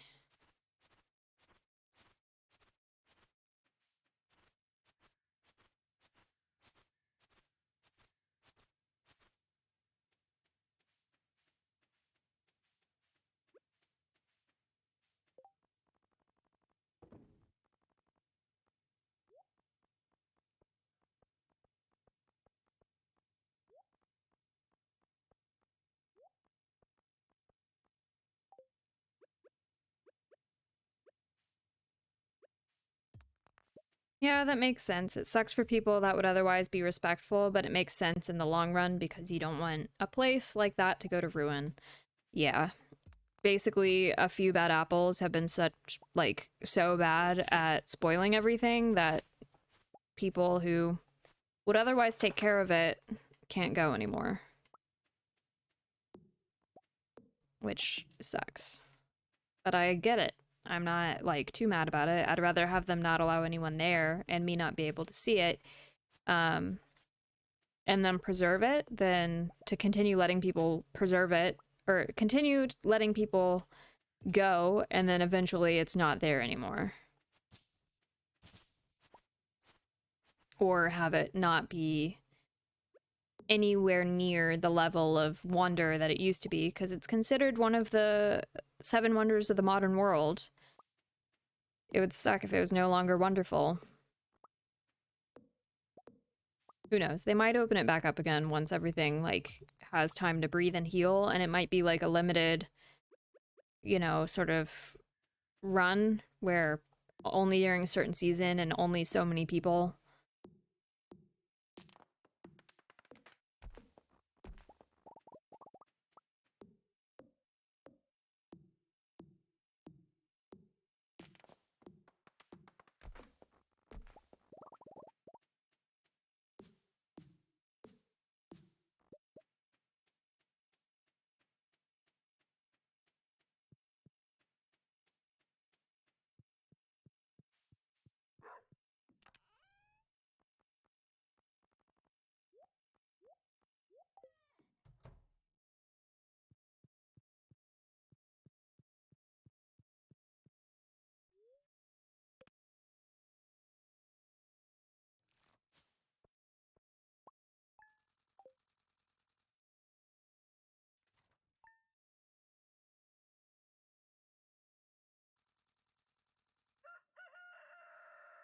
Drink water if you need to,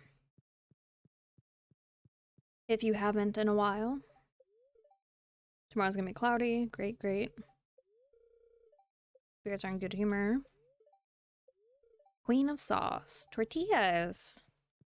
When I was a kid, I used to eat tortillas that had like a spread of butter on it and sprinkled in brown sugar, and I'd bake them in the oven. Oh, it was so good. I haven't done that in a while, but I feel like I should.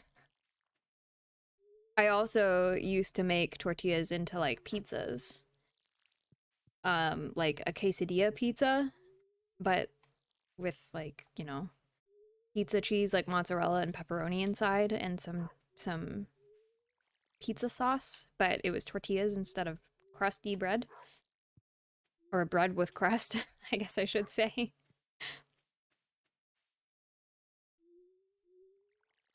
That sounds good. It does, doesn't it? And it was like a quick, easy meal that like me as an 8-year-old could make, you know what I mean? And it's cheap. It's not like there's a great expense to making a tortilla pizza.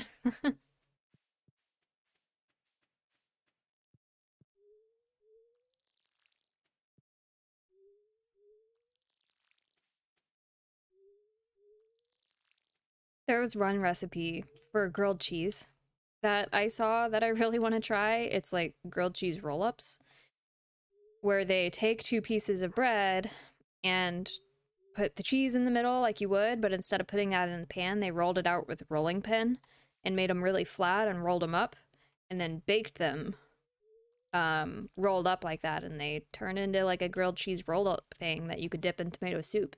And I'm like, ooh, I love grilled cheese and tomato soup. I could eat so much more grilled cheese if they were rolled up.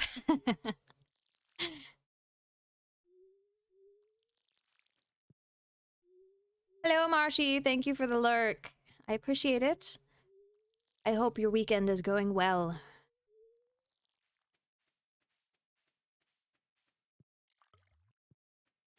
Um, recently, I I've come to love grilled cheese. I used to make my grilled cheese with a buttered pan, but I have lately been spreading mayo on the sides that make contact with the pan, like a very thin layer of mayo, but mayo. And it creates this really nice brown crust and adds an incredible flavor.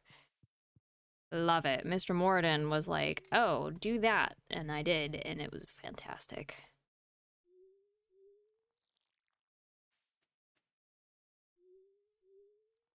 That sounds awesome. Something I really want to try is biscuits stuffed with cheese and pepperonis based in garlic butter. I have done that. My mom used to make, well, I haven't done it, but my mom used to make those all the time. It's so good.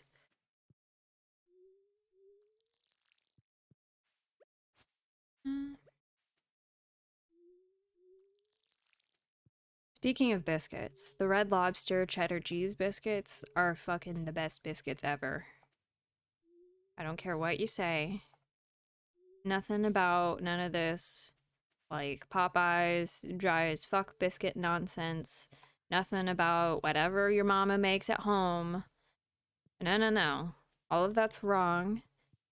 The Red Lobster cheddar cheese biscuits.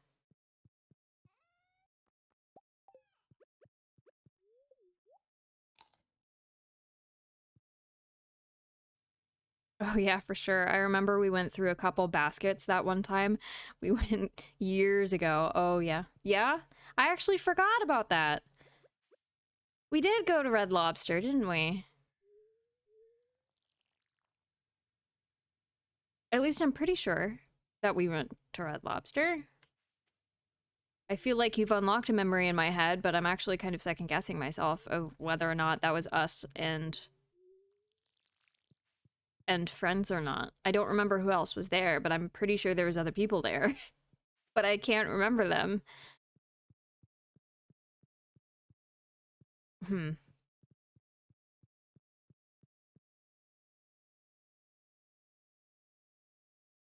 Okay, let's see. What do you think I need for a coop? Oh, I don't have anywhere near enough wood, so I'm not gonna do a coop. Yeah, yeah, we did during our GameStop days. Just you and I, if I recall. Was it? I may be a passive friend sometimes, but we've been friends for a long time. We have. And there is a lot of stuff to recall. I could have sworn it was like a store thing where everyone went out, but it could have just been us. That's fine too. I just simply remember eating baskets of biscuits with you. Funny, funny, funny. I could probably still eat baskets of biscuits, of the Red Lobster biscuits.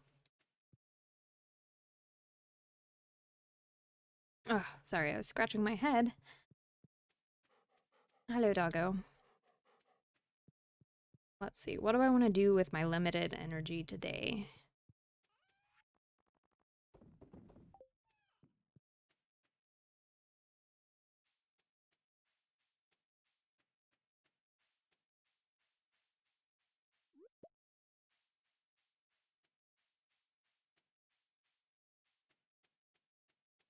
Hell yeah. Shit got the shit. Go there for biscuit basket refills and endless shrimp whenever that goes on, and it's a great time. Yeah, I miss Red Lobster. I feel like I haven't been in years. And it's probably accurate to say like probably a decade since I've been to a Red Lobster.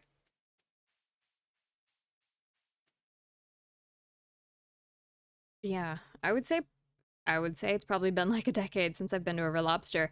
Hell, the last time I probably went to a Red Lobster might have been with you. Ah, funny, funny, funny.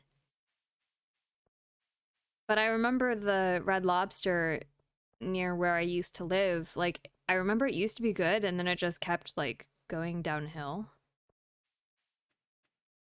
Because it went through a bunch of management changes, and a lot of chefs left, and all that other stuff.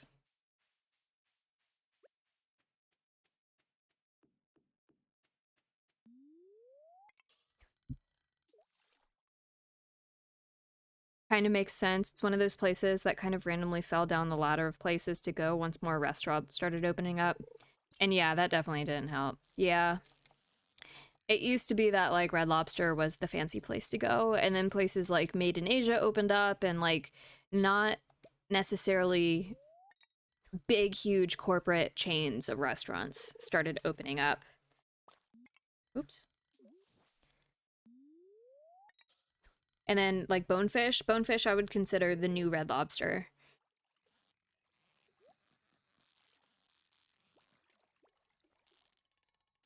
Uh oh.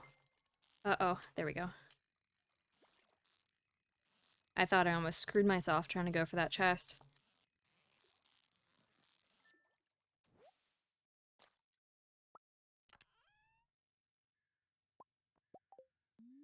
Oh,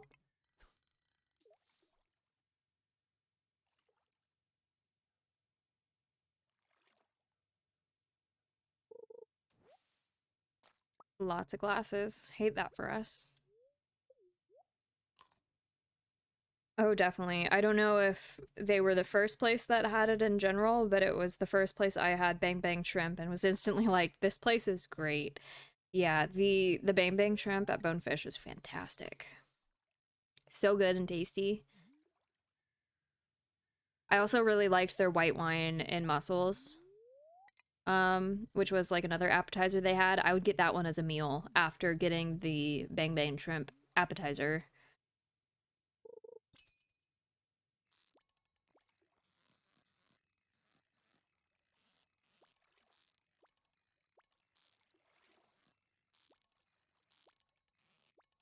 This fish is crazy.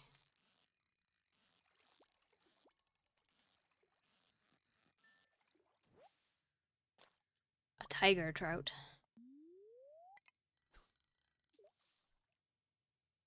I'm gonna have to give mussels and oysters another shot. They were ruined for me on my 21st birthday. Oh no, I feel like there's a story there. Do tell.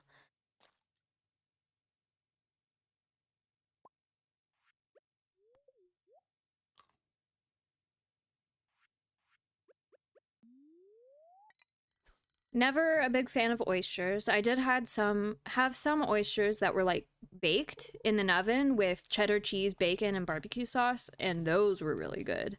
But I still haven't had a raw oyster. Those freak me out, and I don't really have a desire to try them. Um, but mussels, I can get down with some mussels. Those are good.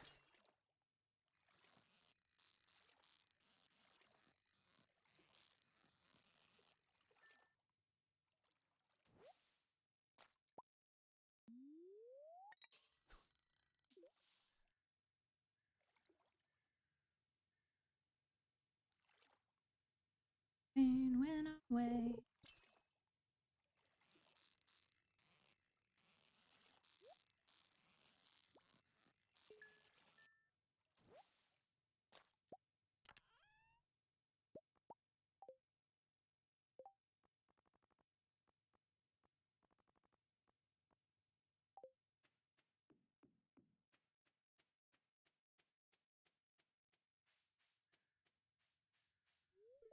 Today I'm just going to relax. Was in the Outer Banks with my family and my brother-in-laws, and their friends took me out to get hammered, as is tradition, it seems.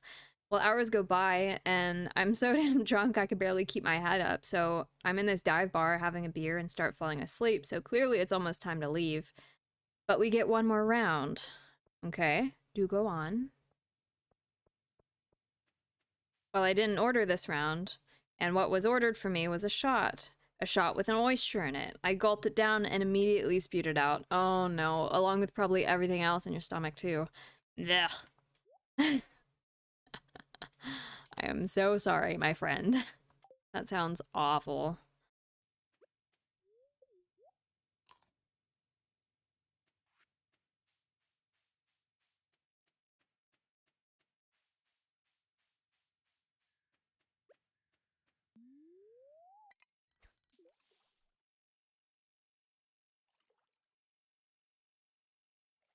Ugh. Just thinking about that experience for you, I hate it. Like, I don't know who is responsible for making terrible shots, but someone out there does it, and I just want to know why. What reason do they have for making something like that? Yeah, no, I made it. Oh, hold on. Catching a fish.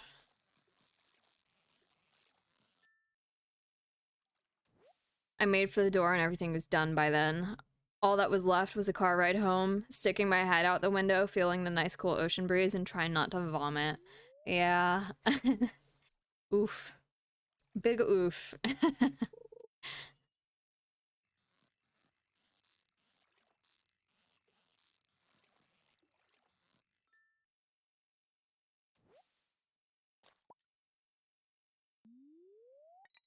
I.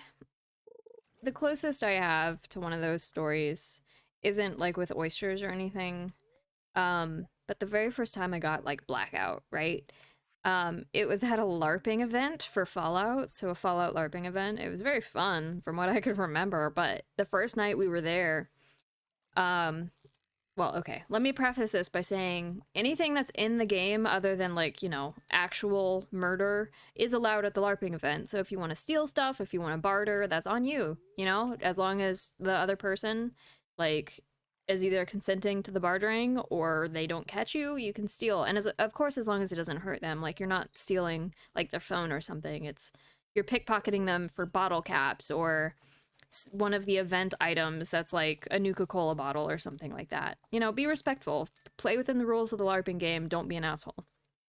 Well, um, I, Matt and I, Mr. Moradin, brought mead with us to this Fallout LARPing event. And when I say mead, it's like with a D, honey wine.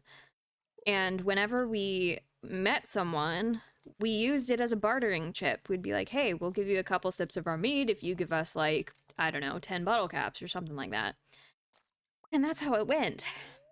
Well, I, at some point, started going sip for sip with the people we were bartering with these bottles of mead, and I started getting very drunk. Apparently, at some point in the night, I was convinced to go into the, like, general store where the person who runs the LARPing event is, and, like, steal some Nuka-Colas out of, like, from behind him while he was with a customer.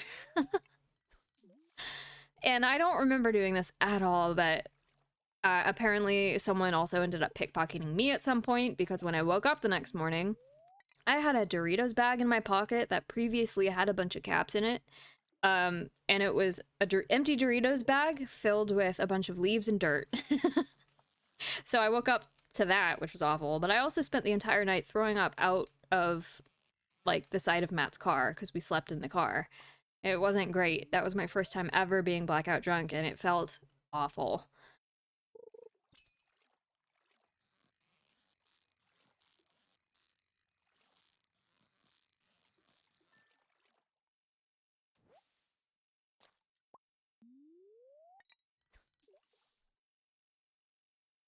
Damn.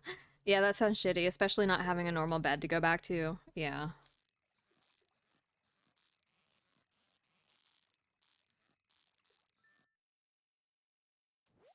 The rest of the event sounds awesome, though. Would love to do something like that. They still hold it. I need to figure out where it is because it's since moved. It used to be called Nuke Atlanta or Nuke Atlanta, but they've moved locations and I think they're in South Carolina now. But I would love to do it again. Um, and there was someone with like a really cool Deathclaw costume that comes out during a certain time of the event, and like people have to like kill the Deathclaw. So you see a bunch of people with Nerf guns like running around in the woods shooting this thing a bunch. It's really fun. Highly recommend if you ever get the chance to go. And if we ever go again, we will invite.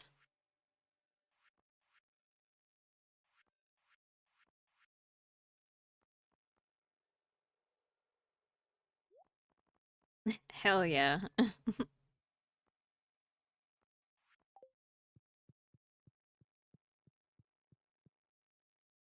Much better.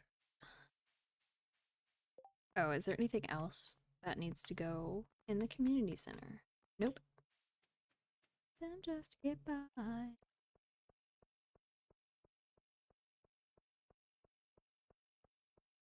Have time.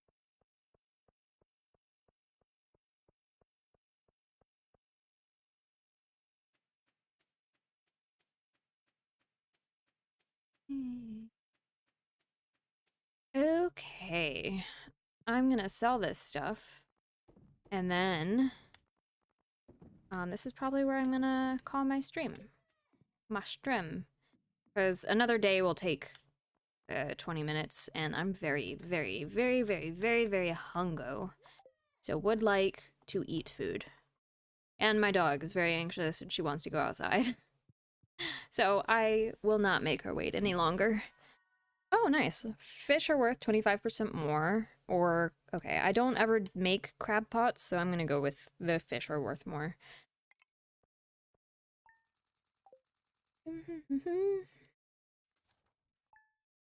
All right. Let me do a hot pause and see who out there is streaming.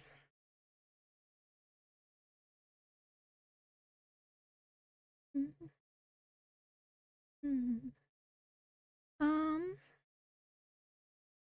let's see. I'm gonna send you guys to the Yuziverse. How about that? He's playing Diablo 4. And I know some of you in here would probably really like to see some Diablo 4 gameplay. So that's where I'm gonna send you. I hope you all have an excellent rest of your weekend. Um, go eat and have a nice rest of the weekend. It's been great hanging out with you in stream and talking. Thank you. Also, thank you so much for talking. I've missed our interactions. We don't get to do it nearly enough, but thank you so much for joining me in stream so we can. That being said, I hope you have a great rest of your weekend, and I hope your first day at work on Monday goes swimmingly. Remember, as we raid out, be the awesome community that I know you guys are, and, you know, be kind, be generous, be loving, and I will see you all on Tuesday? Question mark. Anyway, love you guys. Bye.